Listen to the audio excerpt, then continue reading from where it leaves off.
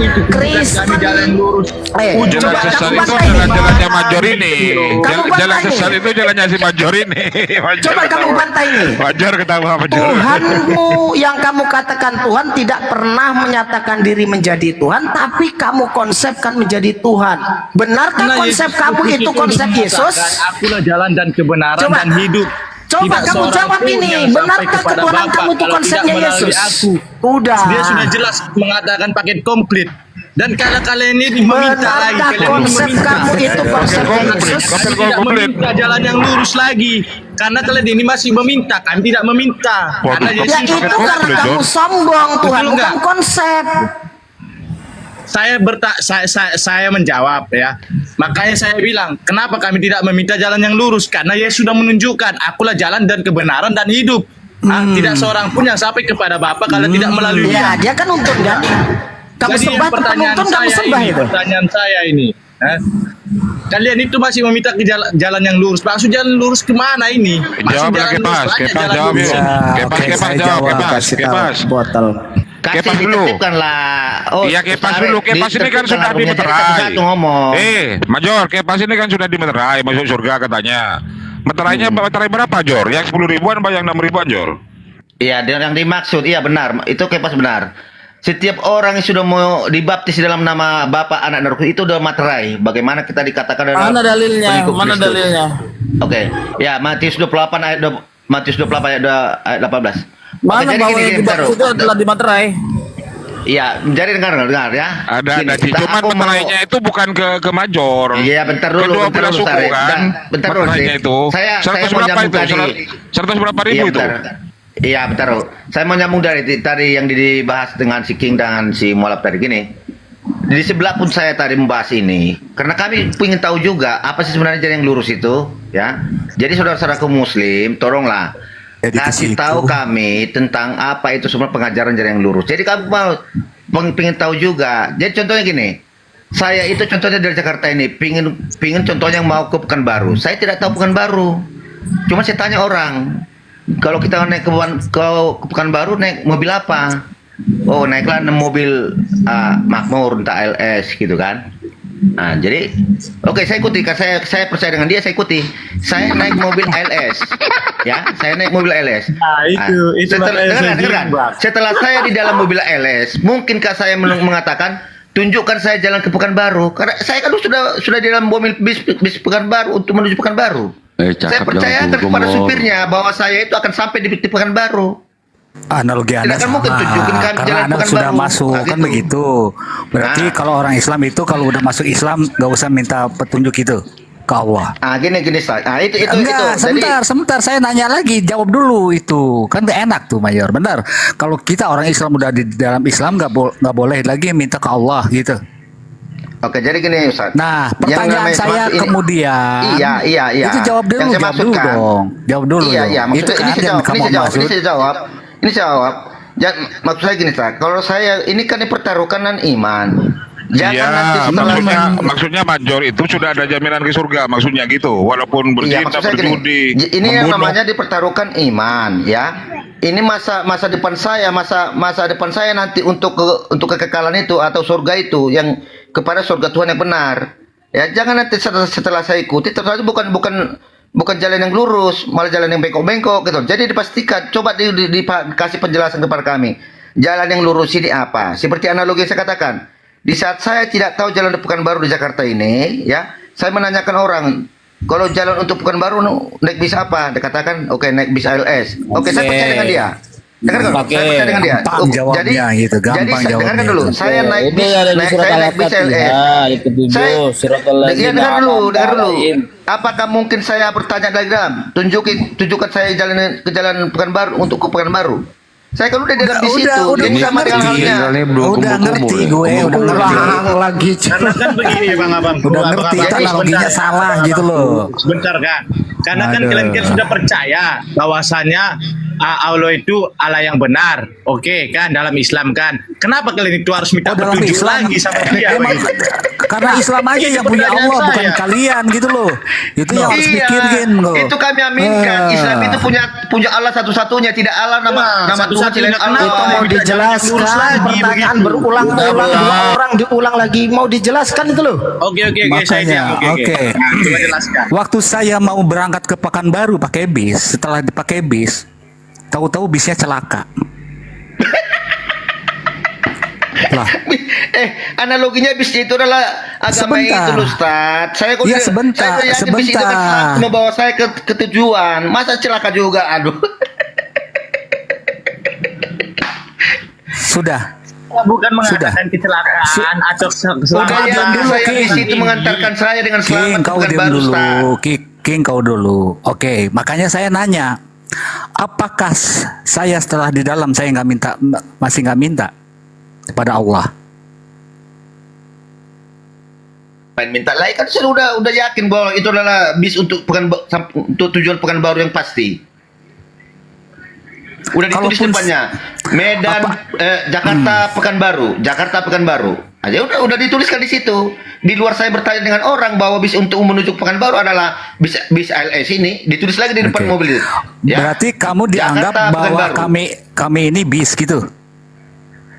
Bukan kita beranalogi loh, Ustaz. Kita beranalogi Analogi Anda itu salah karena bukan itu, bukan udah dimasuk di dalam sebelum kita mau sebelum ataupun mau berangkat, kita orang Islam nih.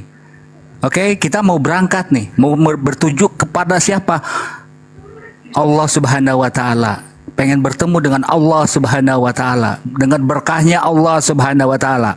Kami meminta jalan lurus. Siapa tahu waktu saya mau menuju sesuatu, misalkan tujuan kita ke Allah Subhanahu wa taala, tahu-tahu di jalan itu tengah jalan ada yang begini, ada yang begitu. Kita mau ke tujuannya ke Jakarta, tahu-tahu di tengah jalan nih. Dengar, analoginya begitu. Tahu-tahu di tengah jalan bukan udah dikendarai. Pasti pakai kendara lah. Kendara itu apa? Ya Islam. Kendaraannya jangan satu tujuan gitu loh. Satu tujuan itulah yang harus kita tuju. Nah sekarang di dalam kekristenan jalan Yesus adalah jalan kebenaran dan hidup. Jalan, bukan tujuan. Kalau tujuan Oke, kita ke Allah. jangan kemana-mana dulu, Ustaz. Kami Saya ingin tahu harus tentang harus begitu, analoginya begitu, bukan soal kendaraan yang kita Iya, lihat itu jadi soal Pak Mayor. bukan.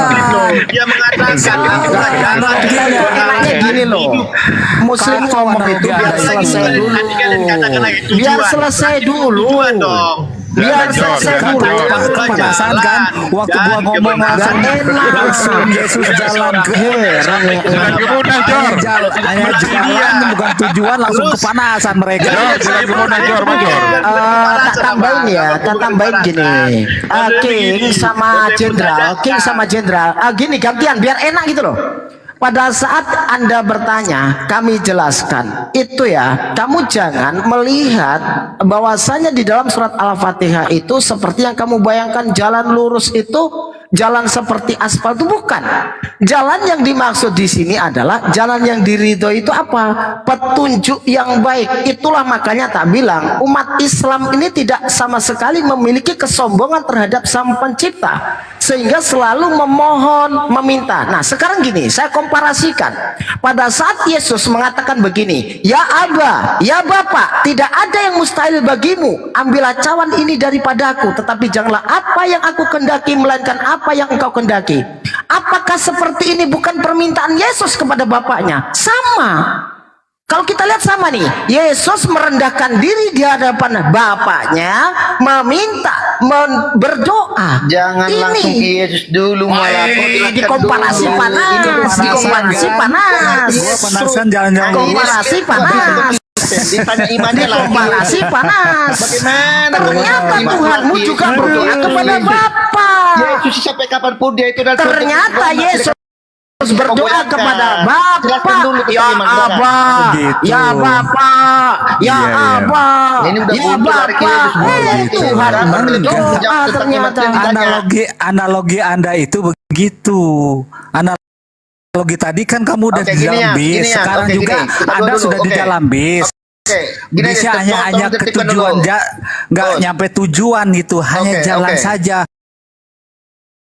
Terus aja jalan, ujung ke ujung ya jalan, terus jalan-jalan, benar kan? Oke, gini aja. Kapan Kita sampai dulu tujuan? ya. Analoginya disamain. Kalau analogi Oke, kita samain, dua-duaan, kita udah dua. Oke, Anda kita dua kalau ya. misalkan Oke. dia analogikan, Anda sudah masuk nih di dalam bis, nggak sampai tujuan tuh, nggak sampai ke Pekanbaru, jalan terus, nggak nyampe tuh ke Pekanbaru, bener kan? Maksud saya gini loh. Tujuannya nggak nyampe-nyampe Kasih gitu loh. benar daripada kami orang Kristen Nah ini, sekarang jangan analogi kami, Anda jangan saya kami, balikin, tetap- Anda kenapa kepanasan, Mayor? Ayo. Oke, gini aja. Major. Tenang. Kita itu belajar itu harus menerima. Pada saat Dulu biar teman Kristen yang jawab tanggapi Major, silakan tanggapi. Yes. Oke, Lebih gitu. Jangan Tadi di-mute dulu, contohnya jangan nih. di-mute dulu, jangan di-mute. Ya, Oke, silakan. gini Bang, kalau kayak gitu nanti analogi kebanyakan. Pertanyaannya lebih sebentar. Bukan, saya nggak suka itu karena apa? Nanti dibalik-balikin juga sama kita. Pertanyaan saya sangat mudah. Tadi yang soal bukit terbelah ini di mana ya? Itu Oke, lebih enak kita- loh. Kita oke, Ayah, gini aja. Waduh, Kita langsung ke konteksnya aja, Oji konteksnya. keluar Oke. dari TikTok dari tadi kebental itu Oji. Coba naikin lagi Bang. Ya gitu ya. Biar si Oke, Oji kita ke konteks ini. aja. Kalau nggak mau berulang, Udah. oke. Ke Ya konteks itu aja. ya yang Ayo. tadi soal bukit terbelah, nggak ada yang bisa jawab tuh.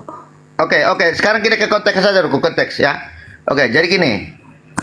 Saya itu ya dalam kebimbangan dengan iman saya. Contoh ini ya, dalam kebimbangan dalam iman. Tapi saya menanyakan orang, kalau untuk menuju Tuhan yang benar itu kepada siapa? Saya tanyalah di sini contohnya. Ya, luruskan dulu ya, Islam lah Profesor. satu-satunya jalan yang benar. Ya, Islam lah menuhankan Tuhan yang benar. Oke, tergugah hati saya ya. Akhirnya saya mengikuti ya, saya mengucapkan kalimat syahadat, saya mengikuti syariatnya dengan segala ketentuannya semua. Oke. Yang jadi pertanyaannya, kenapa setelah saya di dalam diminta lagi untuk berdoa, memohon, tunjuki kami jalan yang lurus. Jalan yang lurus apa lagi harus saya cari lagi? Tadi saya udah di jalan yang lurus. Itu yang Anda jelaskan dulu.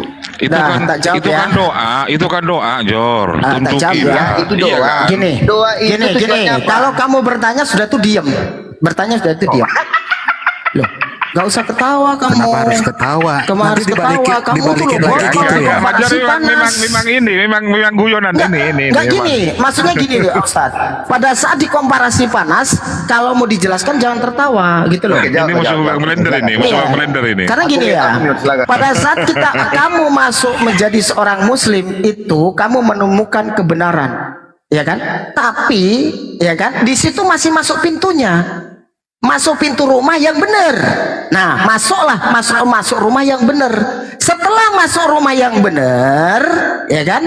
Baru kita meminta kepada Allah untuk dibimbing. Gitu loh. Karena apa?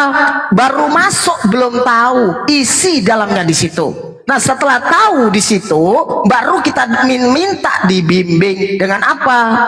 Kita selalu menjalankan kewajiban, meninggalkan larangan. Nah, karena di dalam Islam kita meyakini bahwasanya iblis itu selalu menggoda manusia. Kita selalu berdoa nih supaya kita selalu dijaga di jalan yang diridhoi oleh Allah. Seperti itu. Jadi bedakan yang benar, ya kan?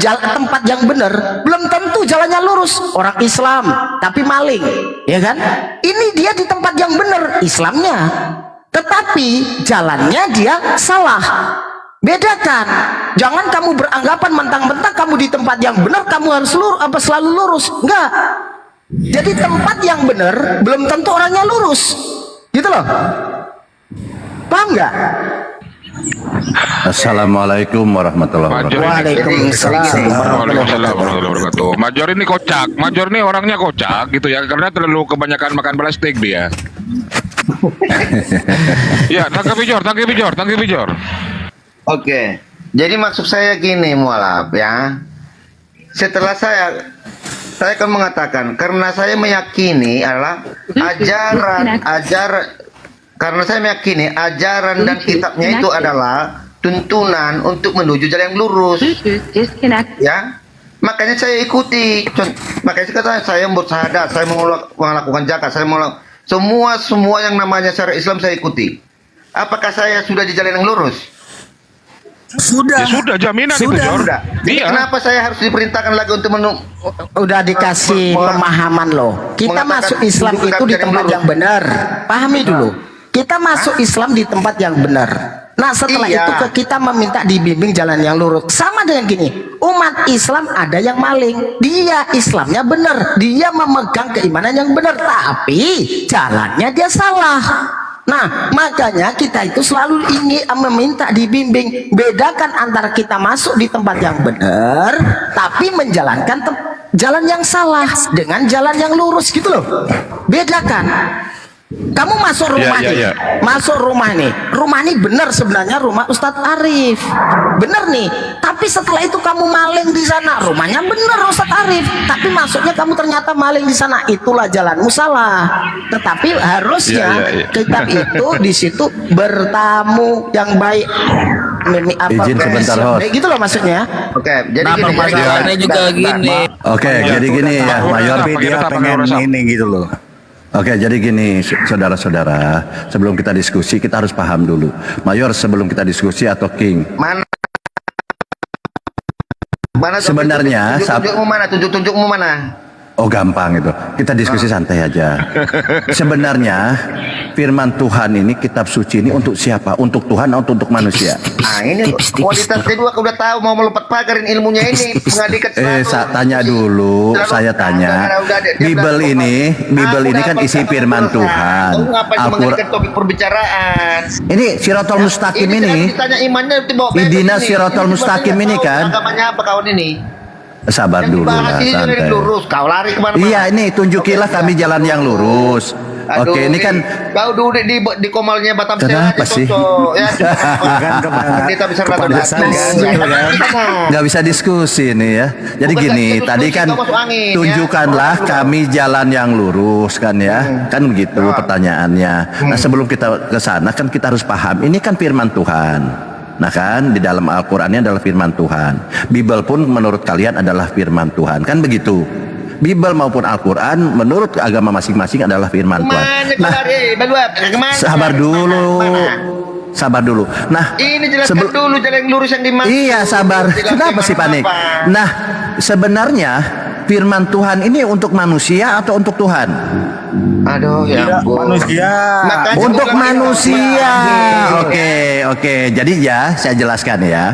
Jadi Jangan menjelaskan agama orang, sabar, jelaskan oke, iman. sabar dulu. Kalau kau Jadi menjelaskan iman, jelaskan tentang iman. sabar dulu ya. Oke, jadi gini ya. Bible itu adalah petunjuk Tuhan untuk manusia. Pasti setuju nih, pendeta aja saya tanya gitu pelongo akhirnya setuju kok.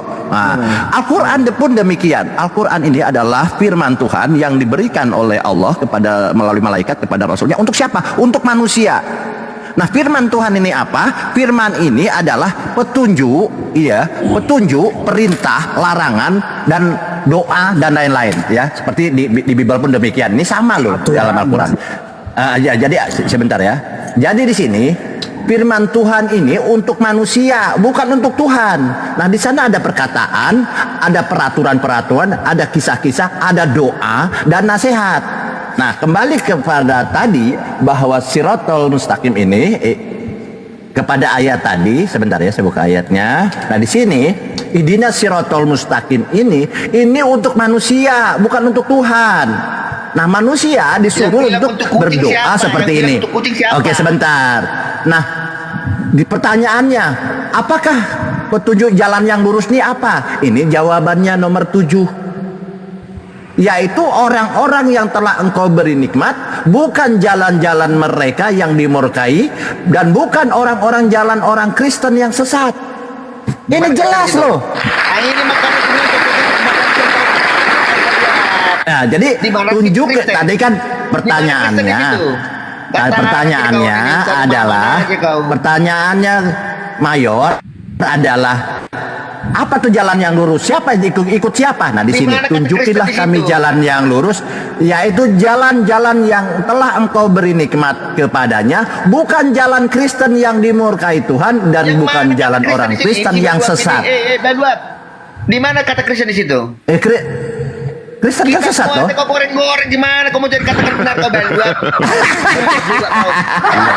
Jadi sudah terjawab ya. Karena gini, Tuhan Yahudi. Jadi terjawab. Kenapa emang dari dulu kau diskusi gitu? Di Batam Sel kau cocok duduk ya. Di sana kau kayak Jadi kau bilang. sabar dulu, sabar dulu. Jadi di sini kenapa Yesus bilang adalah jalan kebenaran tetapi kenapa Yesus tadi adalah jalan kebenaran tetapi Yesus menggunakan iblis? Yesus adalah jalan kebenaran. Di sini ya. Yesus adalah jalan kebenaran. Sabar dulu. Kenapa Yesus menggunakan iblis? Ayo jawab. Yesus katanya jalan kebenaran. Tetapi kenapa Yesus menggunakan iblis dalam pengajarannya? Katanya Yesus adalah jalan kebenaran. Kenapa Yesus menggunakan iblis dalam pengajarannya?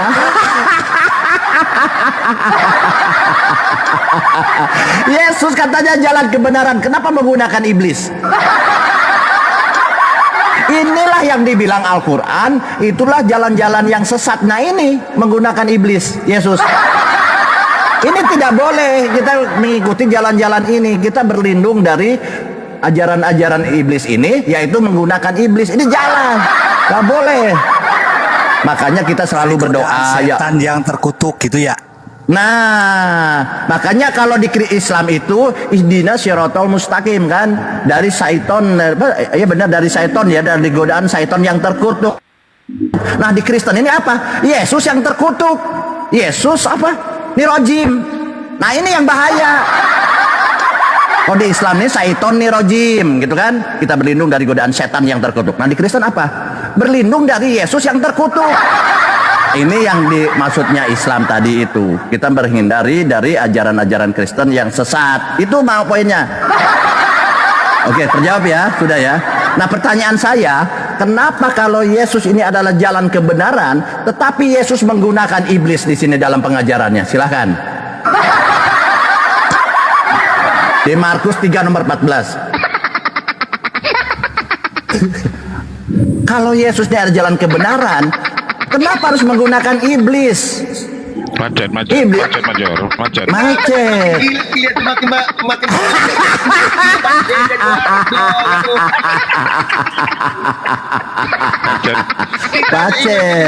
Macet, meluap. Nah, kalau di Islam ini, kalau di Islam itu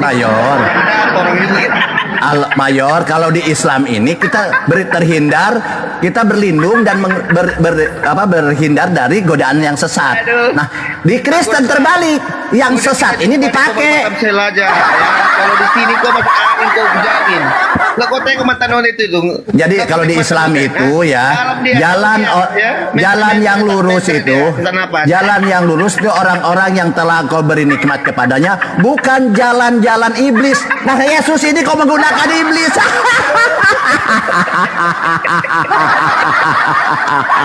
Yesus menggunakan iblis. Nah, ini bedanya.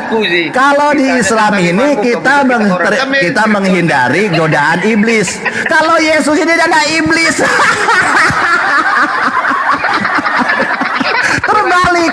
Kalau di Islam ini ya, saudara-saudara, kalau di Islam ini kita berlindung agar dijauhkan dari jalan-jalan sesat kan? Kita meminta berdoa.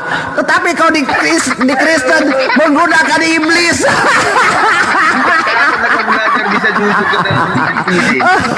Ini saya bilang. Makanya ya, terbalik ya. Itu loh, barakallah, lihat ya. Yang ngasih gift lihat tuh sampai banyak ini. Masalahnya Mayor mencret katanya. Nangis kalau di pojokan. Dari barakallah. Makasih. Nah, ini Mayor. Jadi saya ulang ya. Ada. tapi kita ke rumahnya, lompat pagar dia. Tunjukilah. Ini orang ditunjukin. Kan masuk akal. Tunjukilah kami yang lurus, yaitu jalan orang-orang yang telah engkau beri nikmat kepadanya, bukan jalan-jalan yang dimurkai, dan bukan pula jalan yang mereka sesat. Yang sesat Yesus menggunakan iblis. Kenapa Yesus di sini menggunakan iblis? Memberitakan Bible. Hah? Kenapa Yesus menggunakan iblis? Nah ini sudah. Jadi orang-orang yang sesat ini yang menuhankan manusia bukan? Kita diskusi dua arah. Kau jangan ditanya imammu, kau buka kitab orang, mencet kau namanya gitu. Ya itu dua arah ini. Ayo. Siapa ayo, Bajor? Siapa Bajor? Siapa Matanutin? Siapa ayo? Dua arah ayo. Oh apalagi ini, oh. Kebanyakan Ini bukan nanti- plastik kok, Jor. Oh iya iya, aku lagi ya, gantian ya. Ini kamu Gantian. Oke. Ini nggak Jadi tabrakan, kawan-kawan. tabrakan, Gantian tabrakan. meluap, gantian Ini meluap. tabrakan. Ya, ya.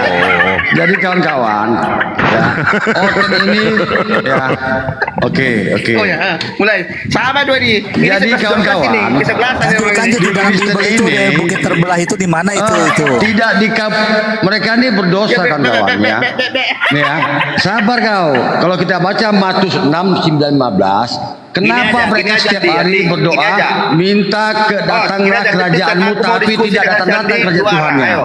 Oke, Kalian jadi tiap nanti hari kita dua minta diskusi dua datang arah. kerajaan, Buktikan. tapi mana kerajaan Nabi ini hari? Ya, ya, Hampir oke, 2000 oke, tahun oke. lalu Kita nggak dua datang kerajaannya. diskusi. Selanjutnya, Dengarkan. mereka Iya, ini iya, kawan-kawan iya. penuh Oh, dengan dosa, ketika gua makanya maunya, mereka aku mau minta diskusi ampun. dengan si Bandua ini, dua arah, ayo. Orten ini penuh dengan dosa Jangan sehingga mereka berbeda-beda. selalu minta ampun Satu-satunya, kepada Tuhannya. apologet kalian sampai Nih, ampun-ampun, minta ya. tolong ganti topik aja nih, Ampunlah gantilah kami topik ya. aja.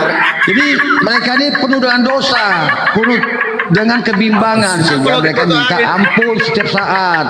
Ya, nih mereka minta datanglah maksudnya kok kerajaanmu, ketawa-ketawa? tapi hingga Orang kini gila gitu ya? kerajaan Apologet Tuhannya kalian nggak satu-satunya sampai minta muncul-muncul. ampun, minta ganti topik aja. Ini Kenapa? si Bandua Berapa ini ribu, Bandua. berapa miliar orang yang minta datang kerajaan, tetapi kerajaannya nggak muncul-muncul hingga saat ini. Aduh. Kerajaan apa ini, Mayor? Aduh. Ayo, Oke. Gini datanglah aja, kerajaanmu. ya. Buktikan. Mana kerajaannya? Berapa miliar orang Kristen 29 orang menonton, yang buktikan berdoa kawan kami demikian bisa setiap diskusi, hari, ya. setiap saat, Kita dua diskusi. tapi kerajaannya Cepat kau nggak balik, ayo. datang-datang, Mayor. Kerajaannya nggak datang. Mana kerajaannya? Berarti doa kalian tidak makbul, kawan Ku ya. jamin ngaku komentar. Doa kalian nggak mahbul, bahkan kalian berdosa. Kenapa? Setiap saat minta pengampunan dosa. Inilah otot-ototnya berdosa mereka kawan ya. Itu model-model kalian diskusi. Dan Tuhannya itu didoakan juga kawan-kawannya.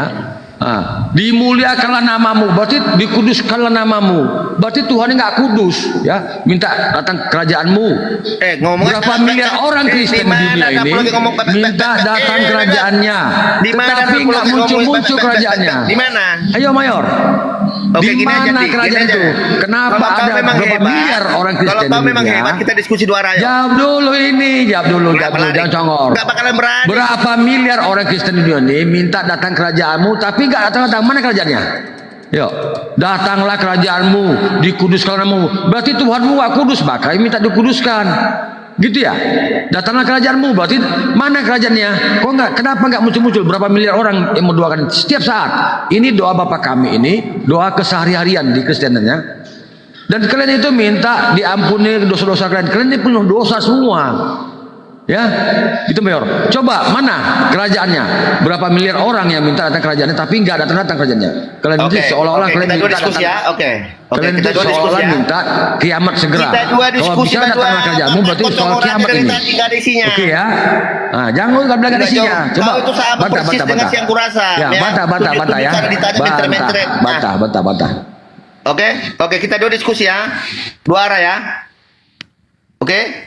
Kau dari Islam, saya dari Kristen ya. Oke. Nah, Dengan anggur asam, Mayor. Oh, udah gini aja, kalian dua aja, dua. Kolaborasi kalian dua. Oke, kita dua. Ayo, kalian dua, aku satu. Ayo. Iya, pertanyaan tadi belum dijawab. Pertanyaan tadi belum dijawab. Kenapa Yesus menggunakan iblis?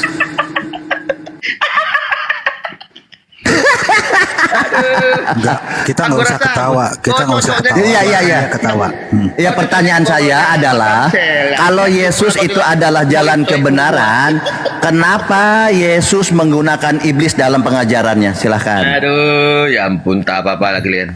Ya. Ya, silahkan jawab. Jadi Santai kalau aja, memang Mayor. kita mau mengedukasi suatu kebenaran, ya edukasi dengan yang benar. Apa yang tertulis Dijawab dalam kitab aja. itu bacakan. Curhat. Apalagi dikatakan kitab Oke. sempurna. Nggak mungkin kita sempurna. Oke, kita ya, jelas kandungannya. Oke, Kan itu. saya baca ya. Ah, udah datang. Saya baca ya. Udah datang juru selamatmu. Mantan Note, Oke. aku rasa datang juru selamatnya. Jawab Mayor, jawab. Yesus menggunakan iblis, bagaimana bisa selamat? Apa sih yang diketawain sih? Iya, Yesus, dia ketawa Yesus sama dengan iblis. Ya, ini yang juru selamatmu. Kau udah tinggal. Dari Jadi nggak akan selamat karena Yesus ini tidak selamat karena menggunakan iblis. Jadi gini, lebih enak kalau kita akademis ya, Mayor. Iya, pakai data enak. Pakai data. Silakan, lanjut. Pakai data dong. Oke, pakai Mayor. data ya. Jadi saya bilang Yesus Kayak ini, orang aduh gila ada Pak gitu. Ustadz tahta, nggak enak aku. Ustadz izin sebentar Ustadz ya, ini kita jelaskan ya. Katanya Yesus adalah jalan. Assalamualaikum, Pak Ustaz. Assalamualaikum. Ustaz, oke, jangan menghujat ya. Jadi tadi sudah dijawab, nanti mungkin akan dijawab lagi, dijelaskan oleh Ustadz Tahta. Jadi di sini, kalau Yesus ini adalah jalan kebenaran, kenapa Yesus menggunakan iblis? Iblis ini adalah jalan kesesatan. Bentar, sebentar. Yesus adalah jalan. Kebenaran katanya. Kenapa nyembah Yesus? Nah itu, kenapa Yesus menggunakan iblis? Iya. Aneh, kita pakai data ya, nggak boleh menghujat. Berarti Yesus ini bukan jalan kebenaran, Yesus ini adalah jalan kesesatan. Karena apa di sini menggunakan iblis ya? Markus 3:14. Ia menetapkan 12 orang untuk menyertai dia loh. Dan diutusnya memberitakan Bible. Bible ini diberitakan oleh 12 orang. Diutus loh ini 12 orang. 12 orang ini siapa? Islam tidak boleh menafsir siapa 12 orang ini. Nah kan begitu. Tidak boleh menafsir 12 orang ini siapa. Nah di sini Yohanes 6 ayat 70.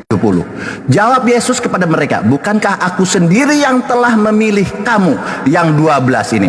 Namun seorang di antaramu adalah iblis." Bagaimana Kristen bisa selamat? Kalian menerima kabar berita tentang kebenaran itu dari iblis. Iblis itu tidak ada kebenaran, kesesatan.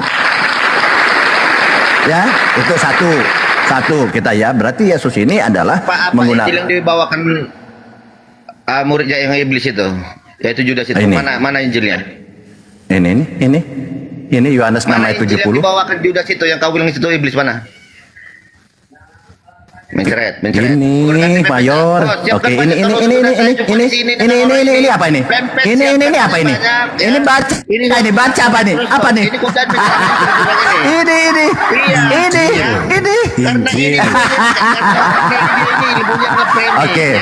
Oke, jadi di Markus 3:14 kita membahas tentang Yesus jalan kebenaran. Ternyata Yesus ini jalan kesesatan karena menggunakan iblis. Kan gitu. Bisa dibantah oleh data ya, bukan mujat. Host, kalau ada yang mujat turunkan host ya.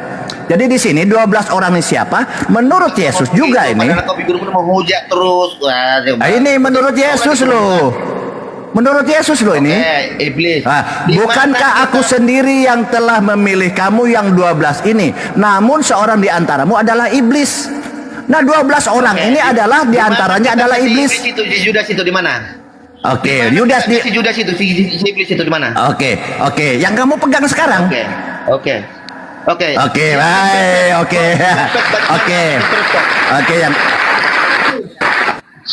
Oke, kemudian bagaimana ini kan satu orang nih. Yesus nggak puas kelihatannya nih, hanya satu, cuma di kiri doang nih iblisnya. Yesus masih kurang, dia bilang pincang nih. Tambah satu lagi sama Yesus, ditambah lagi iblisnya nih di sini loh. Matius 16 ayat 23. Maka Yesus berpaling dan berkata kepada siapa? Petrus. Nyalah iblis Petrus. Jangan macam-macam. Kalau Yesus sudah bilang iblis, siapa boleh bantah? Jadi di sini di kiri kanan Yesus ini kemungkinan betul saja bahwa Yesus ini disertai oleh iblis. Makanya iblis ini diutus memberitakan Injil. Yang kalian pegang ini dari iblis bisa jajan.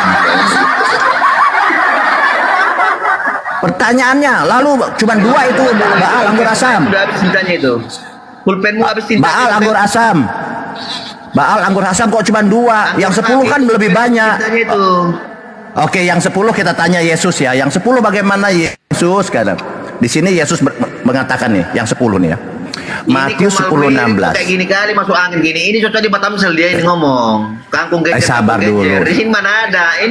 Ini kok mengedukasi kok jadi kangkung genjer gini. Oke, baik. Udah ya. Oh. Jadi bagaimana yang 10 anggur asam itu kan cuma 2. Tahu saya. Kok jadi komal kangkung genjer gini apa ini? Saja anggur asam. Komal edukasi. Suaranya kaget ya. Nah, ini kok jadi kangkung genjer? Oke, jadi ya memang kalau besar-besaran nggak bisa sih. Cuman saya kan menghargai orang bicara. Jadi gini, bagaimana yang 10? Nah, di Matius 10. Ini pas di tulisan 10 nih. Matius 10, nomor 10. Ini jawabannya berarti ya. 10, yang 10 gimana? Kita kaji nih, yang 10 gimana? Lihat, aku mengutus kamu. Wow. Seperti domba-domba ke tengah serigala. Sebab itu hendaklah kamu cerdik seperti ular dan tulus seperti merpati. Merpati ini katanya malaikat. Mas Andom ya, bentar ya. Kalau ular apa? Kalau ular apa? Oh, oke, ular ya. Kita nggak boleh menafsirkan ya. Mustari ini sekarang. Kok jadi Oke. Ini kok malam kok jadi kangkung genjer gini apa ini? Sabarlah.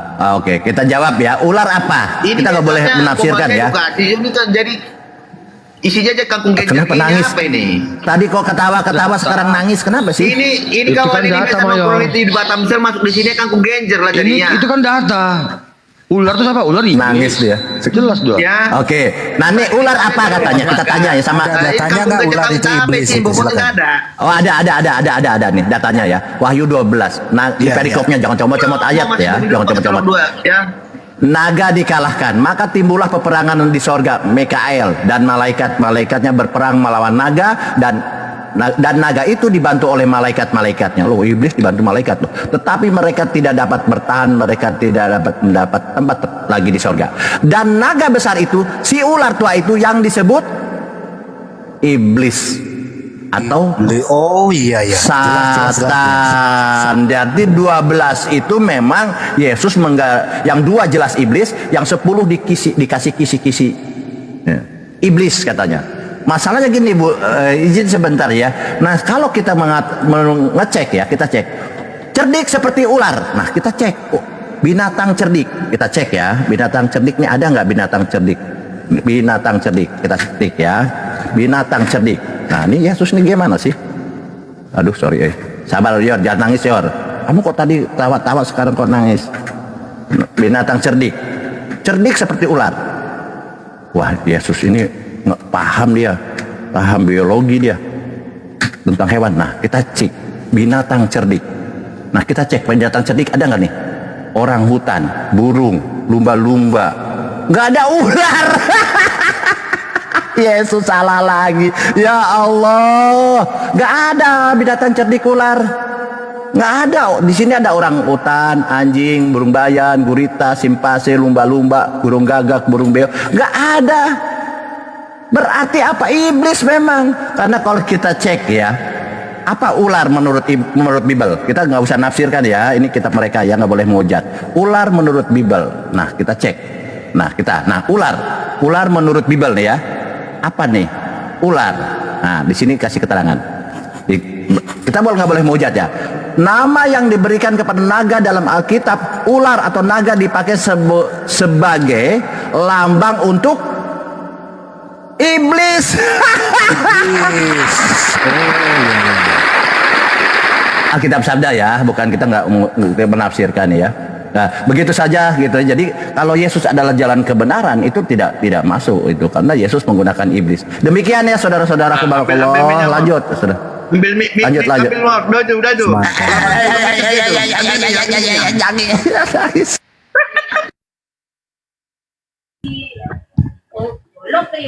Oh gitu ya. Berarti ular itu iblis ada dalam Bible.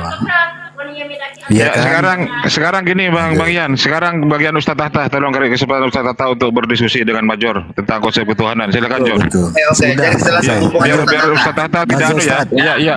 mungkin Kita ada nganggur. pencerahan dari Ustaz Tata tentang topik diskusi yang tadi yang Ya, dibawa. silakan sambil lalu di tap layar teman-teman, tap layar yang kenceng ya. Ini kok masih 218k ini. Tap layar sampai 1M teman-teman yang ada di bawah ya. Oke, jadi gini Ustaz Tata, tadi sebenarnya aku nyimak juga di bawah. Sebenarnya aku juga dinaikkan nama Ustaz Arif.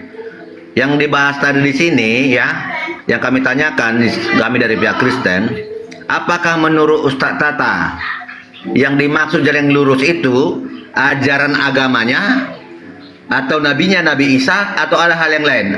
Apa sebenarnya itu jalan yang lurus Ustaz? Silakan dijelaskan Ustaz. Bisa sih. Iya, silakan Ustaz Tata. Jadi ajaran yang lurus. Berinna ma kunta tadrimal kitab walal iman walakin ja'alnahu nuran nahdi bihi man nasha min ibadina wa innaka latahdi ila siratim mustaqim. Asy-Syura ayat 52. Dan demikianlah kami wahyukan kepadamu Muhammad Al-Qur'an. Dengan perintah kami, sebelumnya engkau tidaklah mengetahui apa itu Al-Quran dan apa itu iman. Tetapi kami jadikan Al-Quran ini cahaya, dengan itu kami memberi petunjuk siapa yang kami kehendaki di antara hamba-hamba kami. Dan sungguh engkau Muhammad benar-benar membimbing manusia kepada jalan yang lurus. Jadi Nabi Muhammad, Nabi Isa ini diutus supaya membimbing manusia ke jalan yang lurus. Jadi semua para nabi. Gimana? Makanya innallahu wa rabbi wa rabbukum fa'budu hada siratum mustaqim, kata Nabi Isa. Sesungguhnya Allah itu Tuhanku dan Tuhanmu. Inilah jalan yang lurus. Jadi Isa dan Nabi Muhammad ini kenapa mengajak manusia ke jalan yang lurus? Karena mereka ini mengajak kepada agama Hanif, tauhid. Ya, summa auhayna ilaika anittabi millata Ibrahim hanifa. Begitu juga kami wahyukan kepada Muhammad, ikutilah agama Abraham, Ibrahim, Hanif, yaitu tauhid. Gitu. Jadi jalan yang lurus itu mengajak kepada tauhid. Gitu. Lanjut. Mungkin Ustaz, yang jadi pertanyaan saya gini. Yang jalan yang lurus itu ajaran agamanya dengan dengan kitab-kitabnya itu atau Nabi Isanya ya atau ada hal yang lain? Mana yang sebenarnya yang jalan yang lurus yang sebenarnya? Ayo ngerti juga. Lurus itu yaitu Nabi, semua Nabi itu mengajak kepada jalan yang lurus, baik kitabnya, ajarannya atau nabinya, sama saja. Kepada ajaran Hanif, tabi millata Ibrahim hanifa. Semua para nabi itu mengajak kepada jalan yang lurus. Itu. Oke, berarti kitab Taurat, Zabur dan Injil jalan yang lurus ya Ustaz ya? Iya sama, kan mereka mengajar tauhid. Ulangan 6 ayat 4, perjanjian lama, perjanjian baru, Markus 12 29 sama, tauhid semua gitu. Oh, oke. Jadi Ustaz, kalau memang kitab Taurat, Zabur dan Injil juga jalan yang lurus, ya ngapain orang pindah agama? Tuh juga sama-sama jalan yang lurus kan? Jadi Taurat dan Injil ini diperintahkan untuk nabinya masing-masing. Yesus untuk Israel, Matius 15:24, berarti Injil untuk Israel. Musa untuk Israel dalam Keluaran 3:10, Ulangan 3:34 untuk Israel. Gitu loh ya. Nah, setelah Nabi Muhammad diutus, maka Al-Maidah 48. Tidak berlaku Taurat dan Injil itu sudah. Itu sama hanya untuk kaumnya saja. Sama dengan sekarang ini Bapak Prabowo. Ya gak boleh pakai undang-undang Bapak Soeharto, gak boleh. Tidak berlaku, itu di zamannya sudah. Gitu. Lanjut. Oke. Berarti jalan yang lurus yang dulu dibawakan para nabi tidak berguna lagi ya Ustaz ya? Loh. Bukan tidak berguna, tidak berlaku. Tauhidnya tetap berguna, kan saling melanjutkan. Cuma hukum-hukumnya itu sudah tidak berlaku. Makanya umat Iya, Islam, maksud saya gini. Di makanya saat umat Islam kami memakai mengimani Al-Quran. apa yang diajarkan Nabi terdahulu di dalam Taurat, Mazmur dan Injil, berarti kami di jalan yang lurus juga dong. Iya. Oke, terima kasih Ustaz. Jadi itu. Jadi kami kalau si mantan Oten sama si Anggur Rasa mengatakan kami tersesat, salah berarti dari Ustaz ya? Ya kalau sekarang tersesat orang Kristen Yahudi tersesat. Loh, ibaratkan gini ya, sekarang gini, di zamannya Bapak Jokowi, Bapak Bung Karno, di zamannya Bapak Jokowi, terus dilanjutkan Bapak Prabowo, masih berlaku nggak ajarannya Bapak Soeharto itu undang-undangnya? Oh, berarti firman Tuhan itu tidak kekal berarti Ustaz? Berlaku di zamannya masing-masing. Iyalah, berarti berlaku di zaman-zaman. Berarti firman Tuhan itu tidak kekal ya? Iya. Bisa berubah dengan saja. Saya contohkan gini. Ketika Tuhan mengutus Yesus, boleh nggak gini? Maaf Yesus, saya tidak mau iman ke kamu, saya ikut Musa tetap. Ngapain kamu datang Sus? Boleh nggak kayak gitu? Hah? Iya, maksud saya gini Ustaz. Iya, saya tahu maksud kamu gini kan. Ibaratkan gini, Sus, ngapain kamu Sus? Saya tetap Taurat Sus, tetap berlaku selamanya. Kenapa kamu datang aku utusan? Saya tidak mau ikut kamu. Bener nggak ucapan kayak gitu itu? Maksud saya gini kan, para nabi terdahulu sudah membawakan pengajaran-pengajaran jalan yang lurus. Nah. Itu tadi Ustadz sudah mengaminkan bahwa yang dibawakan nabi-nabi terdahulu adalah jalan yang lurus. Iya. Ya kami juga mengimani nabi-nabi terdahulu. Ya, Buktinya makanya kami membawakan berarti kitab itu orang-orang sendiri, Israel, oke. yaitu Berarti Taurat, orang-orang Israel Mazmur ketika dan Injil. Yesus, tunggu dulu, ini biar kamu paham. Berarti orang-orang Israel ketika Yesus diutus, boleh nggak menolak Yesus? Dengan alasan, udahlah Yesus, Taurat ini kekal, ngapain kamu datang-datang membawa ajaran? Kami tetap Taurat selamanya. Boleh nggak kayak gitu? Menolak Yesus, boleh? Cep. Nah kalau kamu mengatakan tidak boleh, ya sama saja. Ketika Nabi Muhammad diutus, mereka bilang gini, maaf ya Nabi Muhammad, saya ikut Taurat. Maaf ya, kata Kristen, saya tetap Injil. Boleh nggak? Nah, kalau boleh, berarti boleh dong orang Israel menolak Yesus ketika Yesus diutus. Nah gitu doang sebenarnya.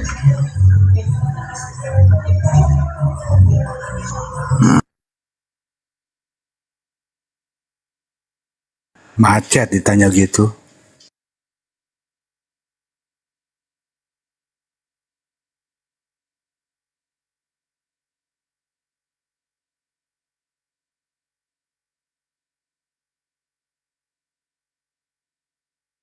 Kok diem?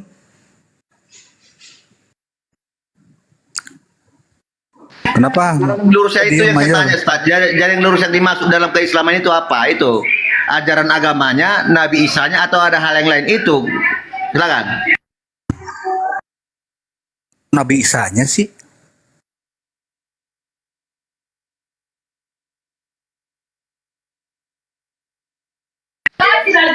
Nabi Isa itu dikatakan jalan yang lurus nggak? Nabi Isanya jalan yang lurus terus. Iya.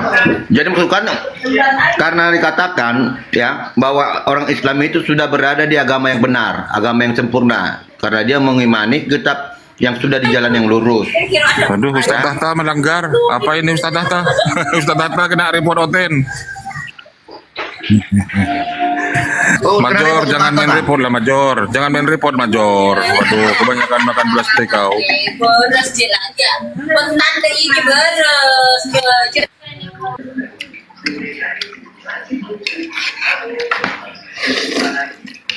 Kalau ada peraturan, misalkan saat ini peraturan presiden saat ini, terus besoknya ada presiden lagi, berbeda presiden, apakah aturan ini masih berlaku? Tidak dong. Berarti peraturannya, kecuali kalau presiden yang baru itu masih aturan itu masih dipergunakan lain.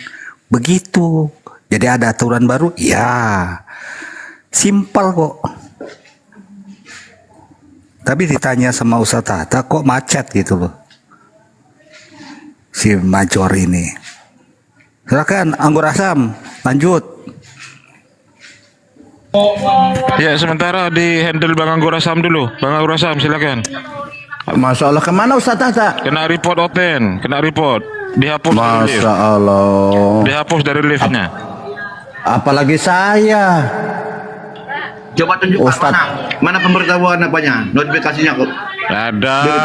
Ustaz Atta tadi dihapus dari live TikTok gitu. Masya Allah ya. Padahal Ustaz screenshot aku Jor, nggak sempat screenshot. Padahal Ustaz Atta ini ya orangnya santun gitu ya, ketawa-ketawa ganteng. Kalau seharusnya yang turun ini si yang di report ini si Mayor jelek, hitam kan gitu.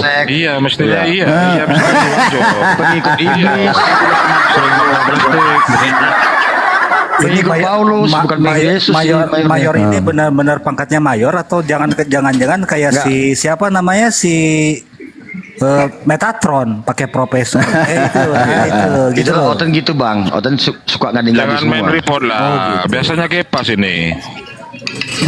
Tapi Mayor ini saya senang. Mayor ini nggak pernah menghujat, sama dengan saya. Keras tapi nggak pernah menghujat. Ustaz Atta. Lanjut Ustaz. Ini Ustaz Tata pakai akun yang baru ini. Support teman-teman Ustaz Tata teman-teman ya.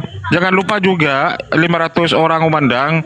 Silahkan tonton video YouTube-nya Ustaz Tata. Nama YouTube-nya adalah Tahta Channel.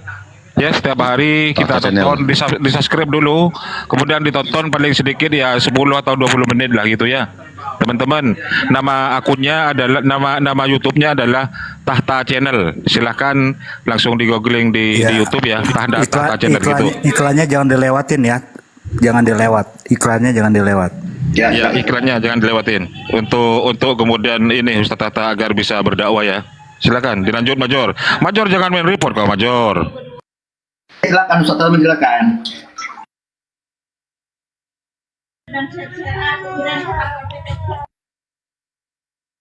Tad dibuka mute-nya Tad. Silakan Ustaz Tata. Oke, lanjut. Apa lagi pertanyaannya? Iya, yang tadi belum terjawab Ustaz. Kalau Apa? dalam keimanan Islam, yang jalan yang lurus itu ajaran agamanya atau Nabi Isa-nya atau ada hal yang lain? Yang mana sebenarnya jalan yang lurus? Itu Ustaz. Jadi untuk Major ini silahkan bertanya 24 jam. Bertanya, saya kontra Ustaz Tata kontra untuk Major ya. Silakan Major. Seumur hidup. Ustaz Oh ya, Atta seumur itu. hidup. Tadi udah dijawab berulang-ulang.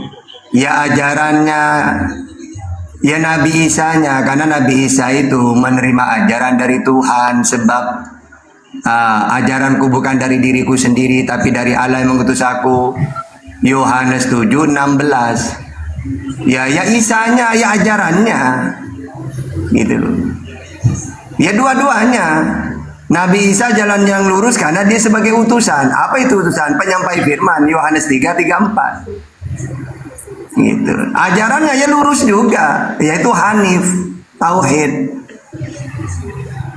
Oke, sudah. Berarti pengajaran kitab terdahulu atau total Jabur dan Mazmur dan Injil adalah jalan yang lurus ya Tak ya? Iya. Nah, terima kasih Ustaz. Jadi gitu, kalau itulah bedanya kita diskusi dengan orang-orang yang berilmu. Kejujuran yang dikedepankan. Jadi tidak ada yang mau kita salah-salahkan orang Kristen sesat. Kita seperti tadi orang si Syagur Asam sama si mantan Oten. Tidak bisa, karena kita kenapa menuju pada Tuhan yang sama, terlepas kita cara penyembahannya Mana bisa? Kau Tuhannya Yesus, kami Tuhannya Maha Kudus. Tuhanmu beda. Hah? Tuhannya Kristen beda dengan Tuhannya Yesus. Hah? Oh beda? Loh kan Tuhannya Yesus Allah. Matius 11:25. Aku bersyukur kepadamu Bapa, Tuhan langit dan bumi. Tuhannya Kristen Yesus, kan beda. Definisi Tuhan itu apa, Ustaz? Tuhan itu wujud tertinggi, pencipta yang disembah. Wujud tertinggi itu adalah Allah menurut Yesus.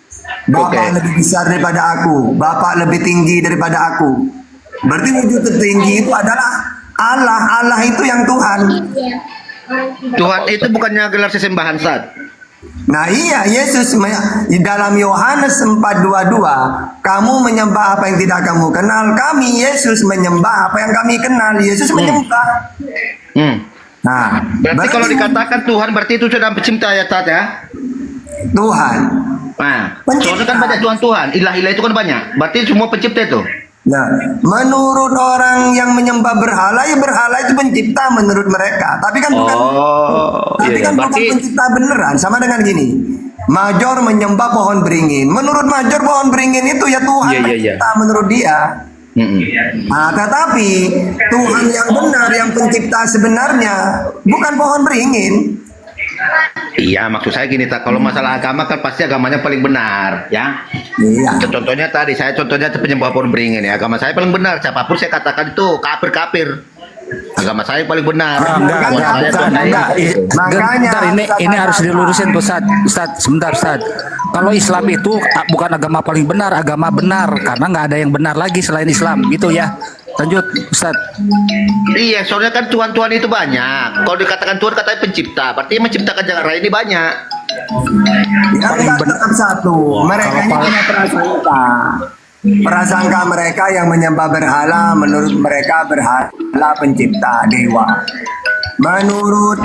Terus Tuhan yang benar yang mana?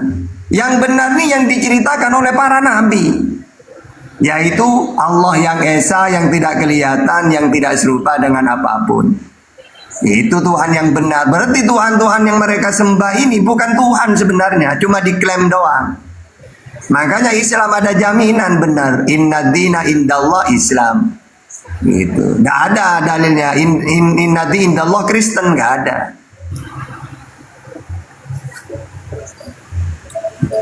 Mana ada agama yang tidak mengaku dia benar? Semua Minum agama obat mengaku dulu, dia minum benar. obat. Nanti tak kasih dalil Amsal stroke nanti. Minum obat dulu. Wahai manusia, siapakah Allahmu? Silakan Ju, kalau mau bertanya. Manusia. Ayo bertanya aja, bertanya nanti tak jawab pakai Quran dan Bible nanti ayo. Silakan.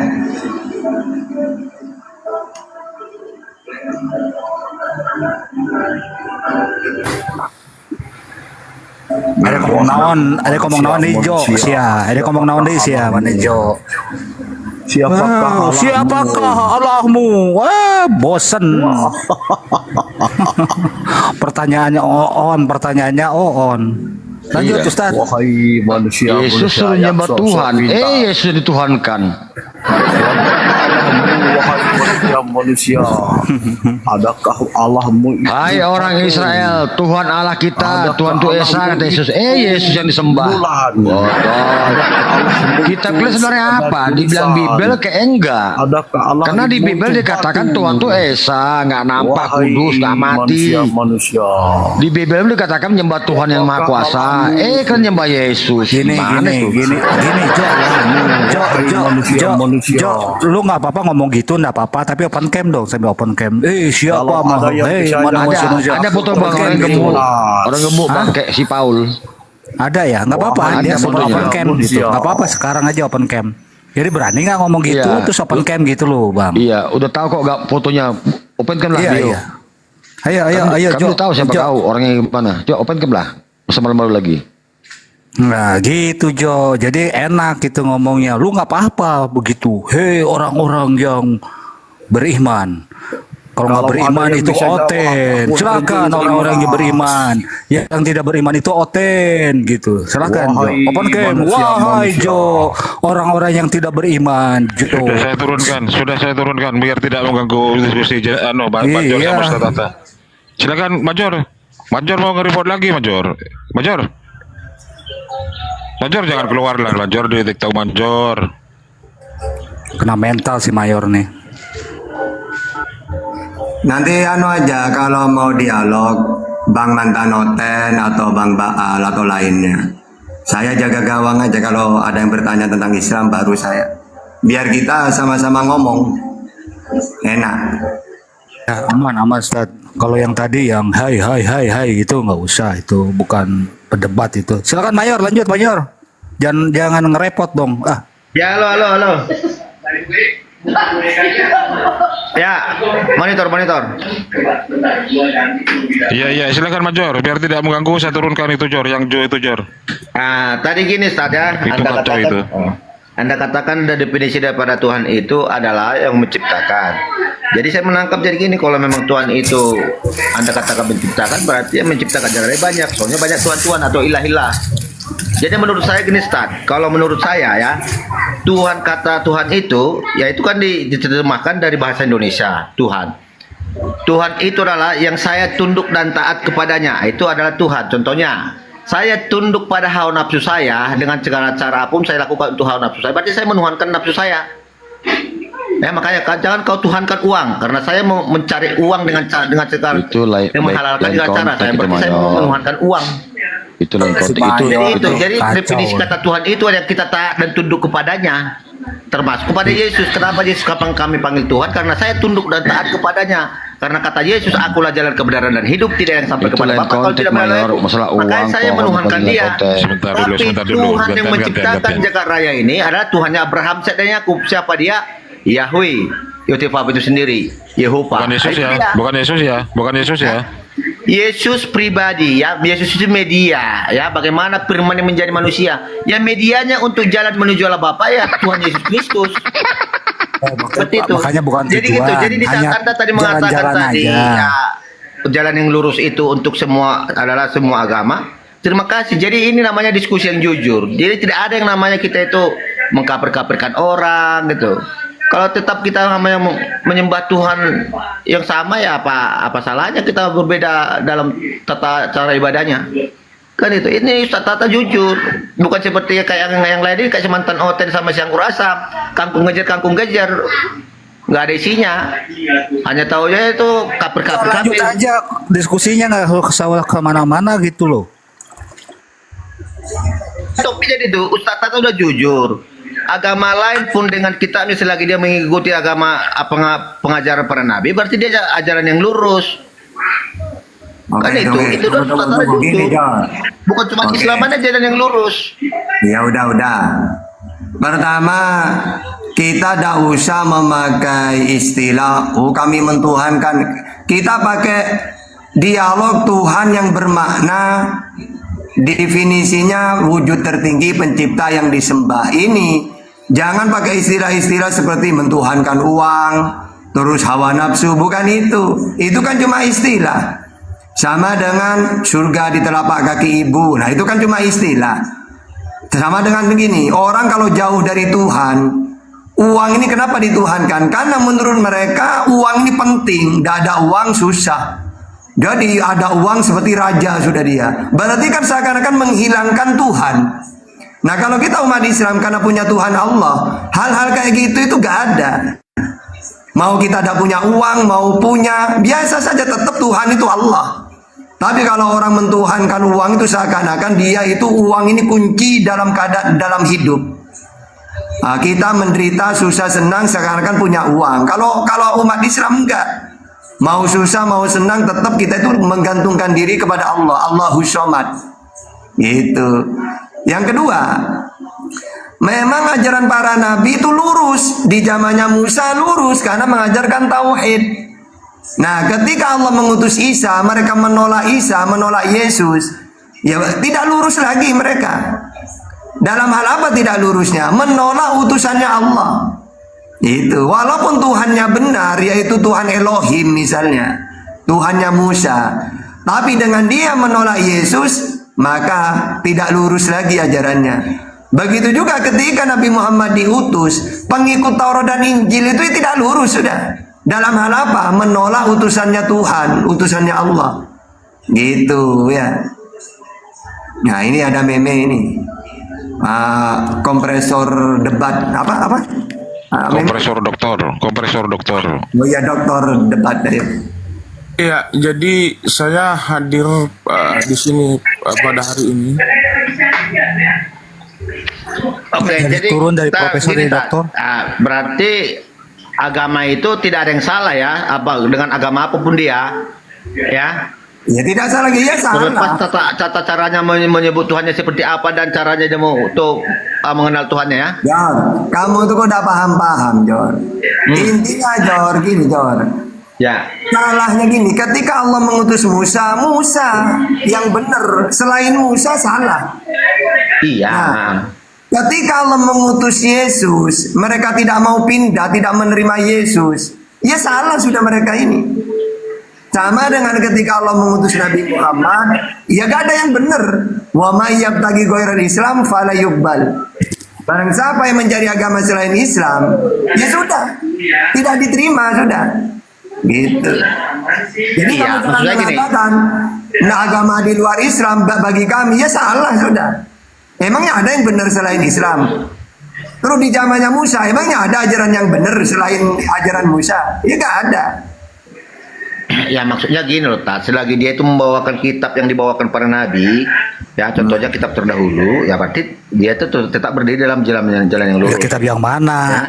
Nah, jadi karena sekarang gini, pertanyaan saya pada Ustaz Tata ya dari penjelasannya tadi. Berarti Ustaz Tata ini beriman kepada Yesus dong?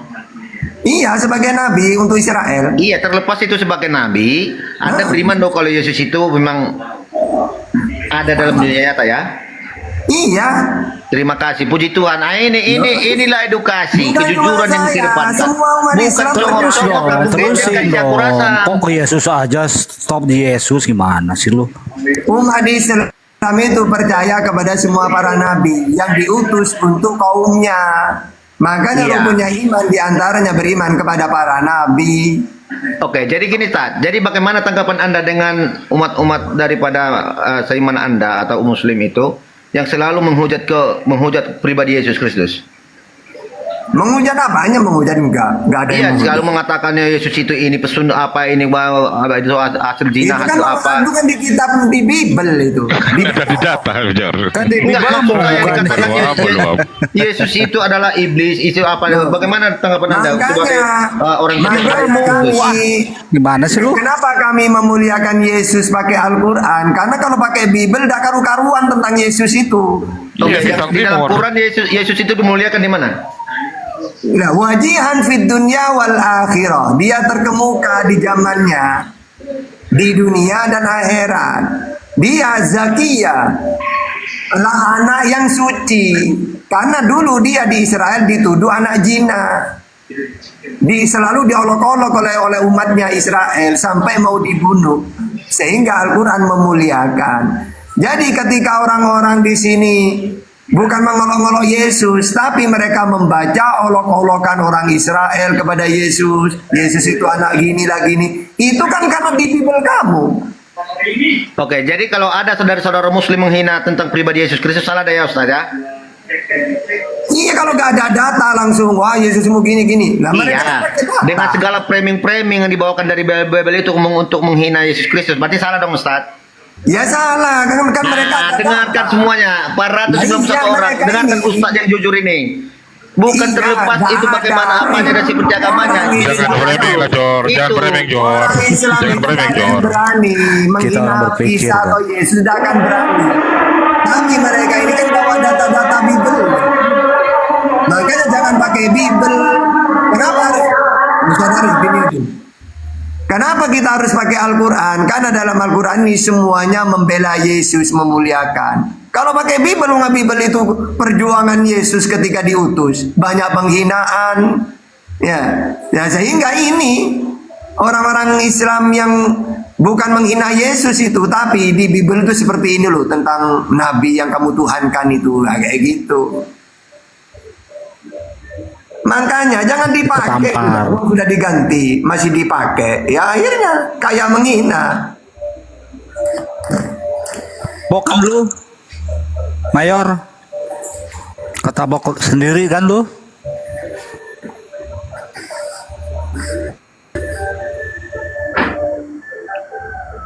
Ana Mayor nih, kok di mute? Iya, dari penjelasan Ustaz Tata tadi ya, bagaimana kita memahami tentang Yesus Kristus seperti yang dikatakan Ustaz Tata tadi, ya, itu terserah dia, ya. Bagaimana dia mengambil penjelasan tentang Yesus itu dari Quran atau dari Bible, ya, biar sendiri yang memahami sendiri. Tapi kalau ada kata-kata cacian, hinaan kepada Yesus Kristus, berarti sudah dikatakan Ustaz Tata itu suatu hal yang tidak benar, salah. Berarti kalau ada yang melakukan salah, berarti dia tidak benar menjalankan agamanya. Kan itu. Framing. Framing Framing lu. itu. Gini loh, pada saat orang umat Islam mengatakan bahwasannya Yesus itu dibawa iblis gitu kan ke padang gurun. Nah di situ Ini ya kemana aja? Kemana nih kau lari? contoh ini contoh. Pada saat Yesus dibawa iblis ke padang gurun.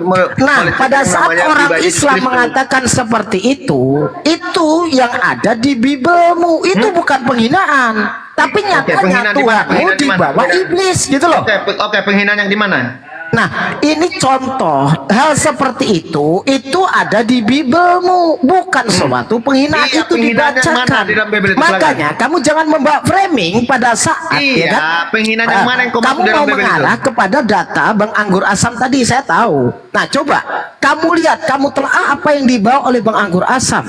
Ya kan? Kamu telaah. Jangan Kenapa kamu pikir lari? Kenapa lari terus, kamu malah terus ini buntu-buntu? seperti penghinaan gitu Pertanyaan kan. saya di dalam Bible Sudah di mana kita udah ya tahu. kita Arah dikatakan pemikiran dihinakan? kamu tuh sudah tahu. Pada saat umat Islam mengatakan mengkorelasikan dengan iblis dan seperti ini, kamu akan mengatakan itu penghinaan. Udahlah, Itu data berarti yang kau ada. itu bagian dari 36 Data dari yang 70 ada. Jangan terguncang golongan dengan itu ya. Bibelmu sendiri. Kamu bagian dari 70 Mayor. golongan yang dikatakan dalam Quranmu itu ya. Nah, Oke, jadi silakan. kamu jangan beranggapan Kristen itu memegang Injil itu adalah jalan yang lurus kebenaran.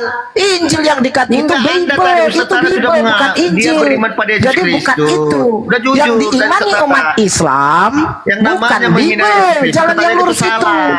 Kitab yang Ya gitu. disampaikan, yang diajarkan kemarin oleh Nabi lari kau Isa tuh. untuk Bani Israel gitu loh, Mayor. Sudah gantian. Sekarang Dokter Jaki, Meme Bos mau menambahkan, silakan masuk.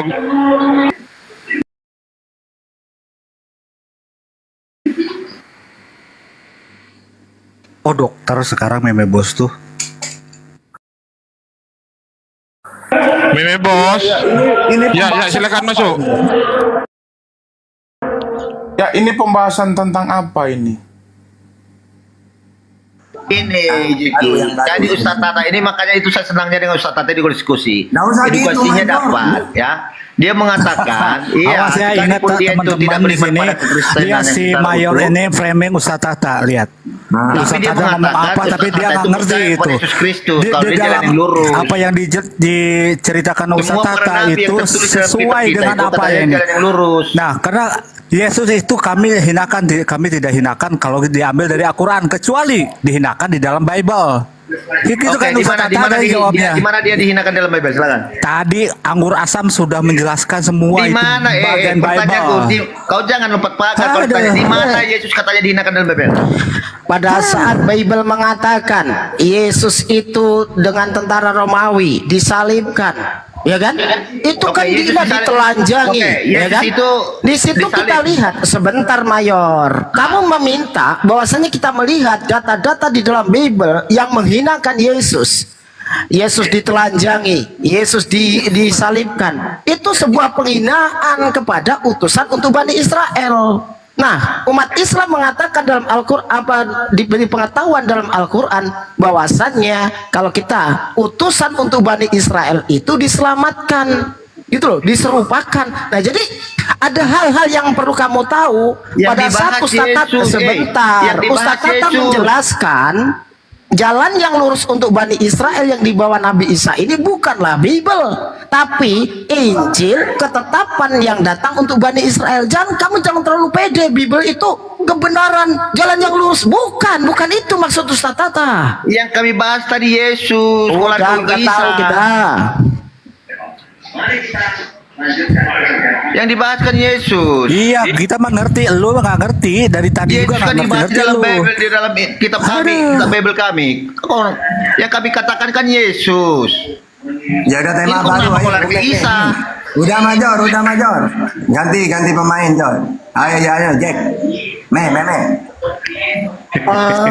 Topiknya itu yang membuat netizen itu menggebu-gebu itu apa kira-kira ya?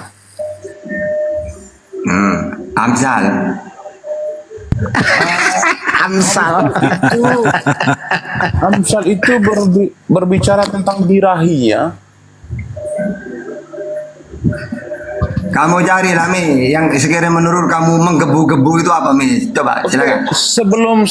Sebelum kita berdialog menggunakan topik dua arah, izinkan saya bertanya sedikit saja karena ini belum terpecahkan ketika saya bertanya kepada teman-teman muslim yang lain.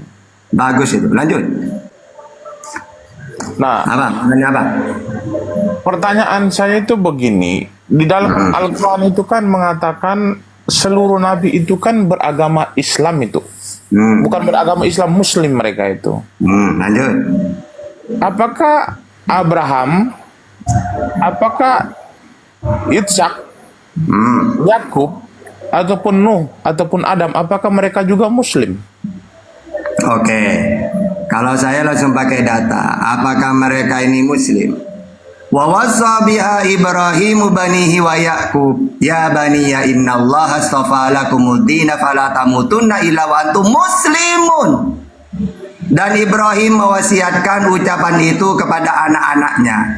Demikian pula Yakub, wahai anak-anakku, sesungguhnya Allah telah memilih agama ini untukmu, maka janganlah kamu mati kecuali dalam keadaan muslim.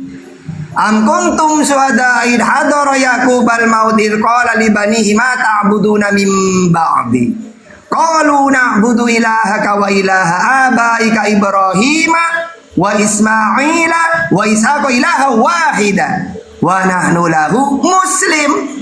Apakah kamu menjadi saksi saat maut akan menjemput Yakub ketika dia berkata kepada anak-anaknya, apa yang kamu sembah sepeninggalanku? Mereka menyembah, kami akan menyembah Tuhanmu dan Tuhan nenek moyangmu, yaitu Ibrahim, Ismail dan Ishak, yaitu Tuhan yang Maha Esa, dan kami hanya berserah diri kepadanya. Muslim.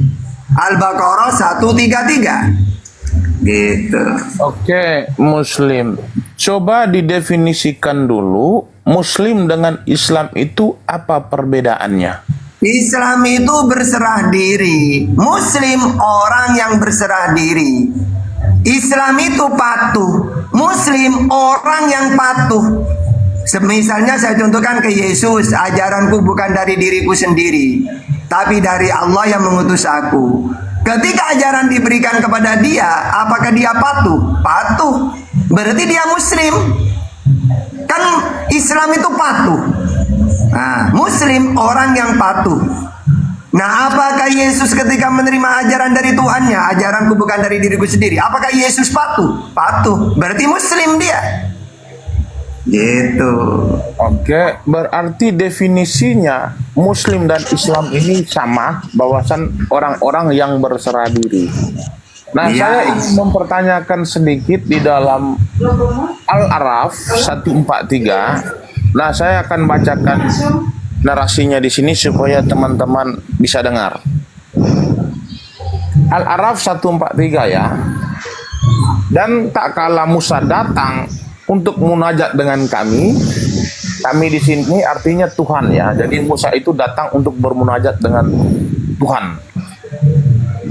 Pada waktu yang telah kami tunjukkan dan Tuhan telah berfirman langsung kepadanya, berkatalah Musa, ya Tuhanku, tampakkanlah diri engkau kepadaku agar aku dapat melihat kepada engkau. Tuhan berfirman, kamu sekali-sekali tidak sanggup melihatku, tetapi lihatlah ke bukit itu, maka jika ia tetap di tempatnya sebagai sedia kala, niscaya kamu dapat melihatku.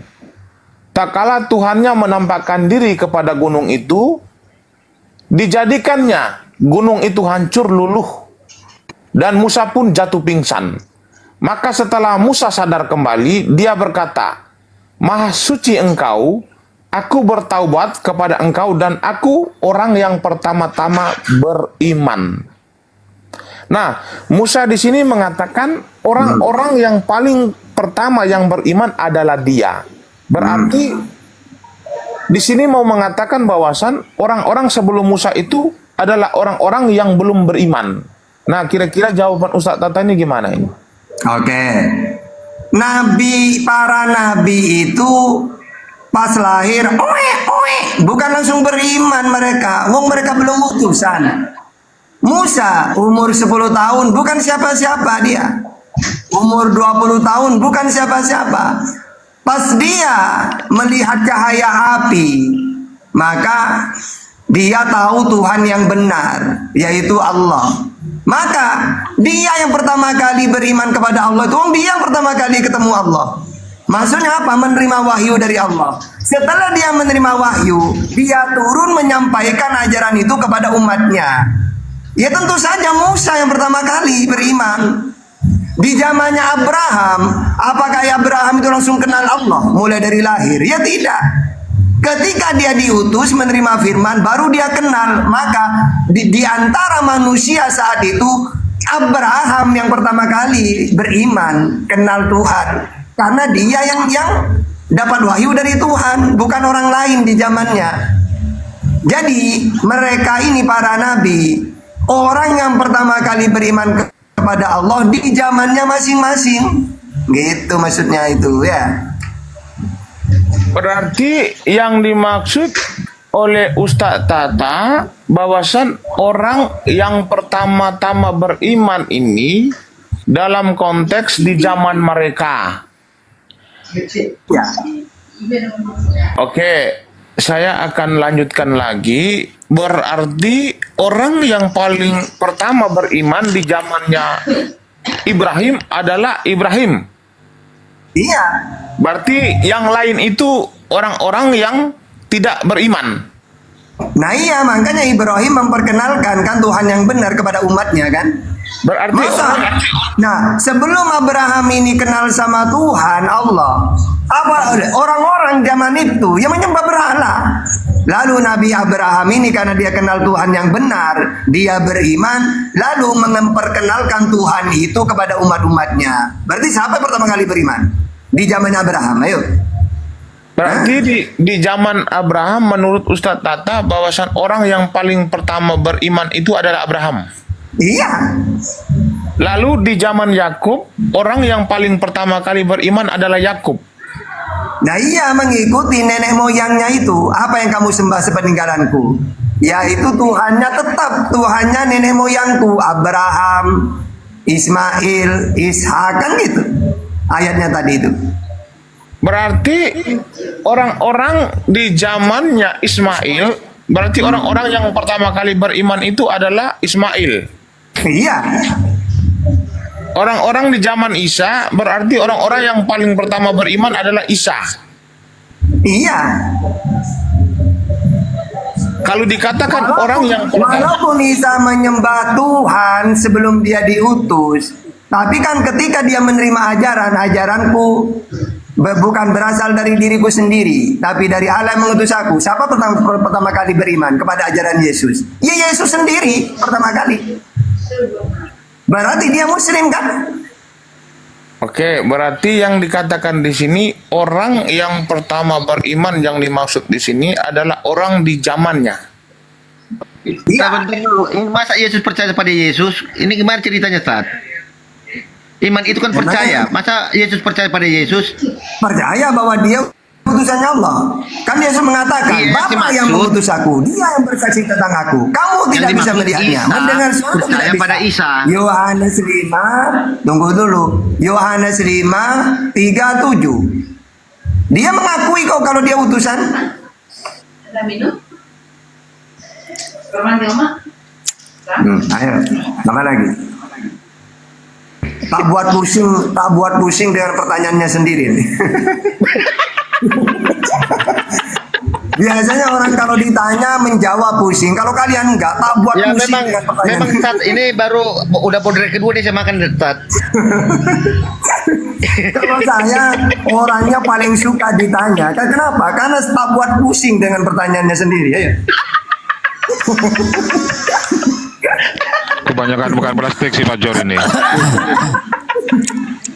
Iya makanya Silakan, gini Dr. Ustaz Rudi. Arif. Ketabokan Aku lu, Yor. takutnya kelamaan nanti nongkrong di sini ujung-ujungnya aku berakhir dengan makan plastik. Itu aku takutkan. Ini udah border kedua masuk. Enggak lah, enggak kalau orang berpikir enggak, kecuali lu nggak berpikir. Lanjut dokter. Justru saya berpikir katanya, ya tadi Ustaz Tata berkata, ya di zaman Isa yang pertama kali beriman kepada Isa itu adalah Isa. Karena gini, Dia orang beriman pada diri berpikir, sendiri. orang berpikir akan tahu apa jawaban Ustaz Tahta. Kalau orang nggak berpikir nggak tahu jawaban Ustaz Tahta. Makanya Justru saya makanya kata berpikir. Ustaz Tahta Ya, lu justru akan saya pusing berpikir, dengan makanya saya pertanyaannya. Pertanyaannya sendiri akan pusing dengan pertanyaannya sendiri. Justru saya berpikir ya, makanya saya tanya ulang lagi sama Ustaz Tata, kenapa jadi katakan ya yang beriman kepada Isa itu adalah yang pertama kali beriman adalah Isa. Masa ia beriman pada diri sendiri? On kan tuh. Orang Iman berpikir itu nggak kan begitu artinya omongannya kepercayaan. Ustaz Tahta. Ustaz Tata nggak begitu mikirnya. Lanjut Ustaz. Begini, kan? Pak John. Ketika para nabi itu diutus, kan dia pertama kali yang tahu kalau dia diutus. Masa dia gini, enggak, saya tidak percaya kepada diriku sendiri. Masa mau gitu? Nah, ketika dia percaya, oh berarti saya ini utusannya Allah. Maka karena dia pertama kali yang tahu, lalu dia sebarkan ke umatnya. Hei Israel, aku ini utusannya Allah untuk kamu. Kan gitu. Matius 15:24. Kenapa diberitakan kayak gitu? Karena supaya orang-orang tahu bahwa dia utusannya Allah. Gitu loh.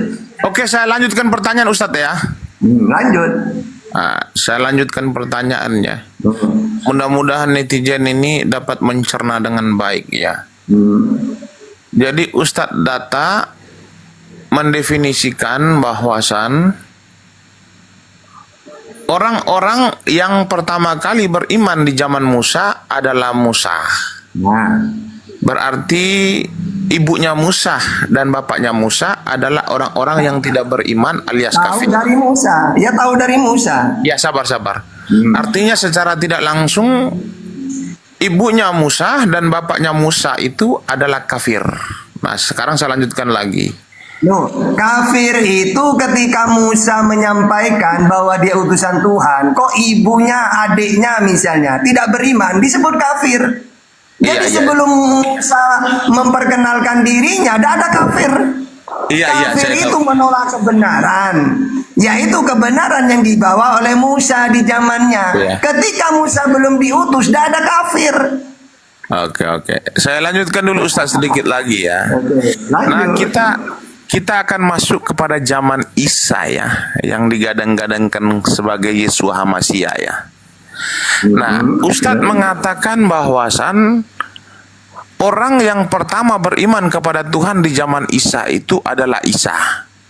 Berarti secara tidak langsung Ustadz mau mengatakan bahwasan ibunya Isa yang disebut dengan Miriam itu, sebelum dia melahirkan Isa, dia adalah orang yang tidak mengenal Tuhan alias kafir.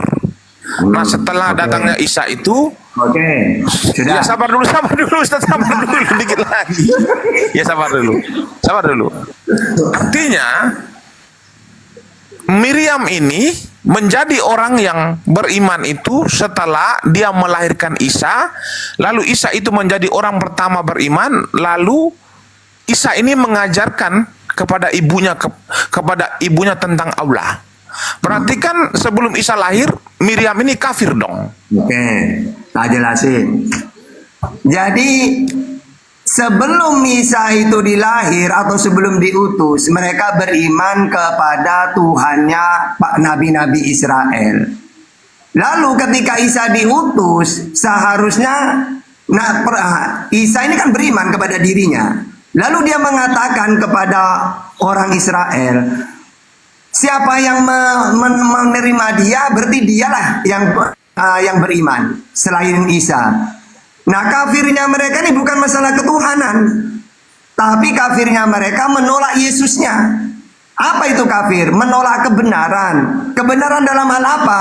Maka di zamannya Isa bukan masalah ketuhanan, karena Isa sendiri dari lahir dia tauhid, mentuhankan Elohim, yaitu Tuhannya Musa, nabi-nabi Israel.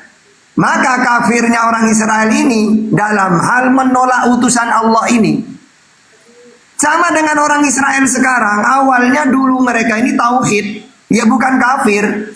Tapi ketika Isa diutus mereka menolak, maka kafirnya mereka ini bukan masalah ketuhanan, tapi mengingkari kebenaran yang dibawa oleh Isa. Ditambah lagi ketika Allah mengutus Nabi Muhammad, mereka tolak juga.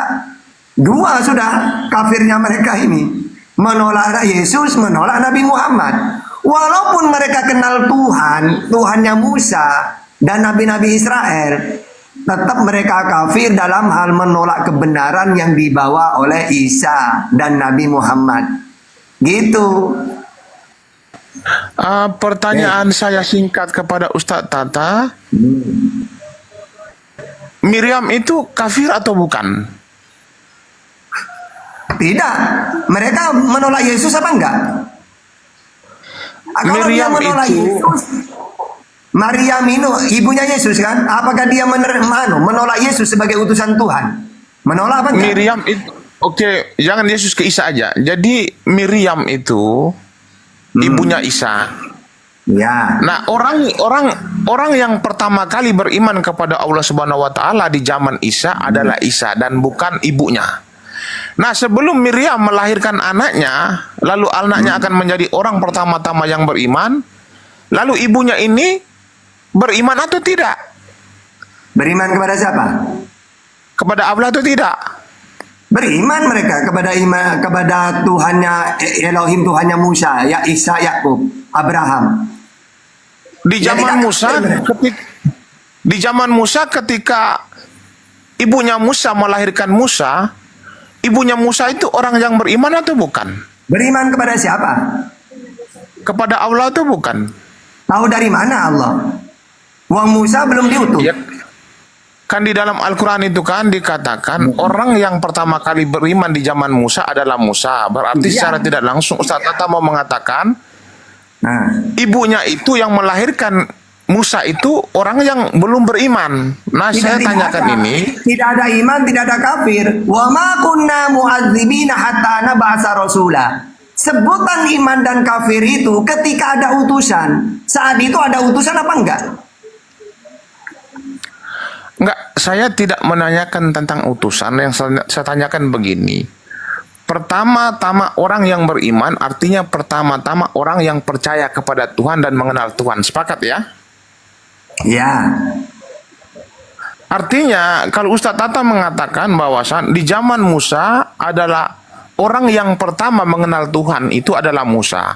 Berarti secara tidak langsung Ustadz Tata mau mengatakan bahwasan ibunya Musa yang melahirkan Musa bukanlah orang yang beriman karena ibunya Musa itu hidup sejaman dengan Musa. Kata-kata bukan beriman itu, beriman kepada siapa? Kalau mereka ini mentuhankan Allah yang dikenalkan Isa, Yakub, mereka beriman kepada Tuhan yang benar. Nah, ketika Musa diutus, lalu Musa mengatakan utusannya Allah, mereka beriman, maka tetap beriman mereka. Tapi kalau mereka menolak, maka disebut kafir. Oke. Musa dengan ibunya siapa yang duluan? Ibunya. Ibunya melahirkan Musa, sepakat ya? Iya, terus. Lalu mereka hidup sejaman, sepakat? Iya, terus. Tetapi ketika ibunya melahirkan Musa dan hidup sejaman, tetapi orang yang dilahirkan ini pertama yang beriman, berarti orang yang berarti orang yang siapa? beriman kepada Allah. Kan konteks Al-Quran itu kan beriman kepada Allah. Beriman. Di sini gini, Meme, ada dua. Nah, Musa ini walaupun ibunya mengenal Tuhan yang benar, ya mereka beriman. Nah, lalu ketika Musa diutus, mengaku utusan, mereka ini beriman apa enggak kepada Musa? Terima kasih Barin, terima kasih Barakallah. Jadi iman di situ dikatakan kafir atau enggak itu, Terima kasih, Barin. mereka mentuhankan Tuhan yang benar, ya mereka beriman. Lalu ketika di zaman itu tiba-tiba ada orang yang ngaku utusannya Allah, nah mereka walaupun beriman kepada Tuhan yang benar tapi menolak utusan ini, ya disebut kafir mereka ini. Gitu. Paham nggak? Saya ulangi sekali lagi biar Ustadz tetap paham dengan pertanyaan saya. Nah, Musa mengatakan dia adalah sosok yang paling pertama sebagai orang yang beriman. Artinya definisi beriman itu percaya kepada Allah Subhanahu wa taala sebagai Tuhan. Sepakat ya? ya dua dan beriman kepada dirinya bahwa dirinya harus Ya. Oke. Lalu saya mempertanyakan, kalau dia adalah orang yang pertama-tama percaya kepada Tuhan, berarti nabi-nabi sebelumnya ini bukanlah orang Muslim, karena mereka bukanlah orang yang percaya kepada Tuhan. Lalu Ustadz Tata menjawab, Di zamannya yang dimaksud dijawab di situ. itu. Lalu Ustadz Tata menjawab, yang dimaksud di situ orang-orang yang pertama beriman itu bukan berarti dia yang paling pertama beriman kepada Tuhan, tetapi yang dimaksud di situ adalah di zamannya dia itulah dia yang paling pertama beriman kepada Tuhan. Oke, saya mempertanyakan lagi, Kalau memang kata itu dimaksudkan kepada zamannya Musa, adalah orang yang pertama yang percaya kepada Tuhan adalah Musa, lalu bagaimana dengan ibu Musa yang melahirkan Musa? Apakah dia itu bukanlah orang yang percaya kepada Tuhan karena dia yang melahirkan Musa? Karena Ustaz Tata mengatakan di zamannya Musa itu orang yang pertama-tama yang mengenal Tuhan itu adalah Musa. Kamu harus tahu, Mi, mereka ini kenapa dikatakan Muslim pertama kali di zamannya masing-masing. Kalau menurut pikiran kamu diperinci kayak gitu, kenapa kamu udah mikir ke Adam saja langsung? Di zamannya Adam ya Adam pertama kali. Nanti di zamannya Nuh ya Nuh yang pertama kali. Gitu loh. Mereka ini disebut iman yang pertama kali di zamannya masing-masing. Gitu loh ya. Jadi kamu gak usah ke ibunya Musa, langsung ke Adam saja. Di zamannya Adam ya Adam pertama kali. Nah terus. Saya kiranya begini. Abraham itu dia memiliki ibunya. Nah, ketika dia memiliki ibunya ini orang beriman atau tidak? Saya memastikan ibunya pasti orang beriman. Beriman kepada siapa? Kalau ya kepada Allah Subhanahu wa taala dong, kan Al-Qur'an Melalui siapa? Melalui siapa? Ya? Melalui siapa? Ya saya tidak tahu. Tuhan itu dari siapa? Hah? Ibunya Abraham tahu Allah itu dari siapa? Saya nggak tahu dari siapa dia tahu. Ya makanya. Karena kamu tidak tahu, intinya gini, kalau memang mereka ini kenal Allah, ya beriman mereka. Berarti Ustaz Tata mau mengatakan ibunya Abraham atau Ibrahim ini mengenal Tuhan dari anaknya. Loh, makanya saya nanya. Karena Abraham belum diutus. Saya nanyakan tadi. Ibunya Abraham tahu Tuhan dari siapa? Ibunya Abraham, Ibrahim aja ya. Ibunya Ibrahim itu menurut Ustaz Tata kira-kira dia orang yang percaya kepada Tuhan atau tidak? Ya makanya kalau percaya Tuhan siapa tahu dari siapa. Kalau memang terus menerus turun ya dari Adam tahu semua, ya beriman kepada Allah. Namanya sobiin namanya, karena sobiin ini orang yang di luar kaum Israel tapi mereka ini ada ajaran Abraham nyampe ke mereka. Maka disebut sobiin namanya. Berarti mereka juga benar gitu loh. Ibunya Ibrahim. Ibunya Ibrahim. Ini bodrek kelima nih Ustaz saya makan. Bodrek kelima nih saya makan ini. Enggak, bodrek kelima itu karena Ya, ini udah mulai oyong saya ini nggak tahu karena si meme ini nggak ngerti-ngerti gitu loh. Anda yang nggak ngerti juga. Kalau kami enggak, kami ngerti apa yang dikatakan Ustaz Tata, ngerti analoginya gini supaya nggak cepat. Presiden Jokowi pertama presiden zaman Jokowi, betul? Ini tidak berbicara tentang presiden, bro. Dengar dulu, ibunya dulu mengenal nggak bahwa Jokowi itu presiden? Enggak kan? Enggak. Setelah, nah itu analoginya seperti itu. Sekarang Pak Prabowo seorang presiden. Sebelumnya kita nih, saya mengimani, jangan mengimani deh. Mengakui nggak bahwa Jokowi presiden? Ya, mengakui. Apakah mengakui Prabowo itu presiden? Apa enggak? Karena belum. Setelah dilantik, apakah saya mengakui? Mengakui. Apakah saya warga negara Indonesia? Ya. Yang nggak mengakui, yang tidak mengakui Prabowo sebagai presiden Indonesia itu warga negara lain. Pengakuan ya. Ini Yans, ini sebenarnya Analoginya begitu, lu nggak ngerti tadi sebut-sebutin. Apakah ibu? Sebentar, Jenderal Mayor, diam. Sebelumnya Anda bertanya, apakah ibunya Ibrahim itu beriman? Iya, beriman sebelum Musa siapa? Sebelum Ibrahim siapa? Karena di dalam agama lu kayak Nabi Daud, nabi utusan. Sebelum Nabi Daud siapa? Musa. Terus ke sini sampai ke atas. Anda itu tidak mengerti tentang hal itu, makanya kan puter-puter. Kalau kami ngerti Muslim. Kamu yang lebih ini mengerti, untuk saya ngomong tanya sama mayor. kamu ya berarti ya. Saya Nggak nanya usah. ya. Apa yang nggak usah karena udah dijelaskan oleh Ustaz Tata. Karena udah dijelaskan oleh Ustaz Tata. Anda aja yang motong-motong. Iya. Contoh Sekarang gini, saya nanya sama Nabi kamu, Isa kalau ibunya siapa? Maryam. Maryam beriman kepada Allah. Iya, beriman kepada Allah. Dari siapa beriman kepada Allah? Sebelum Isa siapa? Musa. Kan begitu. Kecuali kalau Maria itu tidak beriman. Loh. Oke, sekarang saya lanjutkan sama Ustadz Tata aja ya. Gitu Zat, supaya dia ngerti, nggak ngerti dia. Kalau kami ngerti, Zat. Iman di situ ini ada dua terus, Mi. Tidak pernah satu, Mi. Oke. Jadi yang katakan beriman ini kepada Allah dan utusan di zamannya masing-masing. Ini tidak bisa dipisah. Di zamannya Nabi Muhammad, la ilaha illallah Muhammadur Rasulullah. Di zamannya Yesus, Yohanes 17:3, Allah dan Yesus. Iya. Gitu. Dua. Nah, saya lanjutkan lagi pertanyaan saya, Ustadz Tata ya. Lanjut. Ibunya Ibrahim sebelum melahirkan Ibrahim, dia itu orang yang beriman atau tidak? Ya, kalau dia beriman kepada Allah melalui nabi-nabi, Nabi Nuh lah, karena kan Nabi Nuh periode kedua ini, gitu loh. Maka dia menyembah Tuhan yang benar, dia beriman mereka kepada Allah. Kalau memang benar. Berarti ibunya Ibrahim itu sebelum dia melahirkan Ibrahim, dia itu sudah menjadi orang yang beriman. Iya, maksudnya iman itu iman yang nabi-nabi yang dulunya, yang nyampe ke dia. Iya, maksudnya dia orang yang beriman atau tidak? Ya beriman kalau dia kenal Tuhan.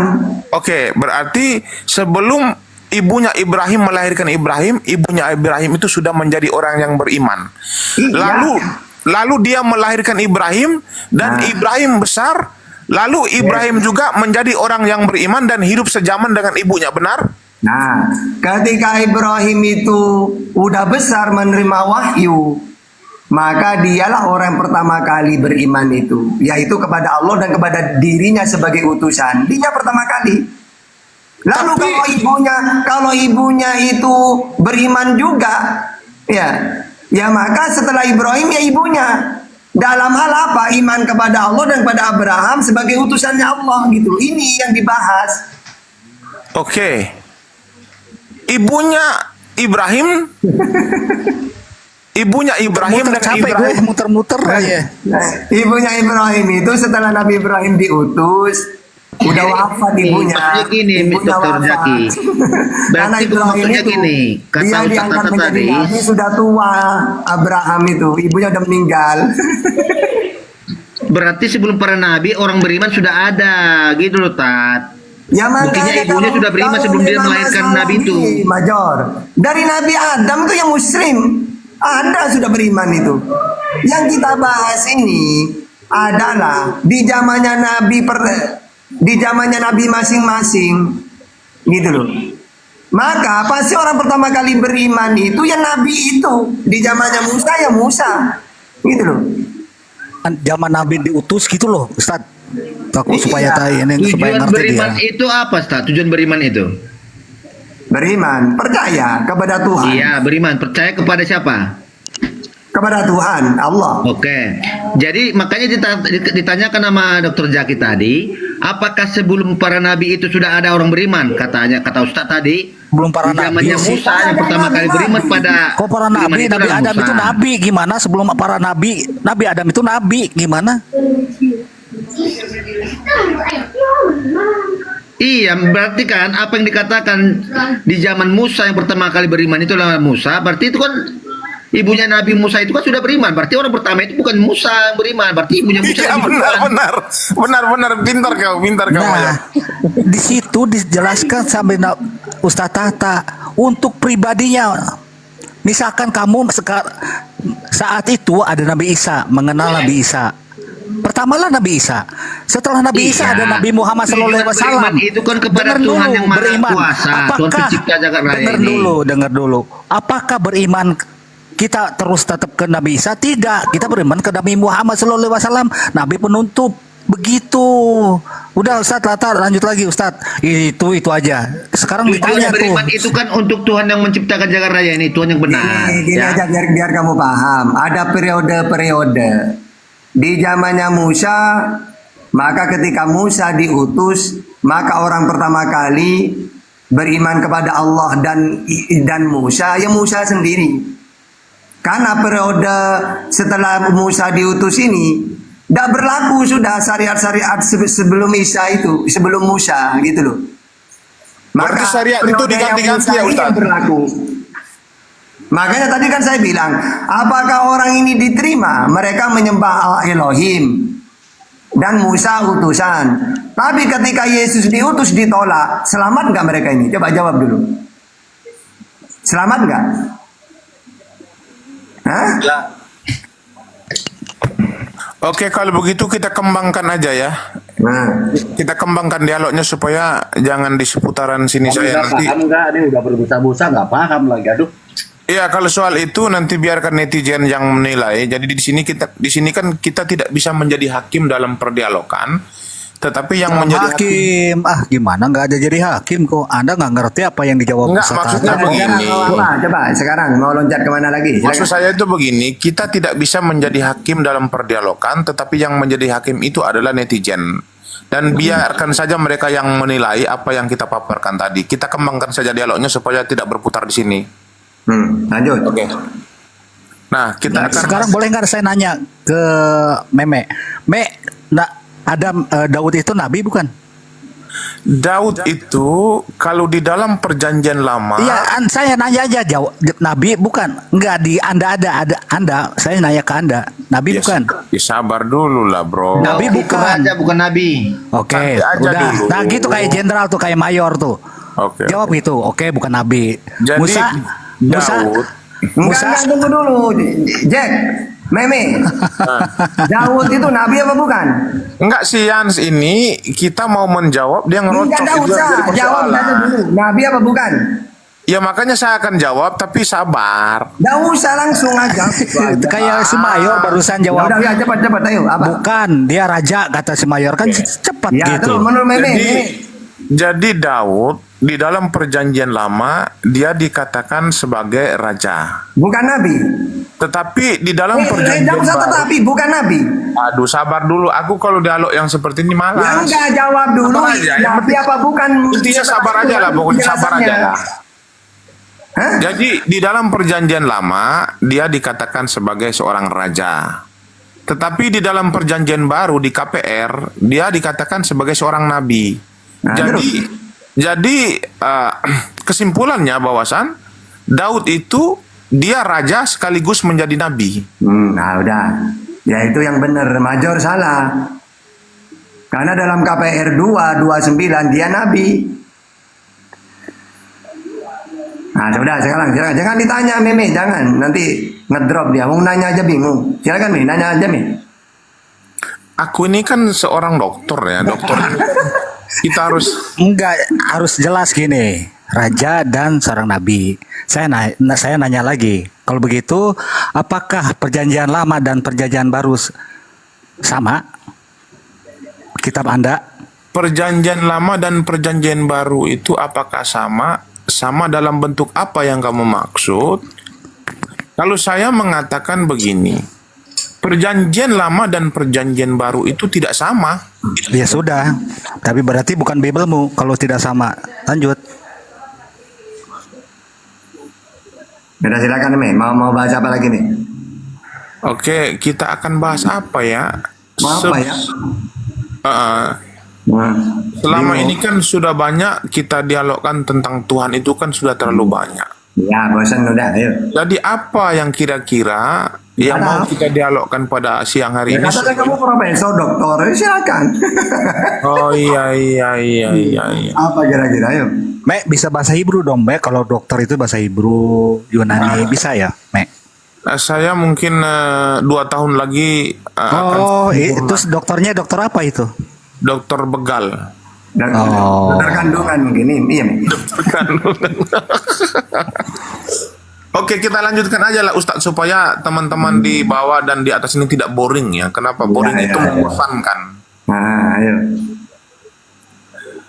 Topik yang kita bahas siang hari ini saya menganjurkan sebuah topik yaitu apa ya kira-kira ya? Apa ya? Tuhan itu punya kuasa atau tidak? Oh ya, Yohanes 5:30. Iya. Itu jawab tuh. Tuhan itu punya kuasa atau tidak itu bagus itu. Iya. Innallaha ala kulli syai'in qadir. Itulah Tuhanku. Allah itu maha kuasa atas segala sesuatu. kalau eksistensi kan sudah kita bahas. Nah, kita bahas tentang Tuhannya Islam dengan Tuhannya Kristen ini punya kuasa atau tidak? Oke, langsung saya jawab. Tuhannya Islam itu kuasa atas segala sesuatu. Ali Imran 1:89. Kalau Tuhannya Mimi tidak kuasa. Yohanes 5:30. Aku tidak bisa berbuat apa-apa. Oke, kalau begitu kita lanjutkan aja dialognya. Saya langsung opening aja, opening statement atau prolog ya, atau lebih terkenal dengan prolog. Nah, Baiklah. Topik kita pada siang hari ini membahas tentang Tuhan Kristen dengan Tuhan Islam itu mempunyai kuasa atau tidak. Nah, maka saya memaparkan di dalam ajaran Kristen bahwasan Tuhan itu harus mempunyai kuasa dan kemahakuasaannya. Kalau Tuhan tidak memiliki kuasa dan kemahakuasaan, maka dia tidak layak disebut sebagai Tuhan. Nah, bagaimana cara mengukur Tuhan ini mempunyai kemahakuasaan? Cara mengukurnya itu gampang. Kita melihat di dalam kitab suci, ketika kitab suci itu menuliskan Tuhan itu aktif, maka Tuhan itu memiliki kemahakuasaan. Tetapi kalau Tuhan itu tidak aktif, maka Tuhan tersebut tidak layak untuk dikatakan sebagai Tuhan yang maha kuasa. Jadi yang saya maksud di sini, Tuhan harus aktif. Itu baru bisa dikatakan Tuhan maha kuasa. Nah, untuk sementara prolog singkat dari saya ini semoga dapat dipahami oleh teman-teman yang ada di bawah dan juga kepada teman-teman yang ada di atas. Silakan Ustaz Tata. iya. Jadi untuk menunjukkan Tuhan itu kuasa atau tidak, kita pakai data. Allah itu maha kuasa. Pertama yang dalil yang saya pakai Ali Imran 26 dulu. Bismillahirrahmanirrahim. Qulillahumma malikal mulki tu'til mulka man tasha wa tanzi'ul mulka mimman tasha wa tu'izzu man tasha wa tudhillu man tasha biyadikal khair innaka ala kulli syai'in qadir. Katakanlah Muhammad, wahai Tuhan pemilik kekuasaan, Engkau berikan kekuasaan kepada siapapun yang Engkau kehendaki, dan Engkau cabut kekuasaan dari siapapun yang Engkau kehendaki. Engkau muliakan siapapun yang Engkau kehendaki, dan Engkau hinakan siapapun yang Engkau kehendaki. Di tangan Engkaulah segala kebajikan. Sungguh Engkau maha kuasa atas segala sesuatu. Yang kedua, Ali Imran 1:89. Walillahi mulku samawati wal ard wallahu ala kulli syai'in qadir. Dan milik Allah lah kerajaan langit dan bumi, dan Allah maha kuasa atas segala sesuatu. Jadi karena dia kuasa, maka dia menciptakan langit dan bumi. Allahul ladzi khalaqas samawati wal ard. Ibrahim 32, Sajdah ayat 4, Al-A'raf 54, Yunus ayat 3. Jadi dia itu maha kuasa menciptakan langit dan bumi, dan ayat-ayatnya sangat jelas ya di dalam Al-Quran. Nah, jadi nama harus jelas dulu nih. Setelah itu kuasa atau enggaknya kita pakai data. Maka Tuhannya kamu itu siapa dulu, nanti sebutkan kuasanya apa gitu. Dan Allah maha tahu. Mana dalilnya? Qala rabbi ya'lamul qawla fis sama'i wal ardi wa huwa samiul alim. Tuhanku mengetahui semua perkataan di langit dan di bumi, dan dia maha mendengar, maha mengetahui.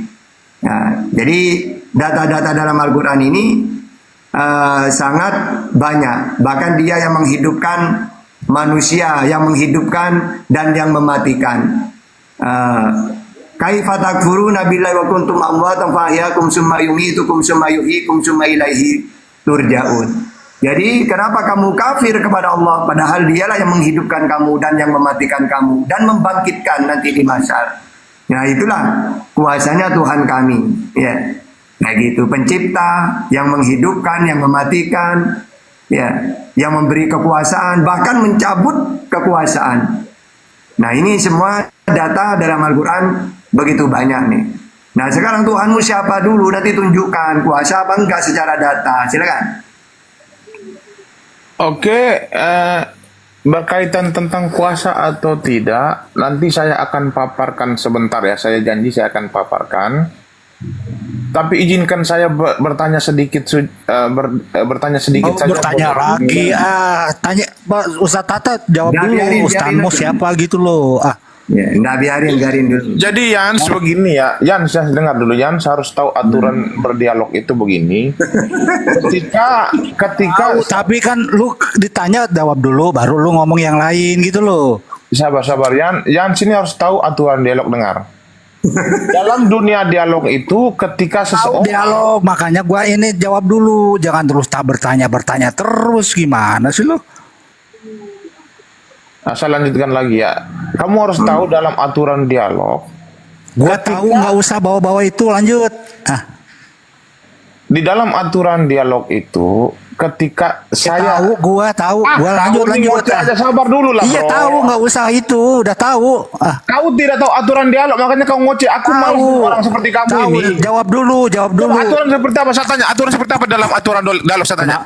Nah saat ini kamu marah kan saya? Kau nggak tahu dalam aturan dialog itu, kau nggak tahu.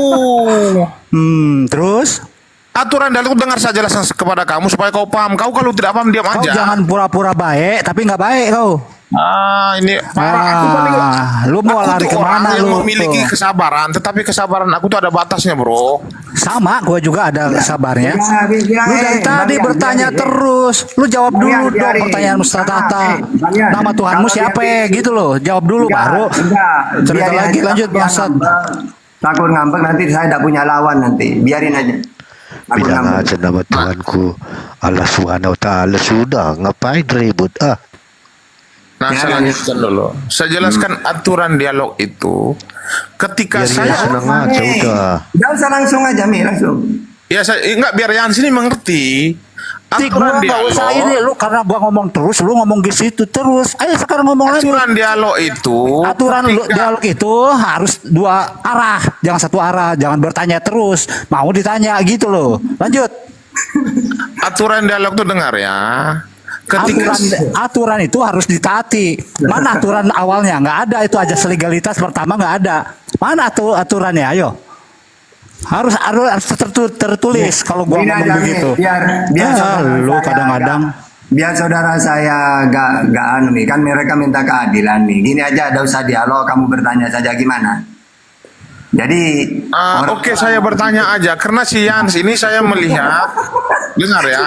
lu mau meme, makanya gua terus ngomong begini lu. Iya, karena kamu itu Ya, tidak karena gua tahu memiliki. lu. Dengar. Bukan nggak memiliki, gua memiliki. Karena Kapan kamu pernah gua itu nggak tidak ganggu lu memiliki. waktu diskusi? Dengar. Kapan gua pernah ganggu lu? Saat ini gua ganggu lu. Iya, tapi kau Kenapa itu gua tidak ganggu tahu lu? aturan dialognya, kau Karena tidak tahu. Lu nggak pernah menjawab apa yang dipertanyakan Ustaz Tata. Saya Pengennya itu dialog bertanya dengan terus. orang. Tidak pernah saya tidak menjawab, bro. Tapi saya itu memiliki Udah, etika.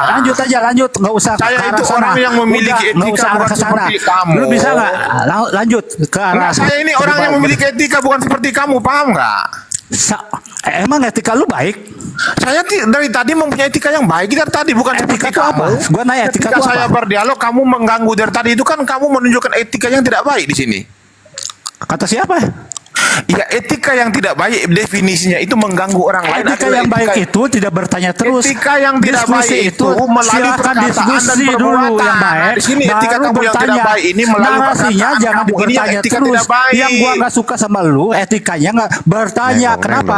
Karena akan mencari kesalahan. Betul, bukan Saya mencari tidak sesuatu mencari kesalahan hal. di sini. Di Lu sini diem. konteks dialog Makanya wajar untuk kenapa lu bertanya. debat dengan Nah, gua, saya bukan bertanya, debat Ustaz yang Tata lain? menjawab. Bukan kau yang congor. Lah, kenapa harus marah lu? Gua Saya kapan nggak ngomong marah, etika yang tidak kau etika tunjukkan yang di mana sini. yang baik? Ngomong congor. Gua Etika ngomong itu dari congor. bahasamu itu bisa menunjukkan etika kau tidak baik. Itu paham? Nah, seperti kamu, bahasa congor itu berarti menunjukkan etika yang nggak baik. Loh, ini congor, ini kan pembalasan dari saya kepada kamu ketika kamu tidak menunjukkan etika yang baik terhadap saya. Berarti kalau ada pembalasan, mensrianya masuk niatnya, betul?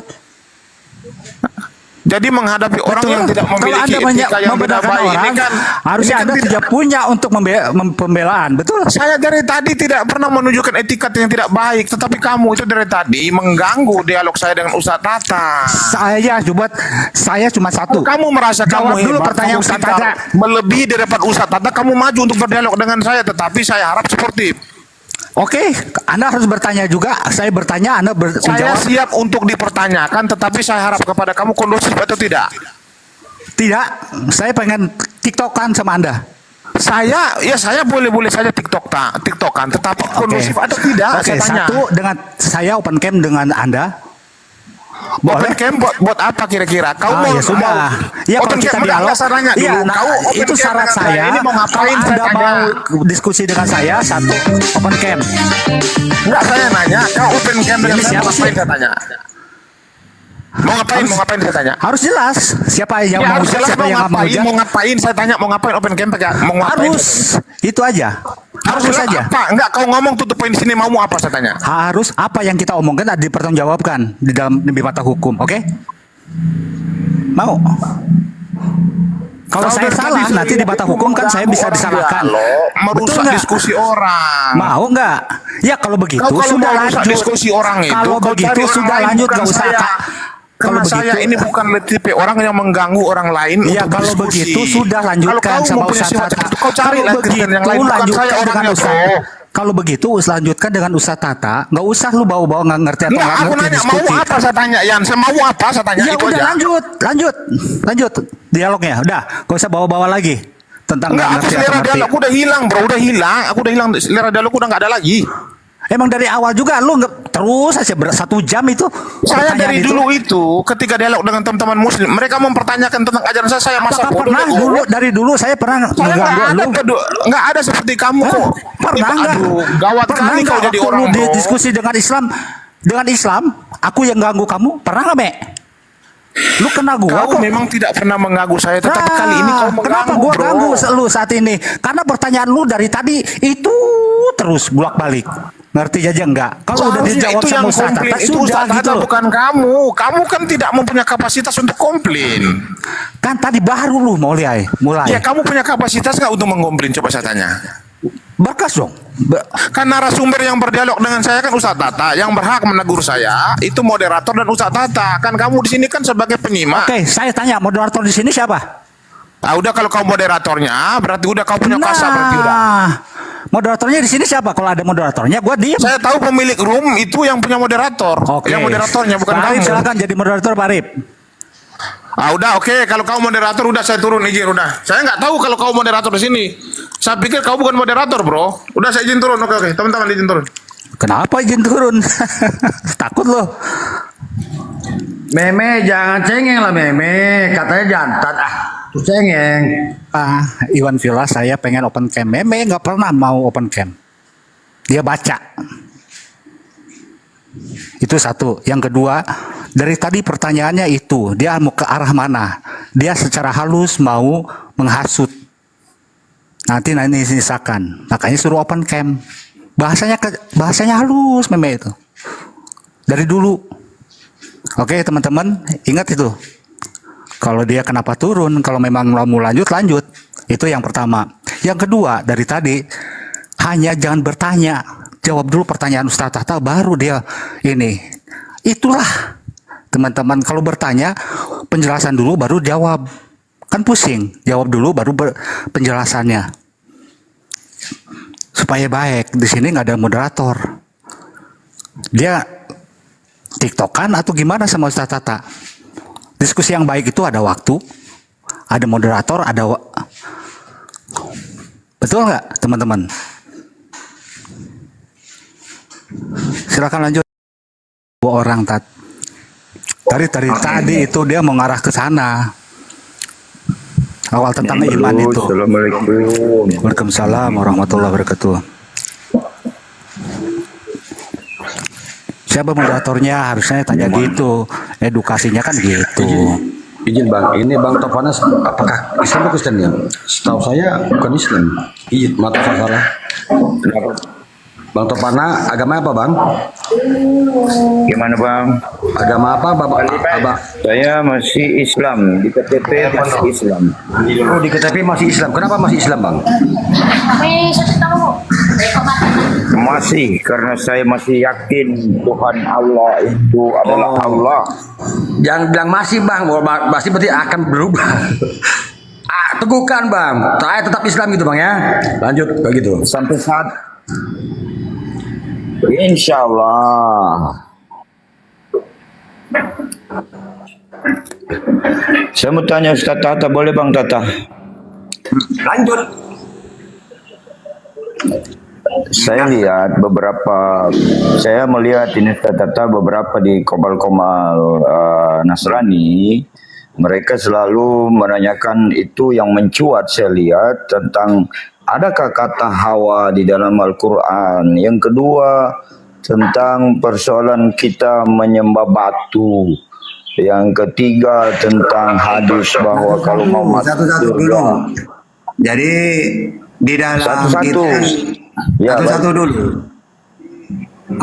Al-Baqarah 35, Al-A'raf 19. Wa qulna ya Adamu uskun anta wa zawjukal jannah. Di Al-A'raf 19, wa ya Adamu uskun anta wa zawjukal jannah. Wa zawjuka di situ di Jalalainnya ya Hawa. Jadi ada 2 surat. Ya, kalau masalah menyembah batu tidak ada. Hajar Aswad itu tidak ada hubungannya dengan kiblat. Yang menjadi kiblat itu ya tanahnya.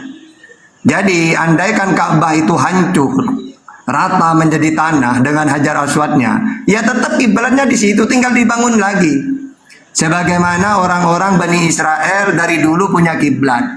Mazmur 138 ayat 2. Aku hendak sujud ke arah Betmu yang kudus dan memuji namamu. Jadi aku sujud ke arah Betmu, sujud kepada Allah tapi menghadap ke kiblat. Nah, kiblatnya Islam ya Ka'bah. Ya, makanya Ka'bah itu bukan bangunannya yang menjadi kiblat, tanahnya itu loh.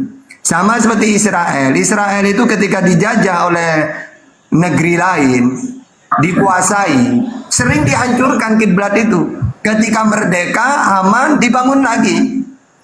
Karena bangunan ini bukan kiblat, tapi tanahnya itu loh. Gitu. Jadi tidak ada umat Islam menyembah batu, gak ada. Oke. Apa baik lagi?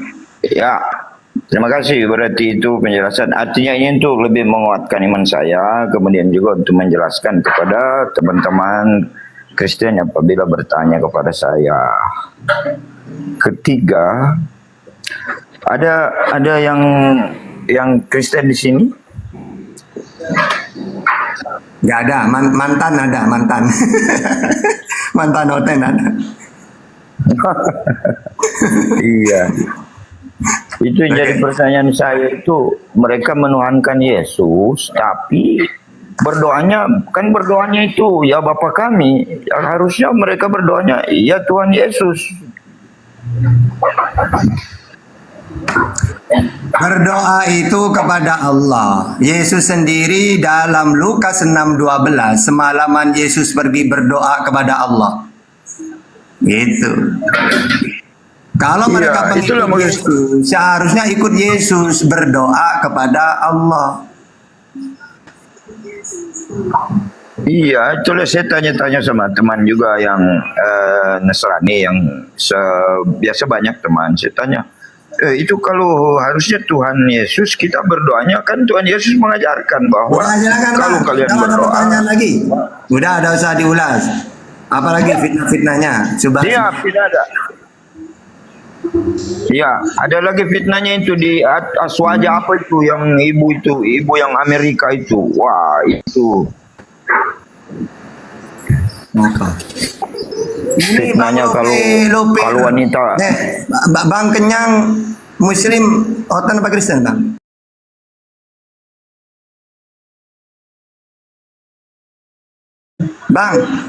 Bang lapar Ciante. Oh ya lapar kenyang. Bang lapar. Ya. Otan apa Kristen? Kristen, Kristen. Nah, silakan. Mau dialog? Pertanyaannya salah, Ustadz. Oten atau Kristen? Oten itu kan orang Kristen. Ya, makanya kan saya nyari orang Kristen. Iya, saya Kristen. Ya, mau dialog? Iya, saya tanya Bang Loper. Bang Loper. Nggak usah ditanya, Bang. Nanti kalau dia mau dialog kita tanya jawab, enggak apa-apa. Maka tak suruh milih dulu. Tuh, Mau mantap. dialog, Silakan bertanya, Pak Lapar. Saya nggak Sepuasnya ke perlu Ustadz Tata. nggak perlu nanya, saya sudah tahu semua. Nah, sekarang dialog kalau gitu. Apa tema yang kamu kuasai dalam Bible? Saya nggak tahu. Nah, kalau nggak tahu berarti modal ini saja. Iya, saya nggak penting sama orang-orang gila kayak Kalau nggak kalian. tahu seharusnya bertanya. Kalau nggak tahu nanti tak ajarin pakai terserah Tidak kamu. tahu. Oke, nggak apa-apa. Saya Anda sudah tahu tidak. semua. Oke, terus ya udah. Saya Sekarang gini, anggap Anda. kalian ini orang gila semua. Oke, iya nggak apa-apa. Anda buka open cam. Kalau Anda bilang kami gila, saya pun open cam sama Anda. Boleh nggak? Nggak, Anda bicara begitu. nggak. Yang gila nanti siapa? Tahu gitu. Kalian lah orang ngoceh terus dari pagi sampai sore. Terus kenapa Itulah Anda orang naik? Gila. Kenapa Anda naik? Kenapa kalian naikkan? Oke, turunkan kalau gitu. Iya, turunkan. Pak Arif. Blokir aja aku. Nggak usah, ngapain blokir biar panas. Lanjut, Ustadz. Soalnya namanya tuh diganti baperan gitu. Bukan baper.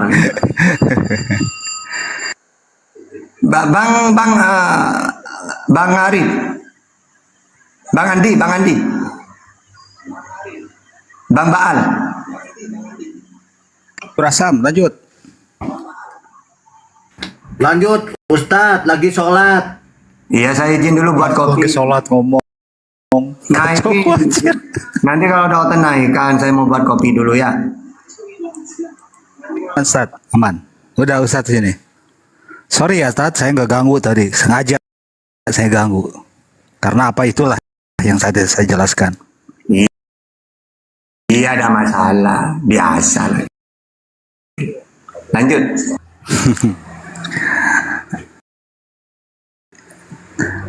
Bang Anggur Asam. Di sholat jangan diajak ngobrol, nggak jadi sholatnya nih. Udah ngomong aja dulu sambil sholat. Mau sholat.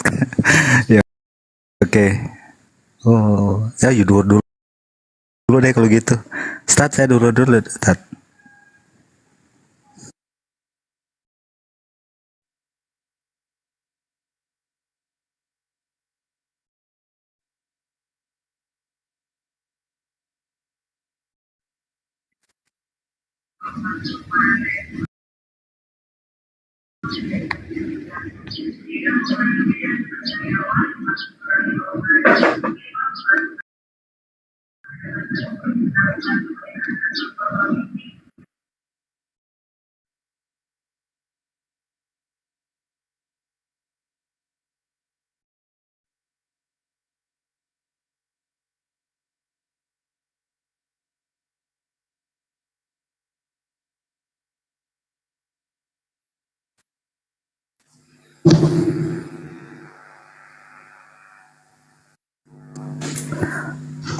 Selamat wa zahlan, marhaban, alaikum. Senang banget undang saya. Gimana Ustaz? Ustadznya lagi sholat dulu. Di sini lagi hujan deras bagiannya. Kang Ian, di sini lagi hujan deras ini. Oh gitu. Siap Ustadz.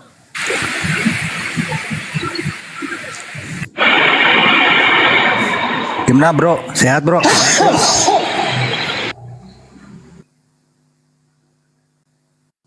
Sholat dulu ya, sebentar ya. Ya silakan sholat sebelum kalian disolatkan. Gak usah disolatin kalau oten. Inna butruz wa jami'un.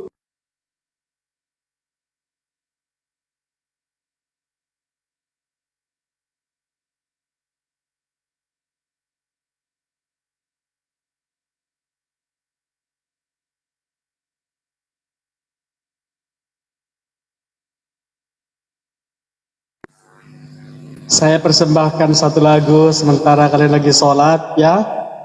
Semoga sholatnya membawa barokah untuk diri sendiri dan untuk keluarga dan sesamanya, menjadi apologis muslim yang ramah, baik, beretika, bermoral dan berilmu.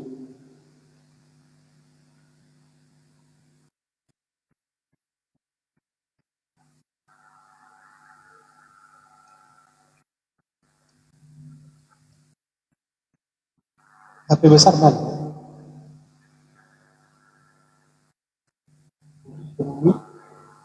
HP besar aja.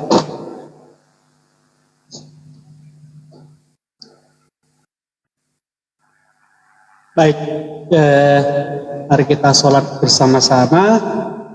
Kita bukakan sholat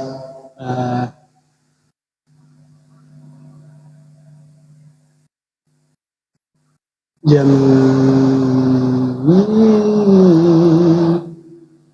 6 ya. Sekarang masuk jam 6 pukul 12. Mari kita sholat bersama-sama menurut tradisi gereja apostolik, tradisi Mesir. Bismillah wali ibn warul kudus alilal wahid. Amin.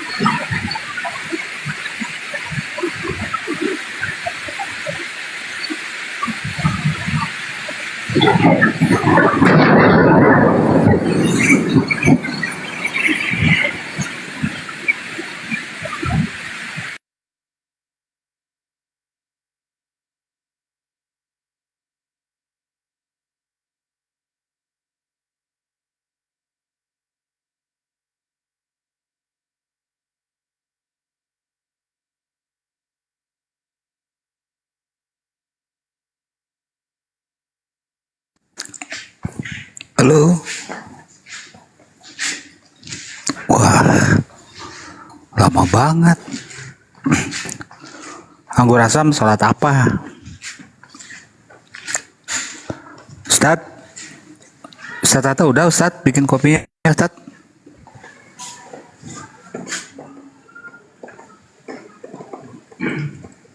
Ustadz Tata.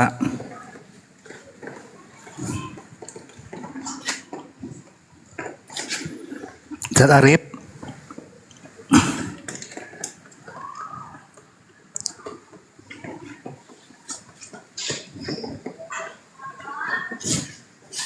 Lah, kok pada ngilang? Bang Erwin, mantan Oten. Oke. Saya bangkit kembali dari Lambaka. Ya. Lanjut, Pak. Iya. Ya, jadi ya ini roomnya sepi ya. Mungkin Pak Ustadz atau Sini hujan Ustadz sama petirnya. waduh, petirnya pindahkan dulu Pak Ustadz. Jadi ya udah saya ambil alih ya. Ini Pak Ustadz mungkin pada sibuk ya, mungkin sholat ya. Juga rekan-rekan yang lain. Jadi saya ambil alih. Ya silakan ya teman-teman Kristen yang mau diskusi naik ke atas. Kalau ada yang nggak tahu cara naik ke atas, ketik saja di bawah angka 1 Kristen 1 biar saya jambak. Kita kembali buka ya sesi diskusi santai, santun dan bermartabat ya, jangan congol-congolan ya. Teman-teman Kristen yang mau naik, silakan. Saya sebagai moderator akan memandu bagaimana diskusinya berjalan baik ya dan bermartabat ya, jangan congol-congolan dong ya. Saya juga terkadang terpancing ya, emosi. Terpancing juga apa? Kenapa? Karena congor, yang naik congor. Arti congor itu apa? Nggak beda data, udah salah ngotot, ngeyel. Pokoknya berbasis data dong, data dibalas dengan data, gitu ya, biar jangan terjadi perdebatan. Teman-teman Kristen yang mau diskusi silakan naik ya. Kalau mungkin ada yang belum paham cara naiknya, ketik saja Kristen atau 1 biar saya jambak. Kita mulai lagi sesi diskusi sambil menunggu Pak Ustadz kita dan kawan-kawan lain yang mungkin lagi ibadah sholat ya. Iya. Saya sambil ini juga ya, sambil bikin kopi ini. Nah, Bang, bagi sini Bang Yan kopinya bagi jangan sendiri. Oh. Ini alhamdulillah, Bang. Nanti aku bagi lah. Kalau Abang ke rumah lah. Iya Bang, dekat rumah kita ya.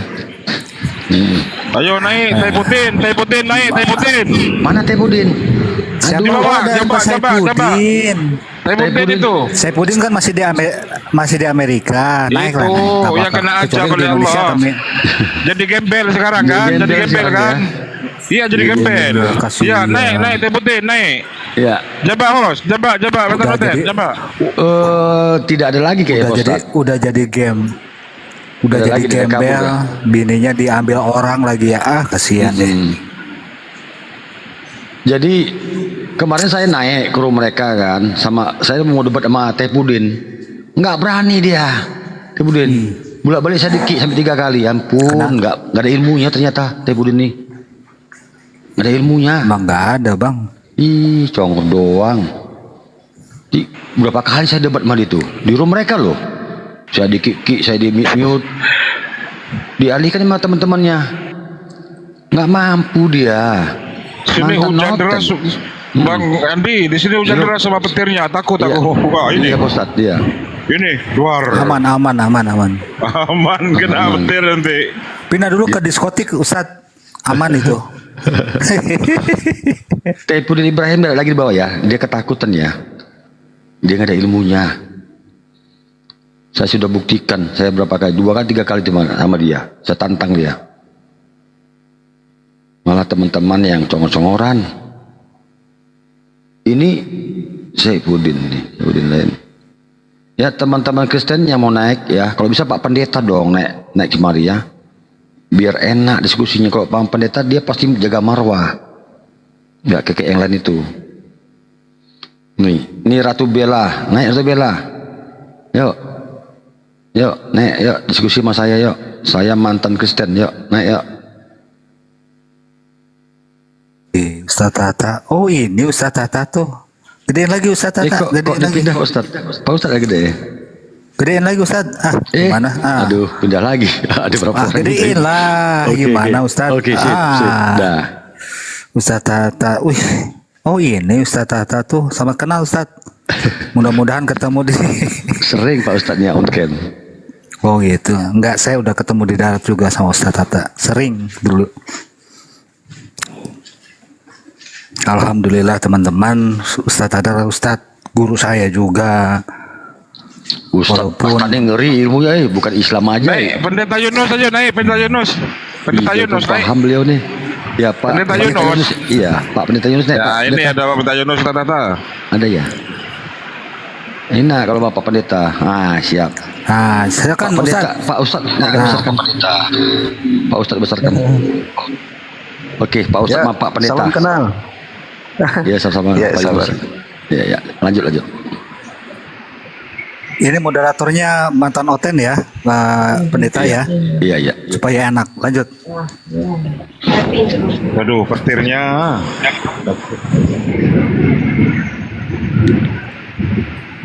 Tema ini dari Pak Yunus atau Pak Ustadz. Ya, sabar. Persiapan dulu. Oh, persiapan dulu ya. Kita tunggu. Enak kalau diskusi gini sama Pak Pendeta sama Pak Ustadz ya kan. Nggak kayak yang lain nih, aduh. Di sini bukan cari siapa benar siapa salah, siapa benar siapa menang siapa kalah, enggak. Kita diskusi aja ya kan. Tuh, jadi kalau dalam hukum itu putusan ya, yang dimenangkan belum tentu benar, yang kalah belum tentu salah. Ya, ingat ya teman-teman ya. Itu ini hukum. Sama di sini juga belum tentu benar, belum tentu salah. Biarkan teman-teman di bawah yang menilai. Iya. Itu baru gitu. Nah, ini hanya diskusi aja, diskusi biasa. Oke, silakan dilanjut. Silakan. Gua di atas itu enggak? Ini gede.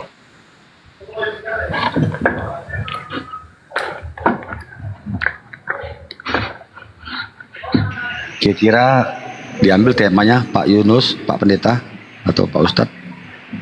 Berdua memilih temanya.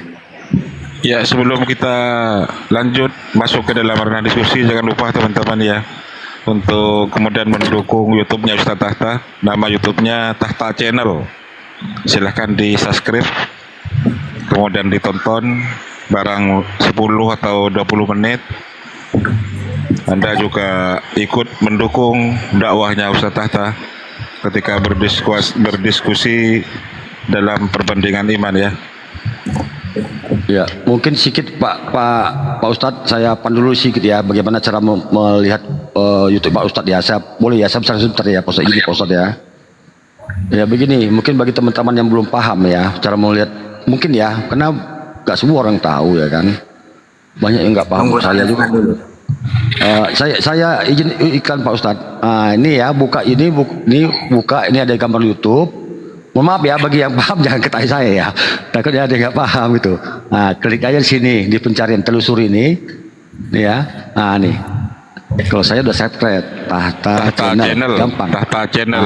Nih Tahta channel. CH. Ini dia. Enggak, sudah lumayan. Peningkatannya sudah lumayan, alhamdulillah teman-teman. Terima kasih atas. Ini YouTube Pak Ustadz ya. Nanti klik aja langsung ini. Di gambar ini tinggal pilih. Ini lagi Pak Ustadz lagi live nih. Ini gambar live. Live. Tulisan live-nya itu dibuka. Betul. Nanti ini ada iklan kan. Iklannya dituliskan aja. Ini siap iklan. Ya, udah iklan atau lewati boleh jangan di skip. Jangan skip. Jangan skip. Contohnya. Enggak skip aja, enggak apa-apa. Itu cuma contoh, kelamaan malahan. Oh gitu. Iya. Ini contoh boleh. Maksudnya teman-teman nonton jangan di skip. Karena dengan iklan ini bisa menghasilkan lumayan untuk Ustadz Tata untuk dakwah ya. Iya, ini apa bagian iklan untuk Pak Ustadz nih. Jadi nggak apa-apa lah, skip biar cepat, di skip dulu. Skip aja ya. Oke, tapi jangan skip ya. Oke, ini. Ini hari inilah dia. Ya sekarang lagi kita live inilah dia. Ini ada Pak Pendeta nih. Bentar ya. Cakep ya Pak Pendeta ya. Oh ya alhamdulillah. Ya, oke, kawan-kawannya gitu aja ya. Ditonton sampai habis ya. Oke. Di saya itu aja sebagai panduan. Terima kasih. Silakan lanjut Pak diskusinya. Diatur temanya dulu Pak. Silakan Pak Pendeta. Oke. Ya atau mau menyesuaikan dengan tema yang sudah saya buat itu, Pak Pendeta?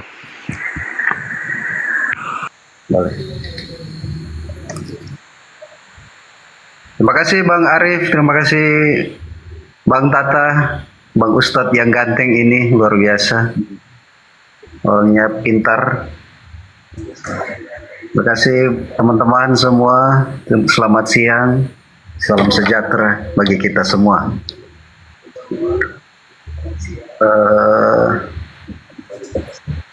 Saya ada tema kecil di sini, kalau boleh mungkin Bang Arif boleh setuju atau Bang Tata, tujuan keselamatan, pengudusan hidup. Ya silakan. Terserah Pak Pendeta Yunus ya temanya. Ya. Terima kasih. Oke. Jadi baik. Terima kasih. Jadi tujuan keselamatan ini adalah Tuhan telah memilih kita sebelum dunia dibentuk. Ini menjadi dan tujuan keselamatan ini membawa supaya hidup kita jangan ada celah, hidup kita harus ada dalam kekudusan, ya mungkin di Muslim saleh gitu. Jadi tujuan keselamatan adalah bukan kita yang memilih Tuhan, tetapi Tuhanlah yang memilih kita untuk diselamatkan. Itu mungkin awalnya seperti itu. Dasar firman-Nya ada di dalam Roma 8 ayat 29. Roma 8 ayat 29 saya bacakan.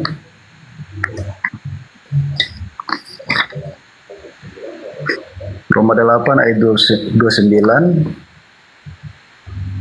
Sebab semua orang yang dipilihnya dari semula, mereka juga ditentukannya dari semula untuk menjadi serupa dengan gambaran anaknya, supaya ia anaknya itu menjadi yang sulung dari antara banyak saudara. Dan ayat 30, dan mereka juga ditentukannya dari semula, mereka juga dipanggilnya, dan mereka dipanggilnya, mereka juga dibenarkannya, dan mereka yang dibenarkannya,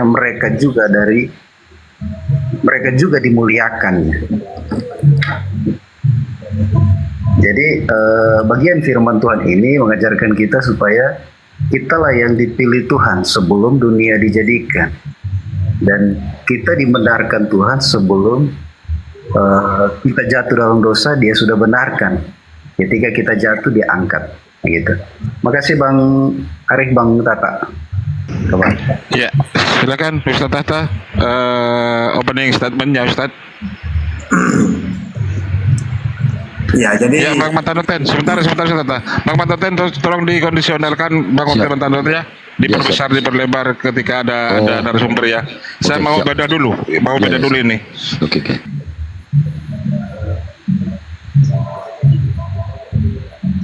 Oke, sudah. Jadi saya selalu mengikuti tema yang diminta oleh Bapak Pendeta. Dan saya akan ngasih data-data sesuai yang beliau pakai Bibelnya. Jadi sebenarnya kata-kata Tuhan yang memilih kita gitu. Memang seperti itu. Contohnya dalam Islam, may yahdihillahu fala mudhillalah wa may yudlilhu fala hadiyalah. Jadi hidayah itu Allah yang memberikan. Makanya sekuat apapun kita, kalau Allah tidak berkehendak, tidak bisa. Makanya ketika Rasulullah ingin sekali pamannya Abu Thalib pingin banget beriman, atau paman-paman yang lain beriman, kenapa gak bisa? Maka Allah berfirman kepada Nabi Muhammad, wahai Muhammad, tugas kamu menyampaikan.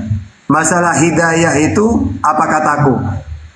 Berarti orang yang mu'allaf itu dipilih oleh Allah sudah. May yahdihillahu fala mudhillalah. Barang siapa yang Allah kehendaki, ya, orang ini dapat hidayah, pasti mereka akan menemukan kebenaran. Nah, seperti itu. Sehingga apa? Kita hanya menyampaikan. Masalah nanti urusan hidayah, apakah mereka ini beriman atau enggak, itu urusan Allah sudah. Makanya saya dalam dialog itu, yang penting menyampaikan. Dan saya paling gak suka kalau dikatakan, Tata, kalau kamu bisa jawab, saya akan mu'alaf. Saya ini tertawa. Oh, gak harus kayak gitu. Karena hidayah itu urusan Allah. Allah itu mempunyai sifat al-hadi. Karena sifatnya Allah itu, Asmaul Husna itu kan 99 nama untuk Allah itu. Di antaranya al-hadi, sang pemberi hidayah. Gitu. Jadi sama seperti ucapan pendeta tadi dalam mengutip ucapan Paulus bahwa kebenaran itu dipilih Tuhan gitu. Maka dalam Islam juga gitu sama. Nah, ya hidayah dari Allah, pemberian Allah. Gitu. Nah, jadi gitu dulu. Silakan. Saya akan ngikutin Pak Pendeta ya. Oke. Terima kasih Bang Tata. Jadi kenapa harus ada tujuan keselamatan? Karena Kejadian 1 ayat 26 sampai 28, karena gambar Allah itu harus dipulihkan. Apa gambar Allah? Sifat Allah, karakter Allah itu menjadi bagiannya manusia. Terus kehidupan Allah di dalam kehidupan kita itu menjadi karakter. Tetapi rupa ini telah diubah menjadi dosa, ya. Dosa ini yang membuat rupa gambaran Allah ini menjadi rusak. Kejadian 1 ayat 26 sampai dengan 28. Kejadian 1 ayat 26 sampai 28 dikatakan, berfirman Allah, baiklah kita menjadikan manusia menurut gambar dan rupa kita, supaya mereka berkuasa atas ikan-ikan di laut, burung-burung di udara, dan atas ternak di atas seluruh bumi, dan atas seluruh segala binatang melata yang merayap di bumi. Maka Allah menciptakan manusia menurut gambarnya, menurut gambar Allah diciptakannya dia, laki-laki dan perempuan, diciptakannya mereka. Allah memberkati mereka lalu berfirman kepada mereka, beranak cuculah dan bertambah banyak, penuhilah bumi dan taklukkan itu, berkuasalah atas ikan-ikan di laut dan burung-burung di udara dan segala binatang yang merayap di bumi. Nah, salah satu gambar Allah adalah memberikan otoritas, memberikan kuasa. Ketika manusia jatuh dalam dosa, otoritas dan kuasa itu tidak lagi nampak di dalam mereka, sehingga otoritas dan kuasa yang berkuasa atas ikan, berkuasa burung di udara, berkuasa atas segala ciptaannya, tetapi ini yang membuat akhirnya mereka tidak lagi berkuasa. Dan inilah gambar Allah yang membuat mereka harus ditolak karena dosa. Mereka harus diusir keluar karena dosa. Nah, gambar Allah ini yang menjadi tujuan harus dirubah. Makanya Yesus harus datang ke bumi untuk memulihkan. Jadi yang dulu manusia itu kawan mitra Allah, hidup berdampingan dengan Allah, makan minum di Firdaus bersama dengan Allah, tetapi karena dosalah mereka harus diusir keluar, harus diusir. Jadi ini yang harus menjadi pemulihan bagi hubungan manusia dengan Allah. Nah, Yesuslah yang menjadi tujuan keselamatan. Terima kasih, Pak.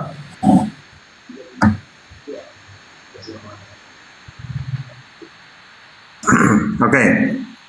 Ini saya sambil nulis di arena apa yang harus saya sampaikan. Pertama, marilah kita menciptakan manusia segambar ya, gitu. Itu sebenarnya bukan berarti Allah itu segambar dengan manusia. Kayak ibaratkan ini loh gambarnya Tuhan, bukan gitu. Saya sudah nanya kepada orang Yahudi. Karena dalam Islam ada kalimat kayak gitu, ada hadis. Tapi jangan cari di hadis Sahih Bukhari, tidak ada. Ya, karena ini hadis-hadis yang bukan dari tingkatannya itu bukan seperti Hasan Sahih gitu, enggak. Nah, tapi tetap karena ini bukan maudhu, tidak apa-apa kita pakai. Inna Allah khalikul Adam ala suratihi. Sesungguhnya Allah menciptakan Adam segambar dengannya. Jadi kata-kata segambar itu bukan berarti Tuhan ini seperti manusia gitu, terus dia menciptakan manusia segambar dengan dia, bukan gitu. Ada beberapa pendapat.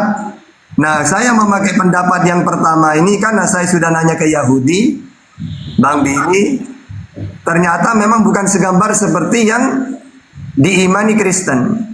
Maksudnya gini, segambar itu Allah itu kan Tuhan ini kan bisa berfirman, melihat, maha tahu, ya. Terus melihat, mendengar, kuasa, berbicara, berfirman. Maka dia menciptakan manusia. Manusia ini juga bisa bicara, bisa mendengar, bisa melihat, hidup. Cuma dibatasi oleh Allah. Kalau Allah itu maha melihat, maha mendengar, maha kuasa. Nah, kalau manusia melihat tapi dibatasi, tidak maha dia. Allah maha tahu, manusia juga tahu, tapi pengetahuan manusia dibatasi. Allah hidup, lalu dia menciptakan manusia hidup juga, tapi hidupnya manusia ini dibatasi. Tidak ada yang kekal manusia itu. Makanya dalam Bible rohnya Allah itu ada pada semua manusia, tapi terbatas. Tidak sampai, kalau sekarang jarang orang hidup 100 tahun itu udah sulit. Berarti di situ Allah hidup, maka dia menciptakan manusia, hidup manusia ini. Jadi segambar itu maksudnya gitu, bukan berarti Allah itu segambar dengan manusia, enggak. Karena kalau kita pakai data, Tuhan ini tidak seperti makhluk. Kalau dalam Al-Quran, As-Surah ayat 11, Laisa kamislihi syai'un. Allah itu tidak serupa dengan apapun. Atau kalau kita pakai perjanjian lama, di sini dijelaskan Yesaya 40:18. Jadi dengan siapa hendak kamu samakan Allah? Dan apa yang dapat kamu anggap serupa dengan dia? Ya, terus Mazmur 86 ayat 8. Tidak ada seperti engkau di antara Tuhan. Dan tidak ada seperti apa yang kau buat. Juga Keluaran 9:14, sebab sekali ini aku akan melepaskan segala tulahku terhadap engkau sendiri, terhadap pegawai-pegawaimu dan terhadap rakyatmu, dengan maksud supaya engkau mengetahui bahwa tidak ada yang seperti aku di muka bumi ini, di seluruh bumi. Jadi Tuhan itu tidak serupa dengan apapun. Sehingga ketika dia menciptakan manusia segambar, bukan berarti Tuhan ini gambar manusia, gambaran Tuhan, bukan. Tuhan tetap tidak seperti apapun. Lalu dia menciptakan manusia, manusia hidup, Tuhan hidup. Cuma hidupnya Tuhan kekal, hidupnya manusia tidak. Tuhan bisa berfirman, ya. Makanya sebab segala firman yang kau sampaikan kepadaku telah aku sampaikan kepada mereka. Manusia juga bisa bicara. Itu ya. Tuhan melihat, mendengar sama basor, manusia juga melihat, mendengar. Cuma pendengarannya manusia dibatasi oleh Allah. Jadi kata-kata segambar itu gitu. Terus Yesus ya sebagai penyelamat tujuan. Sekarang gini, kalau saya pakai ajaran samawi, intinya Yesus diutus itu intinya ya sama seperti nabi-nabi yang lain. Pertama, dia itu utusan, berarti apa itu utusan? Yohanes 3:34. Penyampai firman. Supaya dengan firman itu, dengan firman yang Yesus terima disampaikan, nanti manusia akan selamat. Ya, akan mengetahui kebenaran. Karena di luar sana, di luar Israel saat itu, orang banyak tidak kenal Tuhan. Akhirnya mereka menyembah berhala, menyembah patung, menyembah pohon. Nah, kalau Israel zaman itu, kenapa mereka ini selamat? Karena mereka kenal Tuhan melalui para nabi itu. Ya gitu, seperti itu Pak Pendeta ya. Jadi tujuan Yesus seperti itu, supaya manusia umatnya kenal Tuhan. Gitu. Lanjutkan.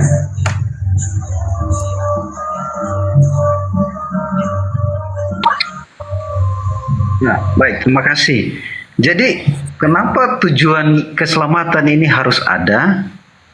Karena harus memulihkan hubungan dia dengan Bapa. Ya, makanya dikatakan bahwa Wahyu 2 ayat 7, saya baca Wahyu 2 ayat 7, bagaimana tujuan keselamatan supaya umatnya hidup kudus.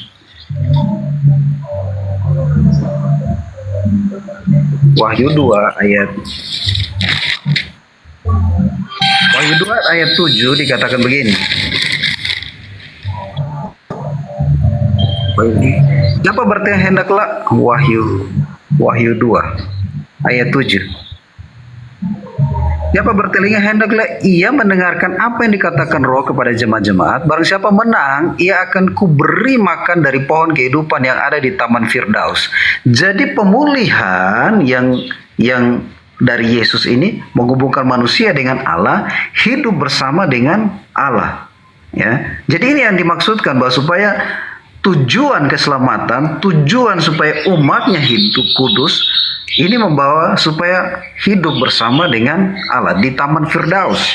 Ya, jadi ayat juga diterangkan di ayat Wahyu 5 ayat 21, Wahyu 5 21 Wahyu 3 ayat 21 ya. Dikatakan begini.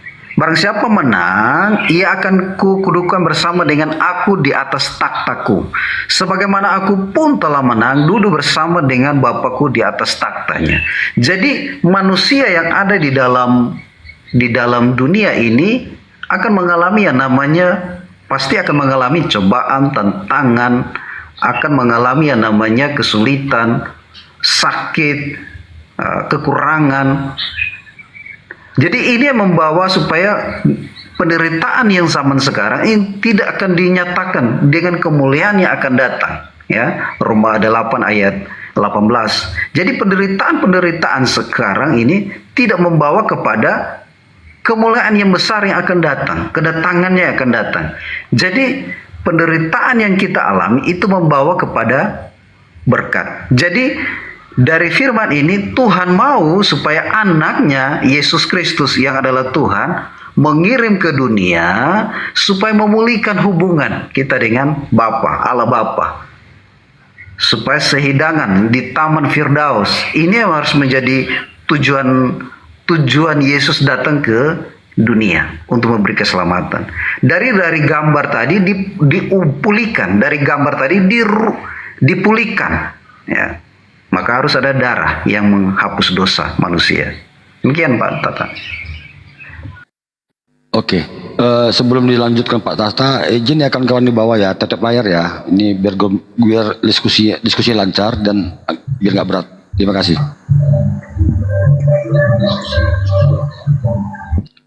Oke.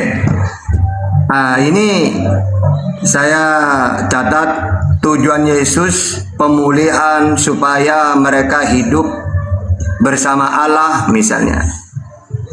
Di surga Ini bagus ini. Dan saya setuju. Karena gini, Adam ini awalnya di surga. Karena dia melakukan kesalahan, diturunkan ke bumi. Nah, nanti beranak cucu di bumi. Sedangkan yang layak masuk surga ini bagi orang keturunan Adam yang kenal Tuhan. Nah, sedangkan Tuhan ini dalam 2 Tawarikh 6:18 tidak mau turun ke dunia. Terus tidak bisa dilihat sesuai Keluaran 33:20, Yohanes 5:37. Nah, bagaimana manusia akan ketut ke surga kalau manusia ini tidak kenal Tuhan? Maka dia mengutus utusan supaya nanti utusan ini mengembalikan manusia ke surga. Nah, karena Tuhan sendiri kan tidak mau turun, menampakkan diri seperti dewa-dewa itu kan menjelma jadi manusia turun. Kalau Tuhan samawi tidak mau. Sehingga cara mengembalikan manusia ke surga, dia harus mengutus utusan. Seperti Musa, Yesus, Nabi Muhammad. Makanya dalam Islam, mangkana akhirul kalam la ilaha illallah dakhalal jannah. Barang siapa yang mentuhankan Allah, tidak menyekutukannya, maka dia akan masuk surga. Begitu juga Yesus diutus ini untuk mengembalikan manusia ke surga. Caranya Yohanes 17:3. Inilah hidup yang kekal itu, yaitu bahwa mereka mengenal Engkau satu-satunya Allah yang benar dan mengenal Yesus Kristus yang telah Engkau utus. Yohanes 5:24. Aku berkata kepadamu, sesungguhnya barang siapa mendengarkan perkataanku dan percaya kepada Dia Allah yang mengutus aku, ia mempunyai hidup yang kekal. Jadi percaya kepada Allah dan percaya kepada Yesus sebagai utusan. Begitu juga Matius 19:16. Ada seorang datang kepada Yesus dan berkata, Guru, perbuatan baik apakah yang harus kuperbuat untuk memperoleh hidup yang kekal? Yesus mengatakan, apakah sebabnya engkau bertanya kepadaku tentang apa yang baik? Hanya satu yang baik. Tetapi jikalau engkau ingin masuk ke dalam hidup, turutilah segala perintah Allah. Perintah Allah itu apa? Supaya dia dikenal sebagai Tuhan satu-satunya. Perintah Allah itu. Justru Bapak Pendeta, kalau Bapak Pendeta tahu, saya juga yakin Yesus itu di zamannya memberi hidup yang kekal. Cuma salahnya orang Kristen ini malah Yesusnya yang dijadikan Tuhan. Sama seperti Bapa. Ini salahnya. Kalau memang tahu Yesus itu mengajak hidup yang kekal supaya manusia kembali lagi bersama Tuhan di surga, seharusnya yang harus diikutin adalah apa kata Yesus? Hidup yang kekal itu mengenal satu-satunya Allah dan mengenal Yesus sebagai utusan. Makanya semua para nabi ini pasti mengenalkan itu. Di zamannya Musa, Musa perkenalkan Tuhan itu Esa. Ulangan 6 ayat 4. Ketika Allah mengutus Yesus sama, dikenalkan lagi Tuhan yang Esa itu. Markus 12:29. Ketika Nabi Muhammad diutus, dikenalkan lagi Tuhan Esa itu. Qul huwallahu ahad. Musa mengatakan tidak kelihatan. Keluaran 33:20. Ketika Allah mengutus Yesus sama, Allah itu tidak kelihatan. Yohanes 5:37. Ketika Allah mengutus Nabi Muhammad sama. Al-An'am 103. Itulah hidup yang kekal mengenal Tuhan. Nah, kesalahannya Bapak Pendeta, Yesus dilibatkan menjadi Tuhan, ini salahnya.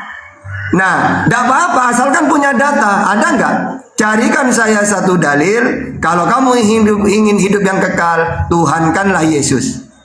Nggak ada. Saya sudah mencari Bapak Pendeta. Mungkin habis ini Bapak Pendeta bisa menemukan, silakan. Kita pelan-pelan aja, pendek-pendek aja biar enak gitu ya. Biar tidak ribet menjelaskan. Silakan Bapak Pendeta.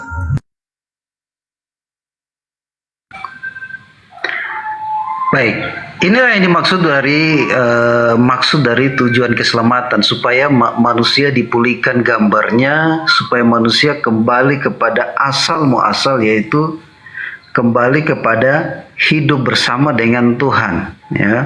Jadi kedatangan Yesus supaya manusia ini melalui proses namanya proses pengudusan. Jadi Yesus datang ke dunia, dia mau supaya mereka masuk di dalam hidup di dalam kekudusan. Kalau hidup di dalam kekudusan, maka mereka boleh layak masuk dalam kerajaan sorga, ya. Jadi Wahyu 20 ayat 6 dikatakan begini. Sebagai dasar supaya mereka dipulihkan, Wahyu 20 ayat 6.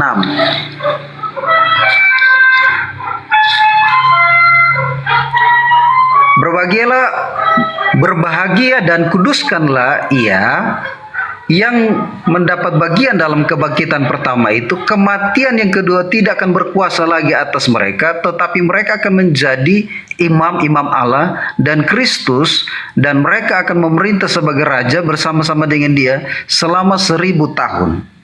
Jadi pengertian ini dunia ini akan hancur seperti dikatakan 2 Petrus 3 ayat 11, ayat 10 dan 11. Itu bumi ini akan hancur dengan segala unsurnya, akan dibakar habis. Nah, di mana manusia? Manusia sudah diterangkat ke sorga, hidup di dalam 1000 tahun. Kalau kita baca lagi bagaimana peran dari Yesus supaya mereka hidup dalam kekudusan, hidup di dalam pekudusan, ini yang penting, dan mereka tidak tercacat celah. Artinya hati mereka tetap di dalam kehidupan yang kudus, ya. Jadi tujuan keselamatan supaya mereka menjadi hidup dalam kekudusan dan memiliki karakter seperti Kristus, ya. Kenapa karakter? Mau mati untuk banyak orang. Nah, ini yang karakter Kristus. Jadi sebagai pengertiannya keselamatan ini sebagai supaya mereka dipulihkan, mereka jangan ada cacat celah. Ya, dikatakan juga dalam Efesus 1 ayat 4. Saya bacakan Efesus 1. Efesus 1 ayat 4.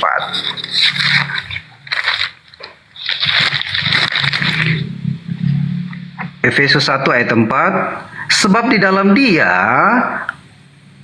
Allah telah memilih kita sebelum dunia dijadikan supaya kita kudus dan tak bercacat di hadapannya.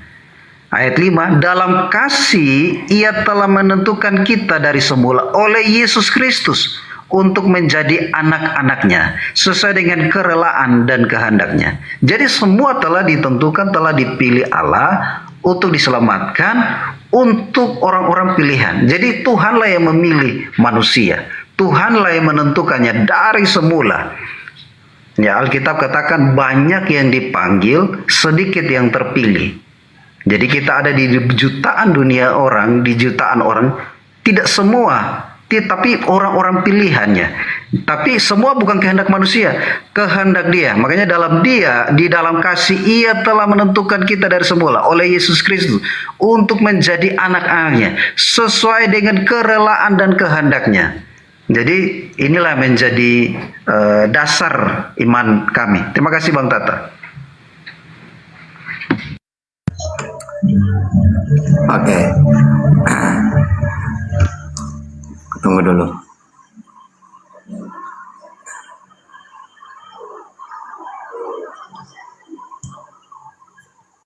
Nah, hitam lagi. Tunggu Pak Pendeta. Siapa tadi yang Oke, jadi gini, saya di sini baca supaya seperti Kristus, gitu ya. Gini Pak Pendeta, sebenarnya keselamatan itu sama semua para nabi itu. Pertama, kalau dalam Islam gini, laqad kana lakum fi Rasulillah uswatun hasanah. Telah ada bara diri Rasulullah suatu tauladan yang baik. Makanya kalau ingin selamat, karena utusan ini diutus sebagai tauladan. Kalau ingin selamat, ikutilah dia. Misalnya umat Islam, kalau ingin selamat, ikutin Rasulullah. Nabi Muhammad, bagaimana perbuatan beliau, ya. Mereka terutama masalah syariat, tauhid. Beliau memperkenalkan Tuhan itu Allah. Tuhan kanlah Allah. Beliau menyembah Allah, wa'budullah wa la tusyriku bihi syai'a. Kita menyembah Allah. Beliau juga puasa, kewajiban-kewajiban beliau lakukan, kita mengikuti. Maka kita akan masuk surga. Makanya dalam hadis dijelaskan, kullu ummati yadkhulunal jannah illa man aba. Semua umatku pasti masuk surga, kecuali yang tidak mau. Siapa yang mau itu ya Rasulullah? Kok ada orang yang tidak mau? Siapa yang tidak mau? Man ata'ani dakhalal jannah. Barang siapa yang taat kepadaku, dialah yang masuk surga. Taat kepada Rasulullah dalam hal apa? Apapun yang beliau sampaikan, kalau itu kewajiban lakukan, kalau itu larangan tinggalkan, kalau itu perintah kerjakan, maka pasti masuk surga. Nah, sebenarnya Yesus juga gitu sama. Sebagai tauladan dia manusia yang diutus tauladan. Di zaman itu, bagaimana caranya masuk surga? Ya sama, ikutilah tauladannya Yesus di zaman itu. Apa tauladan dia? Beliau menyembah Allah yang Esa. Yohanes 4:22. Kamu menyembah apa yang tidak kamu kenal, kami termasuk Yesus menyembah apa yang kami kenal. Terus Yesus Tuhan yang dia kenal siapa? Allah Bapa. Matius 11:25. Nah, sekarang gimana Bapak Pendeta mau selamat? Kalau apa yang diajarkan Yesus berbeda dengan Kristen. Kata Yesus, Tuhan yang benar yang layak disembah itu Allah Bapa. Yesus sebagai utusan, sebagai nabi, penyampai firman, bukan Tuhan dia. Kok malah dituhankan? Berarti tidak nyambung. Kalau umat Islam nyambung. Nabi Muhammad mentuhankan Allah satu-satunya, kita mentuhankan Allah. Nah, Nabi Muhammad mengaku dia utusan, seorang nabi, penyampai firman, kita imani dia sebagai nabi, utusan Tuhan, penyampai firman. Inilah keselamatan gitu. Nah, kalau Kristen ini salah paham. Sudah tahu hidup yang kekal itu mentuhankan Allah, kata Yesus, mengakui Yesus sebagai utusan, banyak datanya, malah Yesus juga dilibatkan sebagai Tuhan. Ini gak nyambung. Makanya tadi saya selalu mengatakan kepada pendeta, coba cari satu ayat saja. Kalau ingin selamat ikut Yesus itu mentuhankan dia. Karena saya menemukan semua ucapan Yesus keselamatan itu, Tuhan itu Allah, dan Yesus diimani sebagai utusannya Allah tersebut. Tidak pernah saya menemukan satu pun ayatnya melibatkan Yesus sebagai Tuhan, itu gak ada. Gitu Pak Pendeta. Silakan.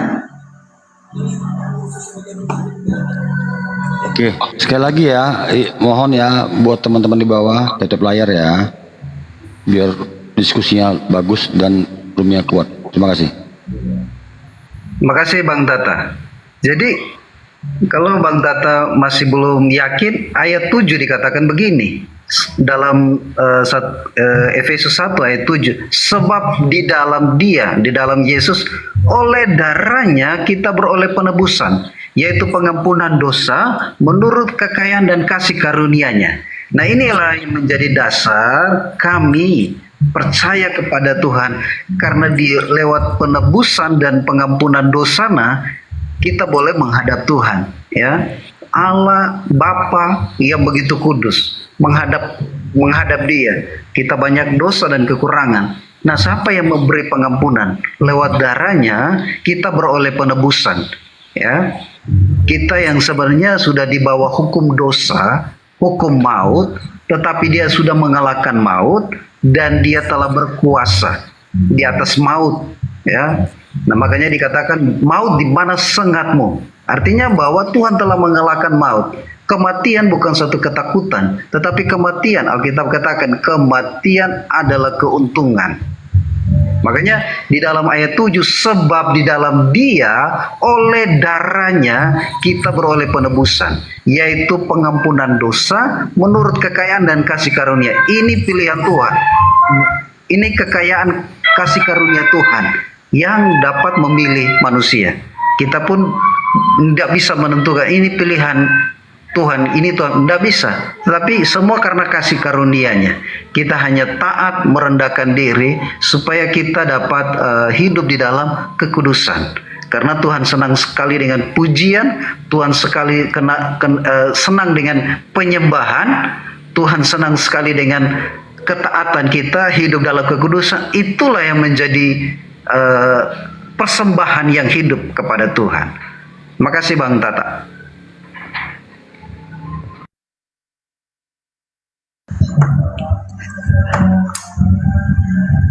Oke. Oleh darahnya. Jadi gini, Bapak Pendeta, ajaran samawi itu tidak pernah menebus dosa dengan darah manusia, itu gak ada. Pertama, yang ada itu pakai binatang yang halal untuk disembelih, kayak domba. Makanya dalam Islam itu sama seperti orang Yahudi. Kalau Yahudi ada korban, yaitu binatang, domba, bahkan nanti pokoknya sesuatu yang halal. Sedangkan membunuh ini dosa besar, membunuh manusia ini dosa besar, sehingga tidak mungkin Tuhan menebus dosa dengan darahnya manusia. Tapi kalau ajaran pagan, iya. Coba mungkin Bapak Pendeta tahu, ajaran-ajaran pagan itu apa-apa ditebus dengan darahnya manusia. Tumbal namanya. Weh, dewa marah, ya lihat matahari gelap, berarti dewa marah minta tumbal. Mau tidak mau, ajaran kepercayaan ini harus ada darah manusia yang harus dia bunuh. Banyak film-film kuno itu dewa minta tumbal itu banyak. Atau ajaran yang mengarah ke kayak gitu itu ajaran, coba ada orang ya, karena dia ada tetangganya kaya, iri dia, tiba-tiba dia pakai ajaran sesat. Apa? Tumbal, anaknya tumbal, dijadikan tumbal supaya minta kesugihan gitu ya. Nah, padahalnya rela anaknya dikorbankan. Rata-rata anak, kenapa? Karena anak ini suci. Iblis ini paling seneng kan darah manusia, terutama anak yang suci. Nah, ajaran seperti itu hanya ada di ajaran pagan. Nah, makanya kalau ajaran samawi ini, ajaran menebus dosa ini bertobat. Ya, contohnya Yesus dalam Matius 4:17. Sejak waktu itulah Yesus memberitakan, bertobatlah sebab kerajaan surga sudah dekat. Jadi tidak pernah Yesus mengatakan gini, cepat saya ini dibunuh, dengan darahku kamu akan diampuni dosanya, karena kerajaan surga sudah dekat. Kerajaan surga sudah dekat, kenapa kalian tidak membunuhku? Apakah pernah Yesus mengatakan kayak gitu? Tidak. Justru dia mengatakan bertobatlah, karena kerajaan surga sudah dekat. Maksudnya kalau kamu ingin hidup kekal di surga, ya kamu harus bertobat, banyak dosa, bertobat. Tidak pernah tebus dengan darahku, gak ada. Juga dalam Matius 18 ayat 3, aku berkata kepadamu, sesungguhnya jika kamu tidak bertobat dan menjadi seperti anak kecil ini, kamu tidak akan masuk ke dalam kerajaan surga. Jadi rata-rata ajaran samawi ini bertobat. Caranya bertobat, minta ampun. Kalau dalam Islam istighfar namanya, ampunilah gitu tuh. Makanya di dalam Lukas 11 ayat 4, dan ampunilah kami akan dosa kami, kata Yesus, sebab kami pun mengampuni setiap orang yang bersalah kepada kami, dan janganlah membawa kami dalam pencobaan. Begitu juga ajaran samawi lainnya, perjanjian lama, Keluaran 34 ayat 9, serta berkata, jika aku telah mendapat kasih karunia di hadapanmu ya Tuhan, berjalanlah kiranya Tuhan di tengah-tengah kami, sekalipun bangsa ini suatu bangsa yang tegar tengkuk, tetapi ambillah kami menjadi milikmu. Begitu juga Mazmur 79 ayat 9. Jadi caranya menebus dosa ini bertobat, karena Tuhan ini Maha Pemaaf. Mana datanya? 1 Yohanes 1 ayat 9. Allah adalah setia, adil, sehingga Ia akan mengampuni segala dari segala kejahatan. Jadi cara dosa ini, ya, yang ketika yang terakhir, pembunuhan Yesus ini kok bisa dianggap sebagai dosa, padahal keinginan Tuhan, keinginan iblis. Kalau taubat ini kan keinginan Tuhan. Bahkan Yesus sendiri mengatakan, bertobatlah kepada Allah. Ini keinginan Tuhan melalui Yesus. Begitu juga umat Islam, beristighfarlah. Itu perintah Allah lewat Al-Quran. Innallaha yaghfiru dzunuba jami'a innahu huwal ghafurur rahim. Sedangkan pembunuhan Yesus ini keinginan iblis. Kok bisa iblis mengampuni dosa dengan darah? Kecuali Yesus dibunuh ini keinginan Tuhan. Tapi nyatanya coba Yohanes 8:44, iblislah yang menjadi bapakmu, dan kamu ingin melakukan keinginan-keinginan bapakmu, yaitu iblis. Ia adalah pembunuh manusia sejak semula. Coba, keinginan iblis kan? Makanya bagaimana caranya iblis membunuh Yesus? Di antaranya Yohanes 13 ayat 2. Mereka sedang makan bersama dan iblis telah membisikkan rencana dalam hati Yudas Iskariot, anak Simon, untuk mengkhianati dia. Jadi Yesus mati ini keinginan iblis. Iblislah bapakmu karena kalian ingin melakukan keinginan-keinginan bapakmu. Dialah pembunuh manusia sejak semula. Nah, makanya iblis membunuh Yesus pakai Yudas.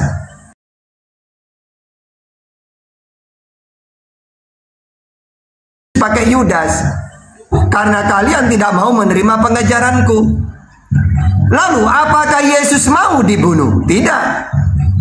Yesus ini pergi menghindar. Andaikan dia menebus dosa dengan darahnya, kenapa dia melarikan diri?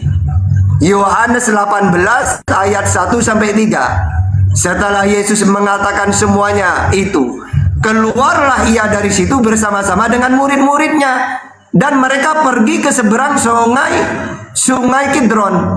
Di situ ada suatu taman, dan ia masuk ke taman itu. Begitu juga di dalam Lukas 13 ayat 33. Dia pergi dari pembunuhan itu, tidak mau dia. Tetapi hari ini dan besok dan lusa, aku harus meneruskan perjalananku. Sebab tidaklah semestinya seorang nabi dibunuh kecuali tidak di Yerusalem. Jadi sadar dirinya mau dibunuh karena seorang nabi. Gitu loh. Karena kata Yesus dalam Markus 6 ayat 4, beginilah seorang nabi, bukan Tuhan. Bukan gini, beginilah seorang Tuhan, bukan gitu. Tapi beginilah seorang nabi, diterima di mana-mana kecuali tempat tinggalnya. Makanya dia pergi, dia menghindar dari pembunuhan itu. Begitu juga dalam Markus 14:21. Anak manusia memang akan pergi sesuai dengan yang ada tertulis tentang dia. Akan tetapi celakalah orang yang olehnya akan manusia itu diserahkan. Ini secara pemahaman. Aku harus pergi menghindar dia dari pembunuhan.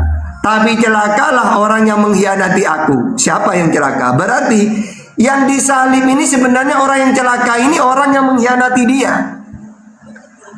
Yang terakhir, dia bukan hanya pergi, Pak, tapi dia juga berdoa. Ya, dalam Matius 26:38. Ya, atau Matius 39. Bahkan meminta murid-muridnya berjaga-jaga. Matius 26:40. Bahkan dia ketakutan sehingga meminta berjaga-jaga. Di dalam 41 gitu ya. Kalau dia memang menebus dosa dengan darahnya, ngapain dia mengatakan bahwa kalian ingin membunuhku mengikuti perintah iblis? Yang kedua, ngapain dia melarikan diri? Jadi tidak sesuai gitu loh. Kalau dengan darahnya dia mati menebus dosa tidak sesuai. Pertama, karena pembunuhan itu keinginan iblis. Yang kedua, dia menghindar dari pembunuhan itu. Kok bisa? Ini yang terakhir biar masuk akal ya. Mana mungkin Bapak Pendeta, iblis ingin manusia ditebus dosa? Tidak mungkin kan? Kita tahu misalnya Yesus sudah memberitahu dengan darahnya manusia ditebus dosanya. Kira-kira iblis akan membantu nggak? Tidak mungkin. Andaikan Yesus ini dengan darahnya benar-benar menebus dosa, pasti iblis tidak akan membantu untuk membunuh Yesus. Kan bodoh kan iblis kalau dia membunuh Yesus, padahal dia tahu dengan darahnya Yesus dosanya manusia diampuni. Ya gak mungkin. Maunya iblis ini justru manusia berdosa supaya kekal di neraka. Kok bisa? Iblis malah membantu menebus dosa. Kan tidak mungkin. Itu secara akal kalau kita pakai data dan pakai logika. Gak nyambung. Gitu ya. Silakan. Ya, makin seru ya diskusinya. Saya ingat perkataan Yesus ya, sedikit Pak Ustadz ya, Pak Pendeta ya. Kata Yesus di Matius 9:13, yang ku kehendaki ialah belas kasihan, bukan persembahan. Lanjut Pak Pendeta.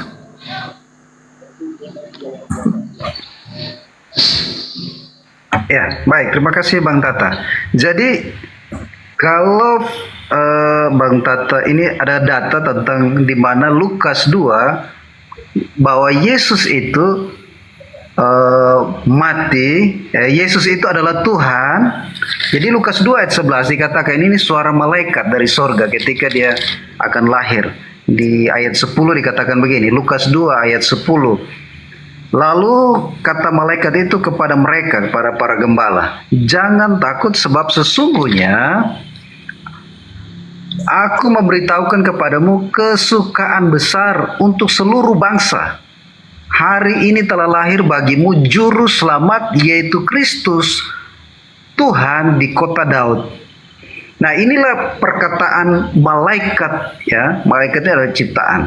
Perkataan malaikat ini adalah satu kesukaan besar, satu sukacita besar karena juru selamat Kristus Tuhan ya di kota Daud. Nah, kematian Tuhan Yesus adalah kehendak Bapa ya. Mungkin saya meluruskan bahwa bukan kehendak iblis karena ada data. Yohanes 3:16, karena begitu besar kasih Allah akan dunia ini sehingga menurunkan anaknya yang tunggal supaya setiap orang percaya kepadanya tidak binasa melainkan beroleh hidup yang kekal.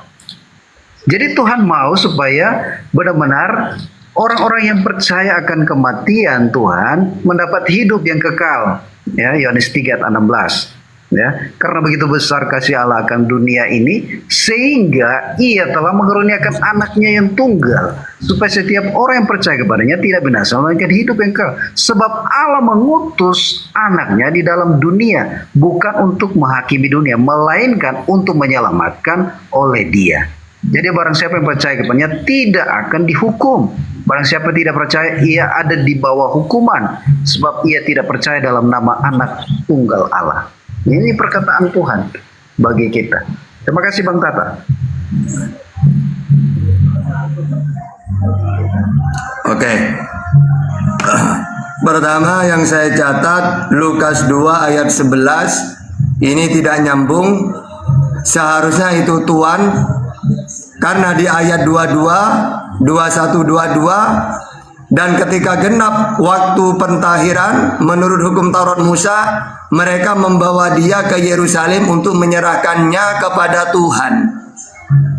Kenapa kok itu yang cocok Tuhan atau Sayyid? Tuhan ini telah lahir, ya, telah lahir di kota Daud. Yesus Kristus Tuhan di kota Daud.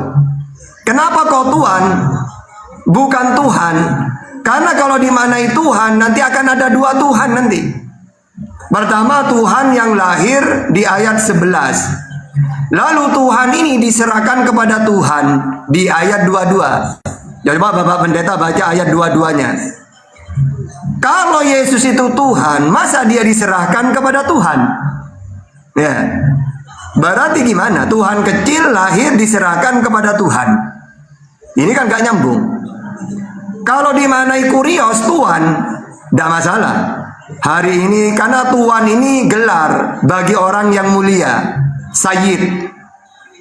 Jadi kalau gini, Tuhan Yesus lahir di kota Daud misalnya. Lalu nanti di ayat 21-22 Tuhan ini diserahkan kepada Tuhan. Nyambung.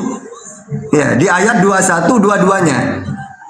Maka ini perlu diteliti lagi, ada Tuhan lahir lalu diserahkan kepada Tuhan.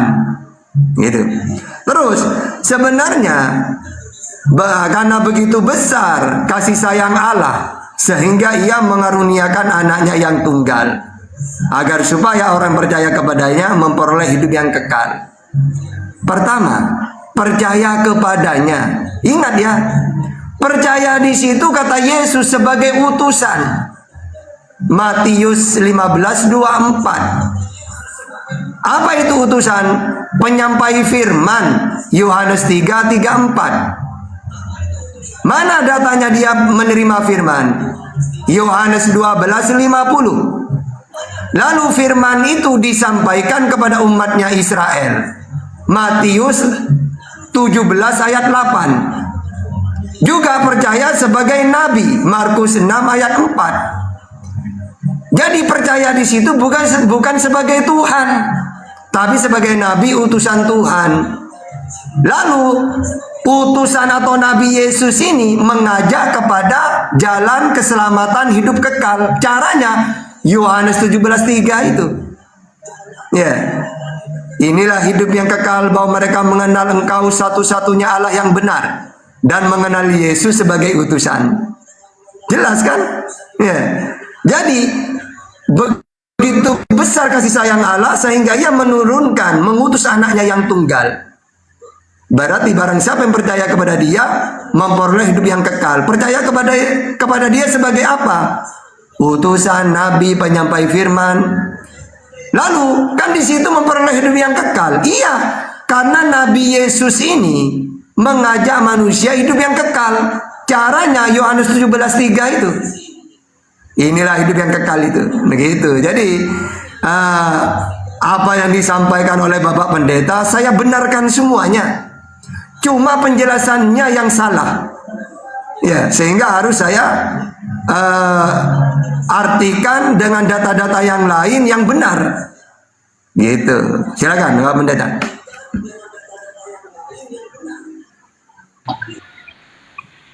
Ya, terima kasih Bang Tata. Jadi kalau ini merupakan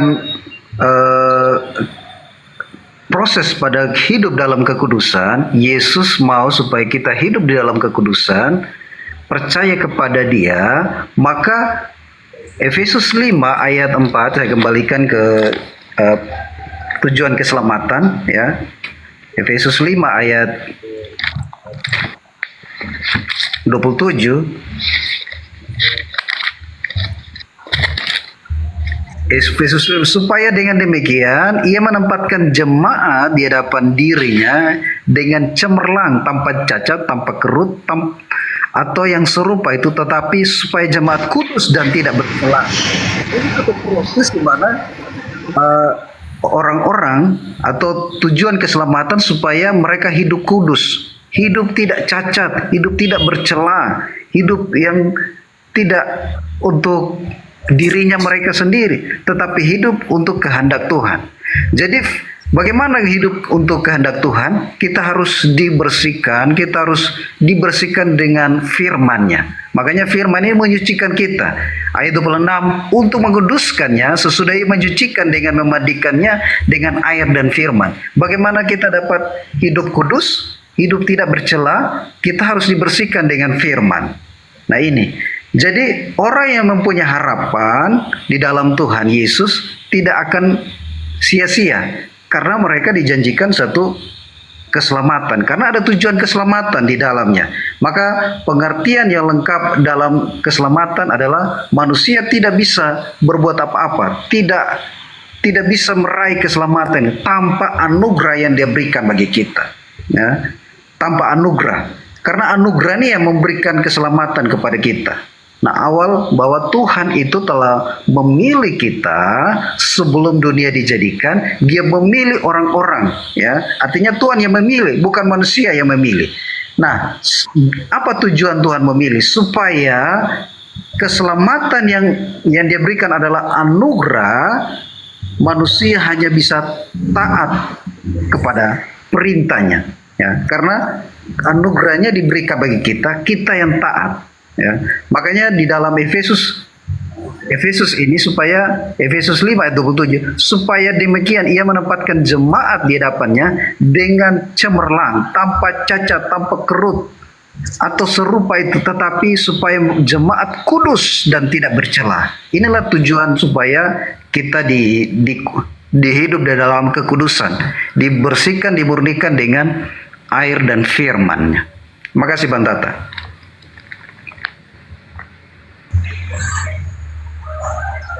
Oke.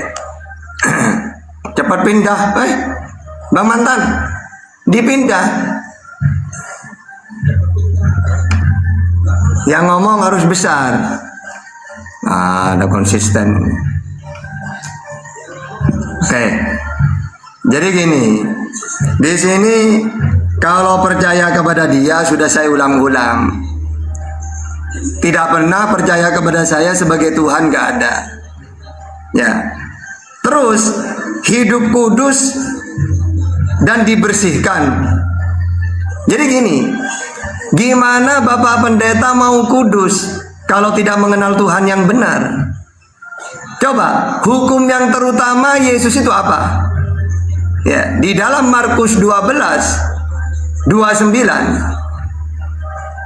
hukum yang terutama, dengarlah hai Israel, Tuhan Allah kita, Tuhan itu Esa.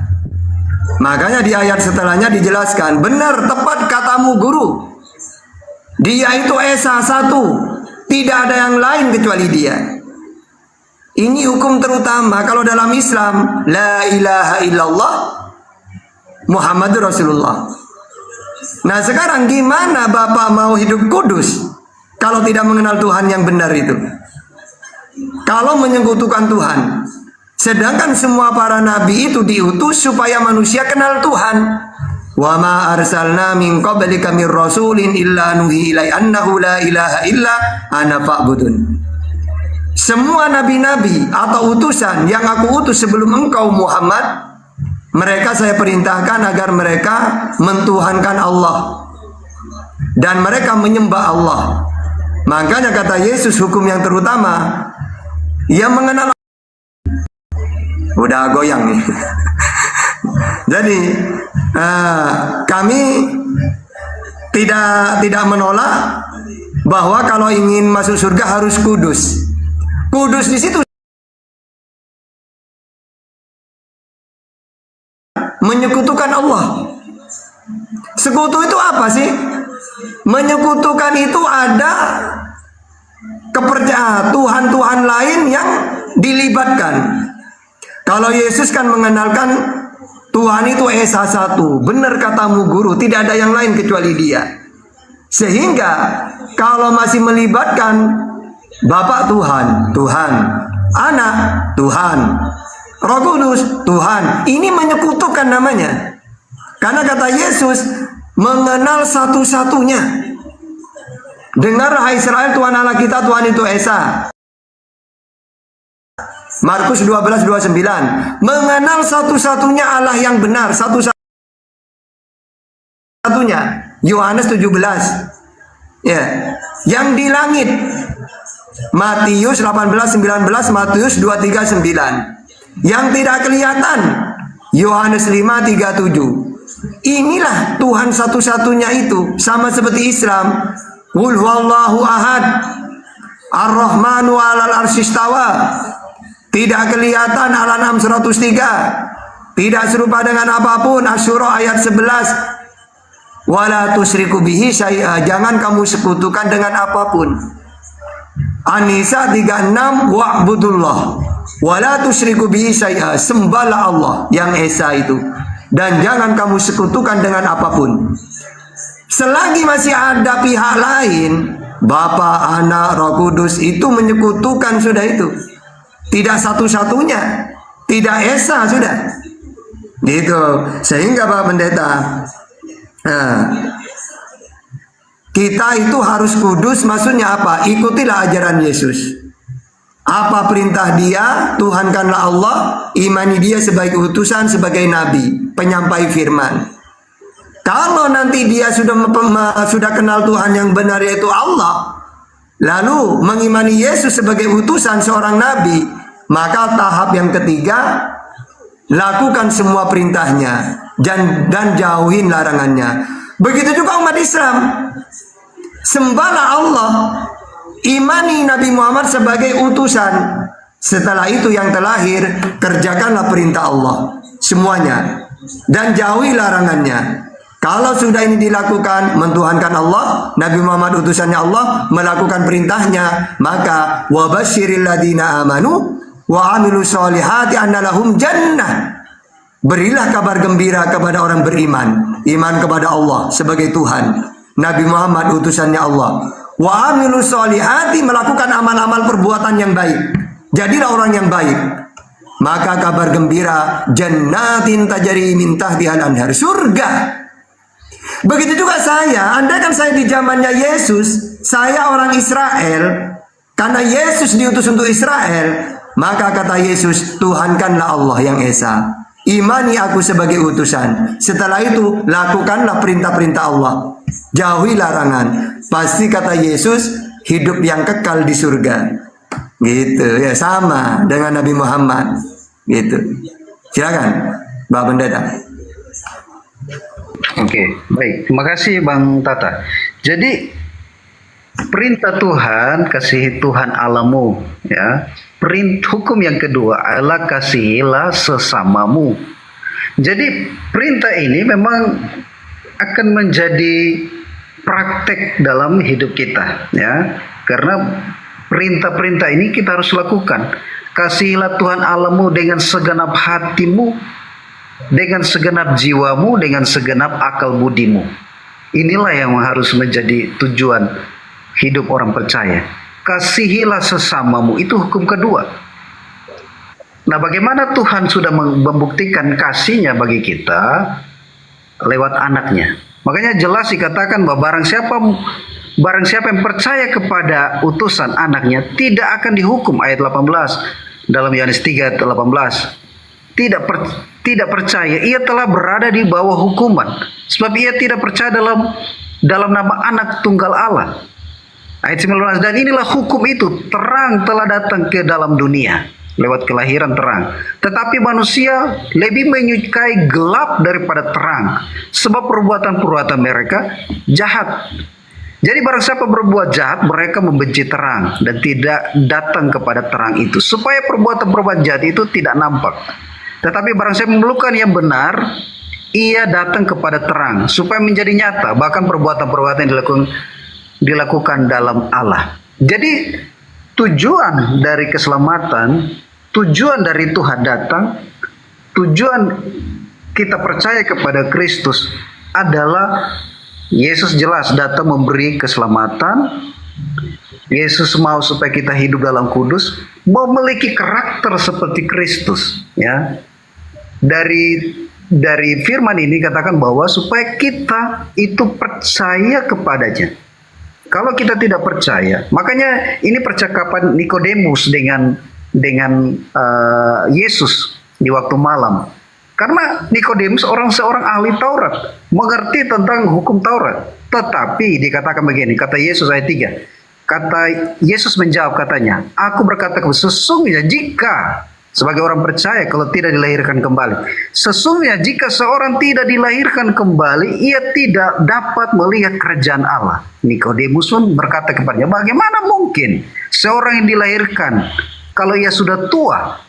Dapatkah ia masuk kembali dalam rahim ibunya dan dilahirkan kembali? Ini pikiran akal manusia. Jawab Yesus, aku berkata kepadamu sesungguhnya jika seorang tidak dilahirkan dari air dan roh, ia tidak dapat masuk dalam kerajaan Allah. Ayat 6, apa yang dilahirkan dari daging adalah daging, dan apa yang dilahirkan roh adalah roh.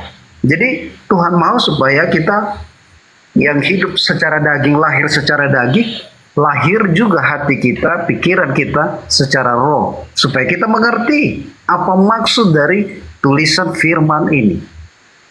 Silakan Pak Tata.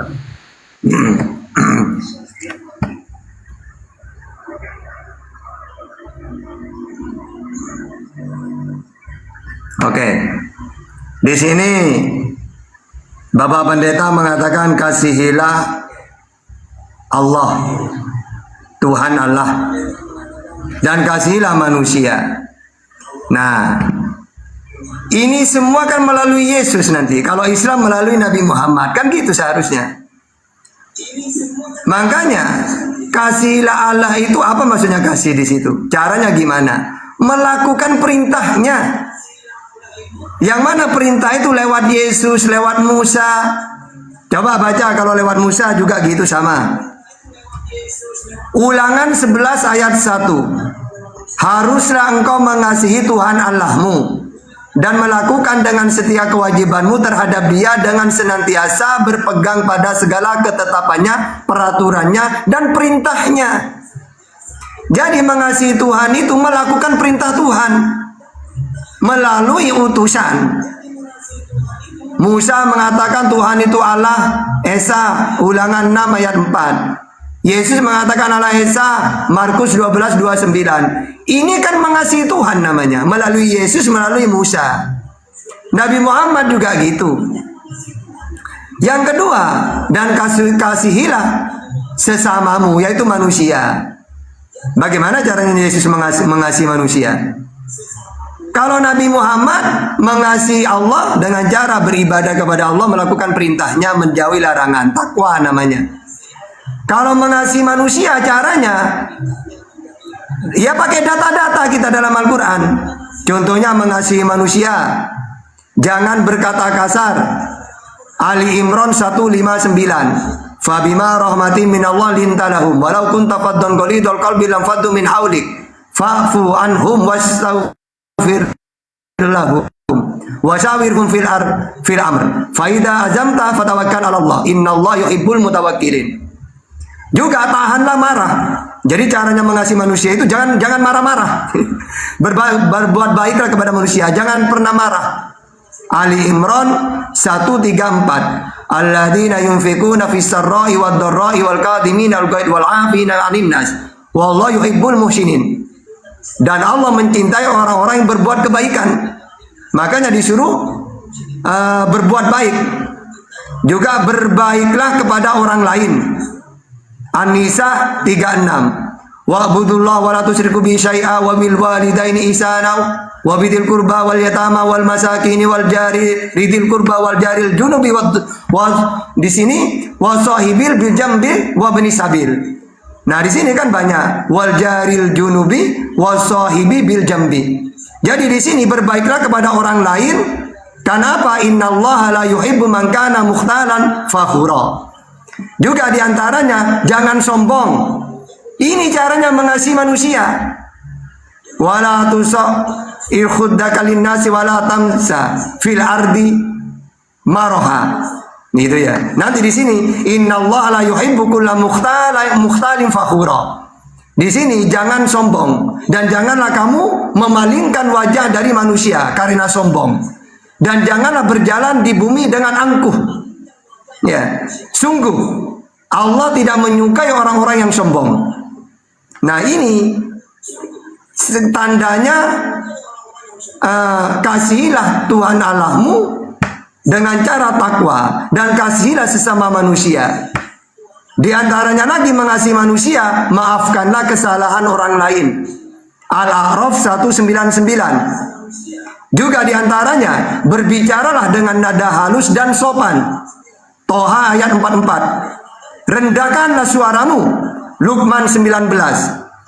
Jangan mengejek orang lain. Al-Hujurat ayat 11. Berbaktilah kepada orang tua. Al-Isra ayat 23. Inilah cara di dalam Islam lengkap. Kasihilah Tuhan Allahmu dengan takwa, melakukan perintah Allah, menjauhi larangannya, beribadah kepadanya.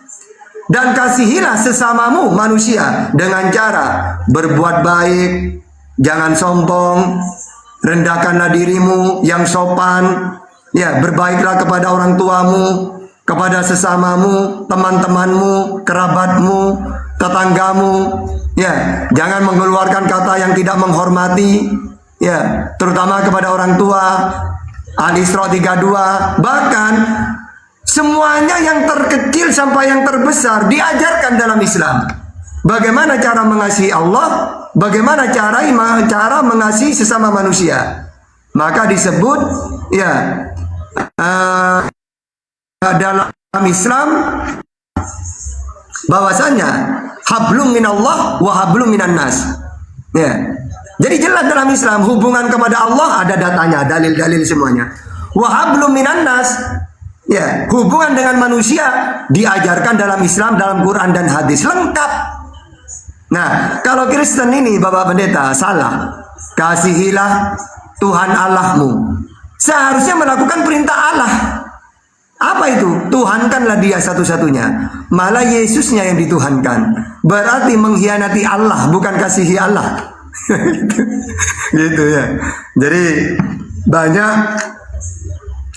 kesalahpahaman di dalam memahami Bible tentang kasihilah Allah dan kasihilah sesama manusia. Gitu. Kalau Islam sangat detail bagaimana caranya mengasihi Allah dan bagaimana caranya mengasihi semua manusia. Gitu. Silakan lanjut, Pak Pendeta. Ya. Makasih Bang Tata. Jadi keselamatan itu adalah di dalam Yesus yang kami percaya, karena sudah dijelas bahwa lewat kasih Tuhan akan dunia ini, bahwa kami tetap percaya bahwa Yesus adalah tujuan. Nah, keselamatan ini adalah anugerah. Keselamatan adalah anugerah yang Tuhan berikan bagi kita, ya. Jadi semata-mata anugerah, ya.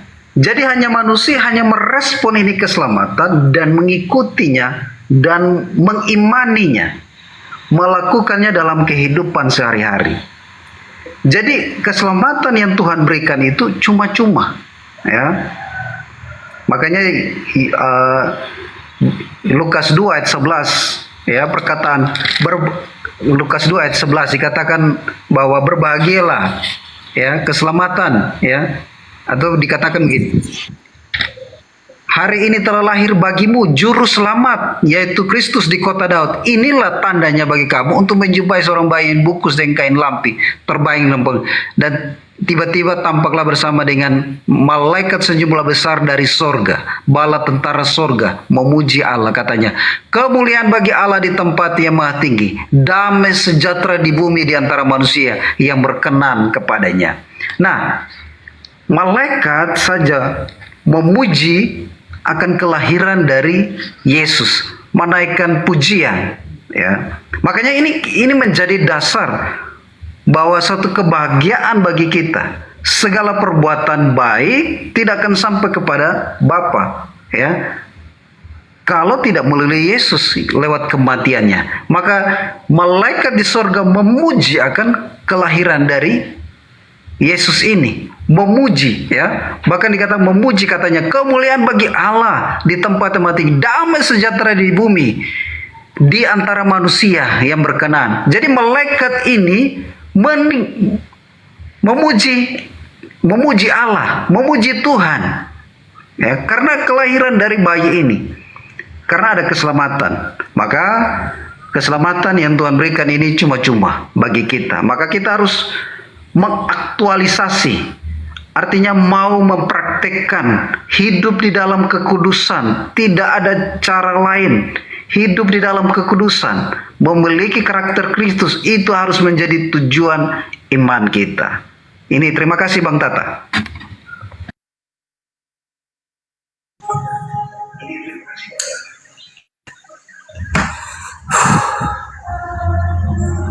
Moderator.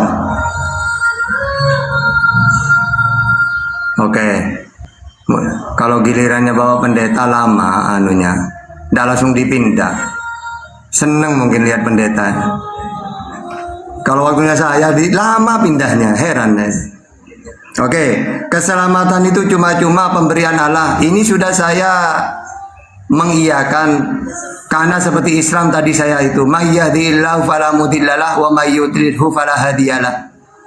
Jadi hidayah itu dari Allah, pemberian dari Allah.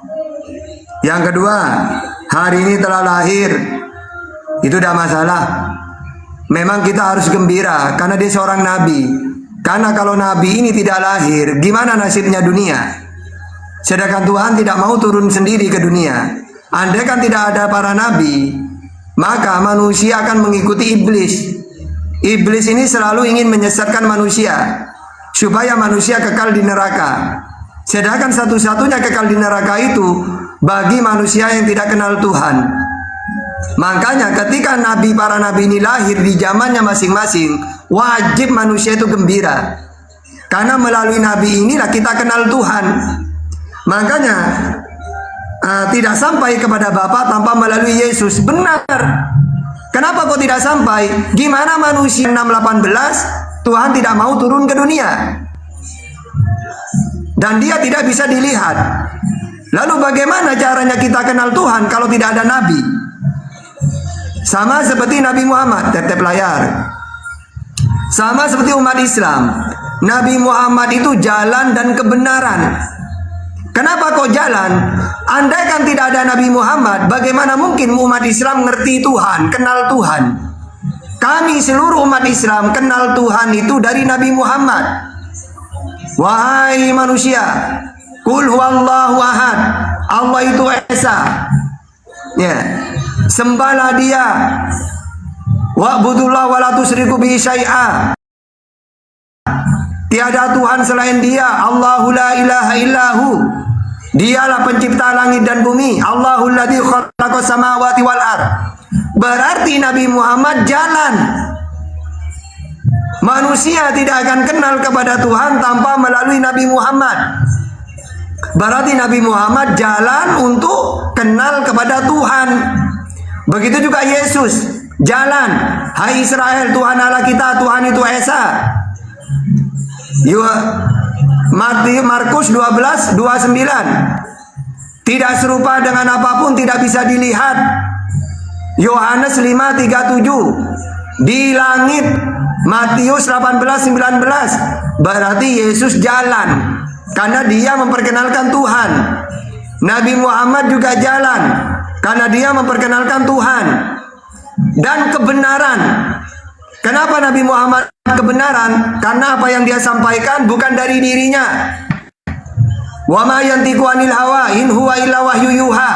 Apa yang aku sampaikan ini adalah wahyu, firman-Nya Allah. Berarti kebenaran. Begitu juga Yesus kebenaran. Karena apa yang disampaikan bukan dari dirinya. Ajaranku bukan dari diriku sendiri, tapi dari Allah yang mengutus aku. Yohanes 7 ayat 16. Berarti Nabi Muhammad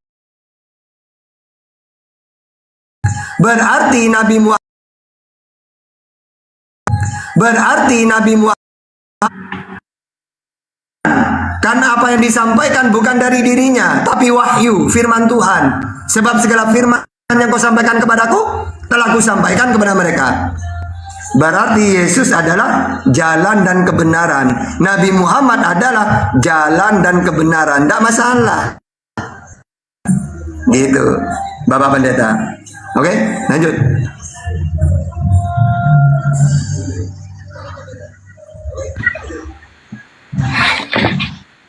Ya, terima kasih Bang Tata. Jadi proses pengudusan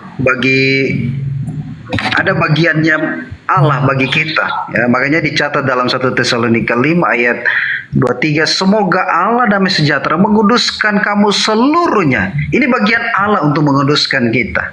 Ya, lewat kelahiran baru, lewat keimanan percaya, Allah menguduskan kita. Jadi Allah ini mau supaya kita itu taat, tunduk. Makanya dikatakan dalam Filipi 2 ayat 13 ya.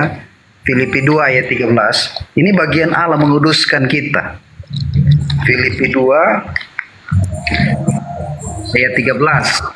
Dikatakan begini, karena Allah lah yang mengerjakan di dalam kamu baik kemauan untuk pekerjaan menurut kerelaannya. Jadi lakukanlah segala sesuatu yang tidak bersungguh-sungguh dan berbantah-bantahan supaya kamu tidak beraib.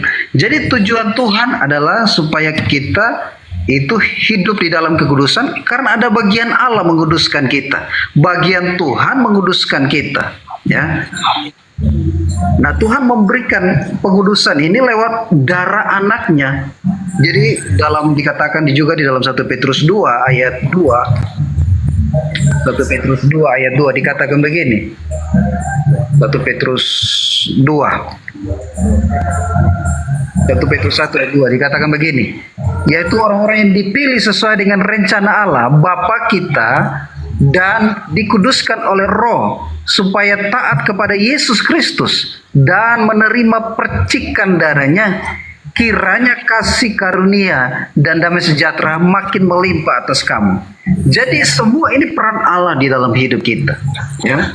Lewat darahnya, lewat percikan darahnya, lewat ketaatan kita kepada Tuhan, lewat iman kita percaya kepada Yesus, maka kasih karunia pengudusan Allah turun atas hidup kita. Juga ada di 1 Yohanes 1 ayat 7. 1 Yohanes 1 ayat 7. Bagaimana Allah menguduskan kita. 1 Yohanes 1 ayat 7. Tetapi jika kita hidup di dalam terang sama seperti Dia di dalam terang, maka kita beroleh persekutuan dengan seorang yang akan lain. Dan darah Yesus anaknya itu menyucikan kita daripada segala dosa.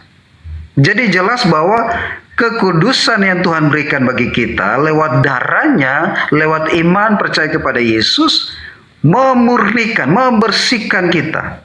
Jadi itu Bang Tata. Terima kasih.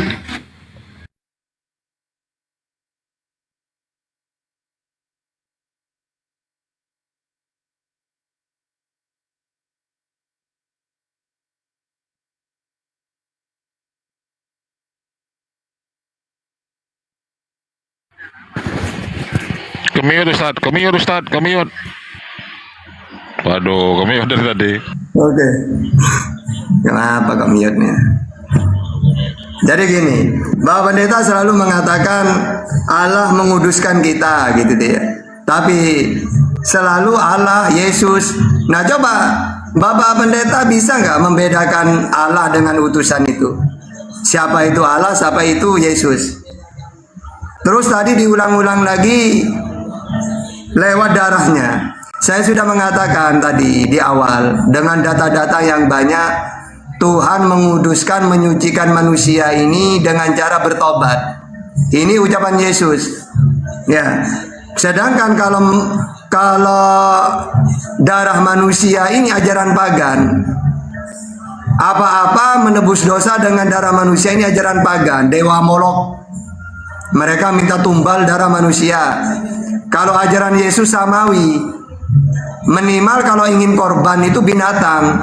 Jadi Bapak Pendeta harus bisa membedakan apa itu tumbal, apa itu korban. Kalau korban ini samawi, binatang. Kalau tumbal darah manusia. Ya. Nah, bedanya kalau samawi tumbal binatang, kalau pagan tumbal ini darah manusia. Sedangkan membunuh manusia dosa besar dalam ajaran samawi. Sehingga ajaran samawi ini pasti menebus dosa ini dengan bertobat. Tadi data-datanya banyak sudah saya jelaskan. Ya. Terus tadi disampaikan harus taat kepada Yesus.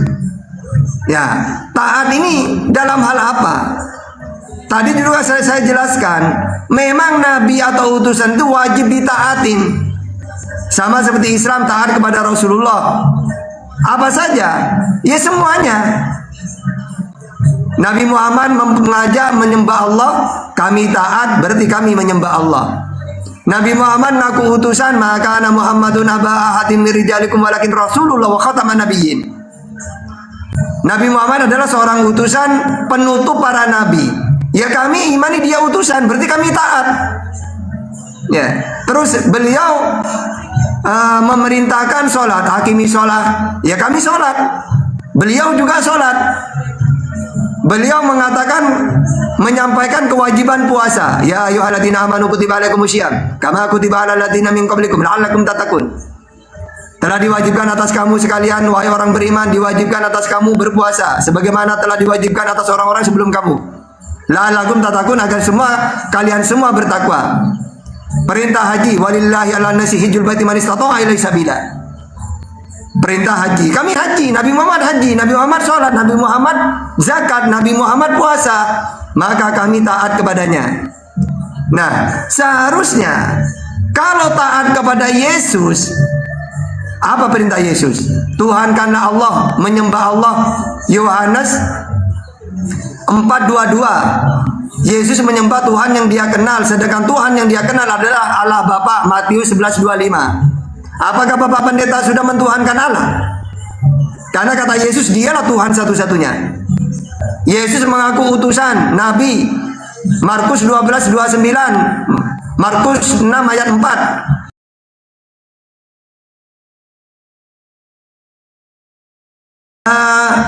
Saya tidak menyangka bahwa para nabi itu harus ditaatin.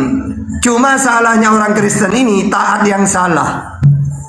Seorang nabi diposisikan sebagai Tuhan, gitu ya. Sedangkan Tuhan yang mengutus nabi tersebut diduakan. Nah, ini yang salah. Makanya tadi selalu saya bilang ke Bapak Pendeta, ada nggak satu data saja bahwa kalau ingin hidup kekal di surga mentuhankan Yesus, satu saja. Tapi kalau mengakui Yesus sebagai utusan, banyak datanya. Kata Yesus, kalau kamu ingin hidup yang kekal, tuhankanlah Allah satu-satunya dan imani Yesus sebagai utusan. Ini banyak datanya.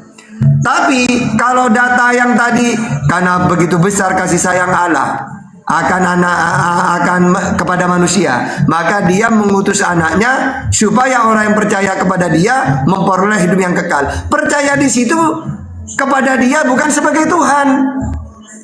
Kok bisa bukan sebagai Tuhan? Karena Yesus sudah memperkenalkan Tuhan yang benar, yaitu Allah. Matius 11:25. Dirinya utusannya Allah. Matius 15:24. Berarti bagi percaya yang kepada dia memperoleh hidup yang kekal, percaya sebagai utusan seorang nabi penyampai firman, bukan sebagai Tuhan. Karena Tuhan yang benar sudah dia kenalkan, yaitu Allah Bapa. Gitu ya. Bapak Pendeta, silakan dulu. Oke. Terima kasih Bang Tata ya. Jadi bagaimana Yesus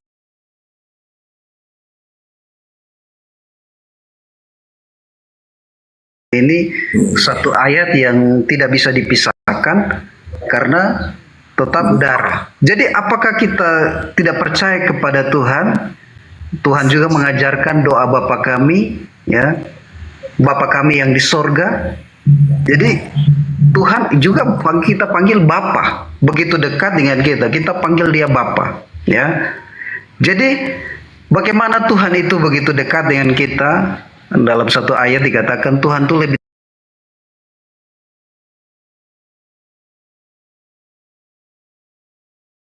dekat dari baju yang kita pakai, ya. Jadi artinya bahwa Tuhan itu begitu dekat. Tetapi respon kita adalah harus percaya, ya. Tuhan yang memberi sarana pengudusan lewat darahnya. Sudah dicatat dalam 1 Petrus 1 ayat 2, 1 Petrus 1 ayat 2 dikatakan, yaitu orang-orang yang dipilihnya sesuai dengan rencana Allah. Ya. Sesuai dengan rencana Allah Bapa kita yang dikuduskan oleh Roh supaya taat kepada Yesus Kristus, yang menerima supaya menerima percikan darahnya, ya. Kiranya kasih karunia sejahtera makin melimpah. Nah, ini bagian ini kita tidak bisa pisahkan. Jadi Allah mau supaya firman ini yang menjadi manusia benar-benar memberikan satu keselamatan. 1 Yohanes 1 ayat 7 dikatakan begini. Maksud semua ini adalah untuk memberi bukti kemurnian iman yang jauh lebih tinggi dari nilai-nilai pada emas yang fana. Jadi firman ini adalah emas yang lebih dari emas, yang diuji kemurniannya dengan api, sehingga kamu memperoleh puji-pujian dan kemuliaan dan kehormatan pada hari Yesus menyatakan dirinya. Nah ini, jadi Yesus akan, yang mati akan bangkit,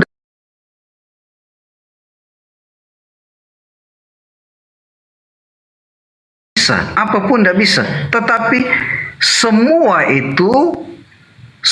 itu hanya kemuliaan Tuhan yang dapat nampak nyata dalam kehidupan. Jadi dikatakan bahwa itu maksud semua itu ialah untuk membuktikan kemurnian iman yang jauh lebih tinggi dari nilainya daripada emas yang fana, yang diuji kemurniannya ya, dengan api, sehingga kamu memperoleh puji-pujian dan kemuliaan dan kehormatan daripada pada hari Yesus menyatakan dirinya. Jadi ini menjadi dasar iman ketika Tuhan, kita menjadi dasar percaya kita kepada darahnya yang tertumpah bagi kita, penebusannya bagi kita lewat darahnya. Ini membuat bawa kita kepada keselamatan. Nah, makanya Yohanes 15 ayat 3 dikatakan begini. Yohanes 15 ayat 3.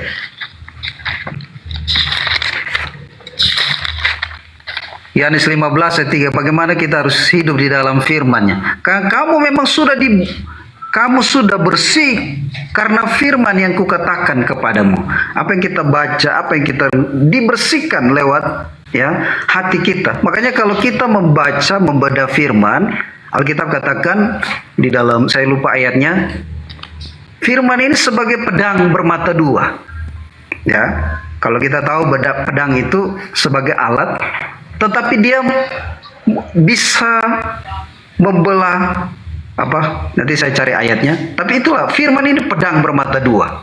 Ya. Jadi kalau saya juga salah, saya juga akan dipotong dengan pedang itu. Gitu. Jadi Allah mau supaya kita benar-benar hidup di dalam kepercayaan yang sungguh, ketaatan yang sungguh. Galatia 5 supaya kita hidup di dalam roh, ya, bukan hidup di dalam daging. Galatia 5 ayat 22. Dikatakan begini, Galatia 5. Kalau kita hidup di dalam Galatia, ini Efesus. Galatia 5 ayat 22. Tetapi buah roh ialah kasih, damai sejahtera, kesabaran, kemurahan, kebaikan, kesetiaan, kelemah lembutan, penguasaan diri. Tidak ada hukum yang menentang hal-hal itu.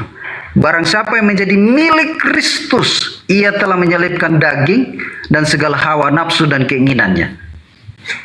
Jadi ini yang Tuhan mau supaya kita benar-benar dimurnikan lewat firman, lewat darahnya, lewat pengudusannya. Jadi Allah ada bagian proses untuk menguduskan kita. Kitalah yang harus merespon ini. Ini bagian firman Tuhan. Makasih Bang Tata.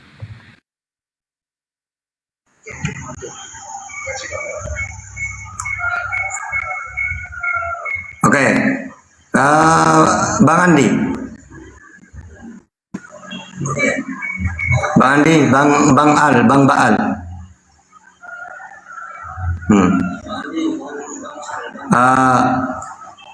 Apa namanya penutupan itu, apa namanya? Ya Pak Ustaz. Closing statement.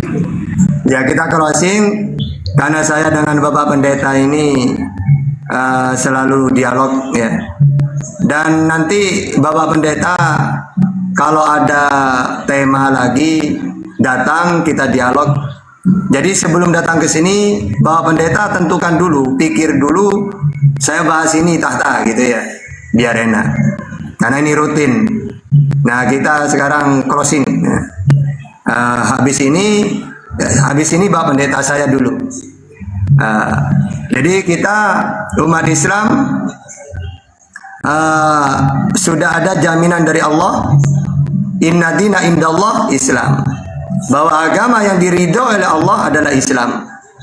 Wa may yabtaghi ghairal islami dinan fala yuqbala min wa huwa fil akhirati minal khasirin. Barang siapa mencari agama selain agama Islam, maka sekali-kali tidaklah akan diterima agama itu. daripadanya, dan dia di akhirat termasuk orang-orang yang rugi. Jadi kenapa kok Islam itu agama yang benar? Karena inilah agama yang diteruskan dari nabi-nabi terdahulu, terutama Abraham ya. Karena dalam Islam dijelaskan, am kuntum syuhada id hadara yaqubal maut. Am kuntum syuhada id hadara yaqubal maut. Qala li banihi ma ta'buduna min ba'di. Qalu na'budu ilahaka wa ilaha abaika Ibrahim wa Ismail wa Ishaq ilaha wahida wa nahnu lahu muslimun. Ya, jadi di situ Nabi Muhammad ini mengikuti Nabi Ibrahim, Ismail, Isa, Yakub, yaitu milah Ibrahim yang hanif. Makanya di dalam An-Nahl ayat 123, summa wahayna ilaika an tabi millata Ibrahim hanifa wa ma kana minal musyrikin. Kemudian kami wahyukan kepada Nabi Muhammad, ikutilah agama Ibrahim yang lurus, yaitu tauhid. Dan dia bukanlah termasuk orang yang musyrik. Maksudnya musyrik itu orang yang menyekutukan. Makanya agama ini yang terbaik daripada agama-agama yang lain. Karena ini meneruskan, Islam ini meneruskan agama tauhid yang dibawa semua para nabi. Sehingga inilah agama yang terbaik sesuai An-Nisa 125. Wa man ahsanu dinan mimman aslama wajhahu lillah wa huwa muhsinun wattaba'a millata Ibrahim hanifa. Dan siapakah yang lebih baik agamanya daripada orang yang dengan ikhlas berserah diri kepada Allah, sedang dia mengerjakan kebaikan dan mengikuti agamanya Ibrahim. Makanya turun-temurun ajaran ini diteruskan oleh Musa, Tuhan yang Esa, diteruskan Yesus, diteruskan Nabi Muhammad. Makanya berbahagialah kita sebagai umat Islam, karena inilah agama yang diridho oleh Allah. Nah, sehingga umat Islam, kenapa harta tertinggi yang kita miliki itu adalah iman Islam? Karena iman Islam inilah penentu yang menyebabkan kita kekal di surga, gitu loh. Sehingga semua para nabi pasti mengajarkan tauhid, mengajarkan iman. Makanya umat Islam selalu ketika ada kiai, misalnya kiai itu kalau ceramah pasti kalimatnya gini: mari kita panjatkan puja dan puji syukur kehadirat Allah Subhanahu wa taala atas nikmat-nikmatnya, yaitu nikmat iman wal Islam. Kenapa nikmat ini bukan harta, bukan uang, bukan rumah? Karena rumah, harta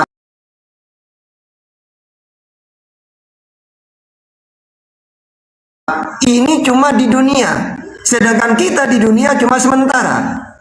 Sehingga yaitu nikmat iman wal Islam. Coba, apa gunanya kita kaya terus seperti istana rumah, tapi tidak ada iman di dalam hati kita? Maka kita akan kekal di neraka nantinya. Sehingga harta kita bagi umat Islam, walaupun dia miskin semiskin-miskinnya, kalau dia sadar bahwa dalam hatinya ada iman, maka bagi kita sangat bahagia. Ya, karena kunci hidup itu apa? Allah menghidupkan di dunia kita ini untuk apa? Wa ma khalaqtul jinna wal insa illa liya'budun. Jadi tujuan kita dihidupkan itu ibadah. Setelah itu nanti di surga tinggal memetik hasil dari ibadah itu. Makanya surga itu taman, tempat kenikmatan, kesenangan dari hasil dari perbuatan kita di dunia. Di dunia kita diberi perintah oleh Allah, waktunya enak-enak sholat, puasa, haji. Nah, tapi nanti balasannya surga nanti, gitu loh. Makanya ajaran samawi itu fastabiqul khairat. Ada perintah-perintah apa? Berlomba-lomba dalam kebaikan. Ada perintah sholat, ibadah. Kalau Yahudi 3 waktu, kita umat Islam 5 waktu. Kenapa kok banyak perintah larangan, ada ibadah? Karena kita tujuan di dunia ini dihidupkan. Wa ma khalaqtul jinna wal insa illa liya'budun. Tujuannya itu ibadah kepada Allah. Sedangkan surga hasil dari pekerjaan kita di dunia ini. Makanya dulu Rasulullah itu ketika tidak ada kewajiban sholat, kan Rasulullah diutus tidak langsung ada kewajiban sholat, tidak. Hampir 10 tahun baru ada perintah sholat. Apa kata orang Yahudi? Wahai Muhammad, katanya kamu seorang utusan, tapi kenapa kau tidak ada perintah sholat? Yang saya tahu ajaran Samawi itu semuanya di Israel ada perintah sholat. Kamu Nabi kok tidak ada sholatnya? Akhirnya oleh Allah diberi kewajiban sholat lebih dahsyat. Apa? Awalnya 50 waktu, turun menjadi 5. Tapi 5 ini di atas mereka. Pernah juga Nabi Muhammad dibully. Muhammad, katanya kamu utusan, kok tidak ada puasa? Akhirnya oleh Allah diberi perintah puasa lebih dahsyat. 1 bulan penuh, bulan Ramadan. Lagi-lagi mengalahkan mereka. Jadi ajaran Samawi ini memang harus ada perintah-perintah ibadah. Coba ajaran di luar Samawi, ada gak perintah-perintah kayak gitu? Mau masuk surga, tapi tidak ada ibadah. Nah gimana mau masuk surga? Sedangkan ajaran Samawi ini ada perintah-perintah, ditentukan waktunya, seperti ibadah itu. Jadi yang masuk akal ini ajaran Samawi ini, yaitu ajaran mulai dari Abraham, Isa, Yakub, Ismail sampai ke Nabi Muhammad. Karena Nabi Muhammad, kenapa kok ajaran Samawi? Karena beliau juga keturunan dari Abraham melalui Ismail. Muhammad bin Abdullah, Abdul Muthalib, Hasim, Abdi Manaf, Qusay bin Kilab, Muraka, Ablu, Aigoli, Fihir, Malik, Kinana, Huzaimah, Mudrika, Ilyas, Mudoni, Jarma'an, Adnan, Ud, Mukawim, Nahur, Tira, Ya'rub, Yasjub, Nabid, Ismail, Ibrahim. Sehingga beliau juga anitabi millata Ibrahim Hanifah. Ikutilah agama nenek moyangmu Abraham yang lurus, yaitu tauhid. Gitu ya. Jadi seperti itu Bapak Pendeta, terima kasih atas dialognya. Ini sudah sekian kalinya kita berdialog bareng. Silakan penutup dari Bapak Pendeta, saya persilakan. Monggo. Ya. Terima kasih Pak. Ya, silakan closing statement Pak Pendeta ya. Ya, terima kasih ya. Terima kasih Pak. Bukan menanggapi tapi closing statement ya. Ya. Iya. Jadi pada dasarnya adalah iman yang menyelamatkan kita. Iman yang menyelamatkan kita. Mari kita terus beriman, kita terus menjaga hubungan yang baik, karena firman katakan kasihilah Tuhan Allahmu, kasihilah sesamamu. Lewat dialog diskusi yang baik ini, saya berterima kasih kepada Bang Tata, Bang Arif, Bang Anggur, Bang Mantan, Bang Yans yang sudah terima kasih sudah mendukung ya. Bang Arif terima kasih, orangnya baik hati, selalu undang. Mohon maaf kalau ada kata-kata yang salah, menyinggung, mohon maaf. Dan terima kasih buat Bang Tatan, terima kasih, biarlah terus pelayanannya terus atau dakwanya terus mantap ke depan. Terima kasih, Tuhan berkati.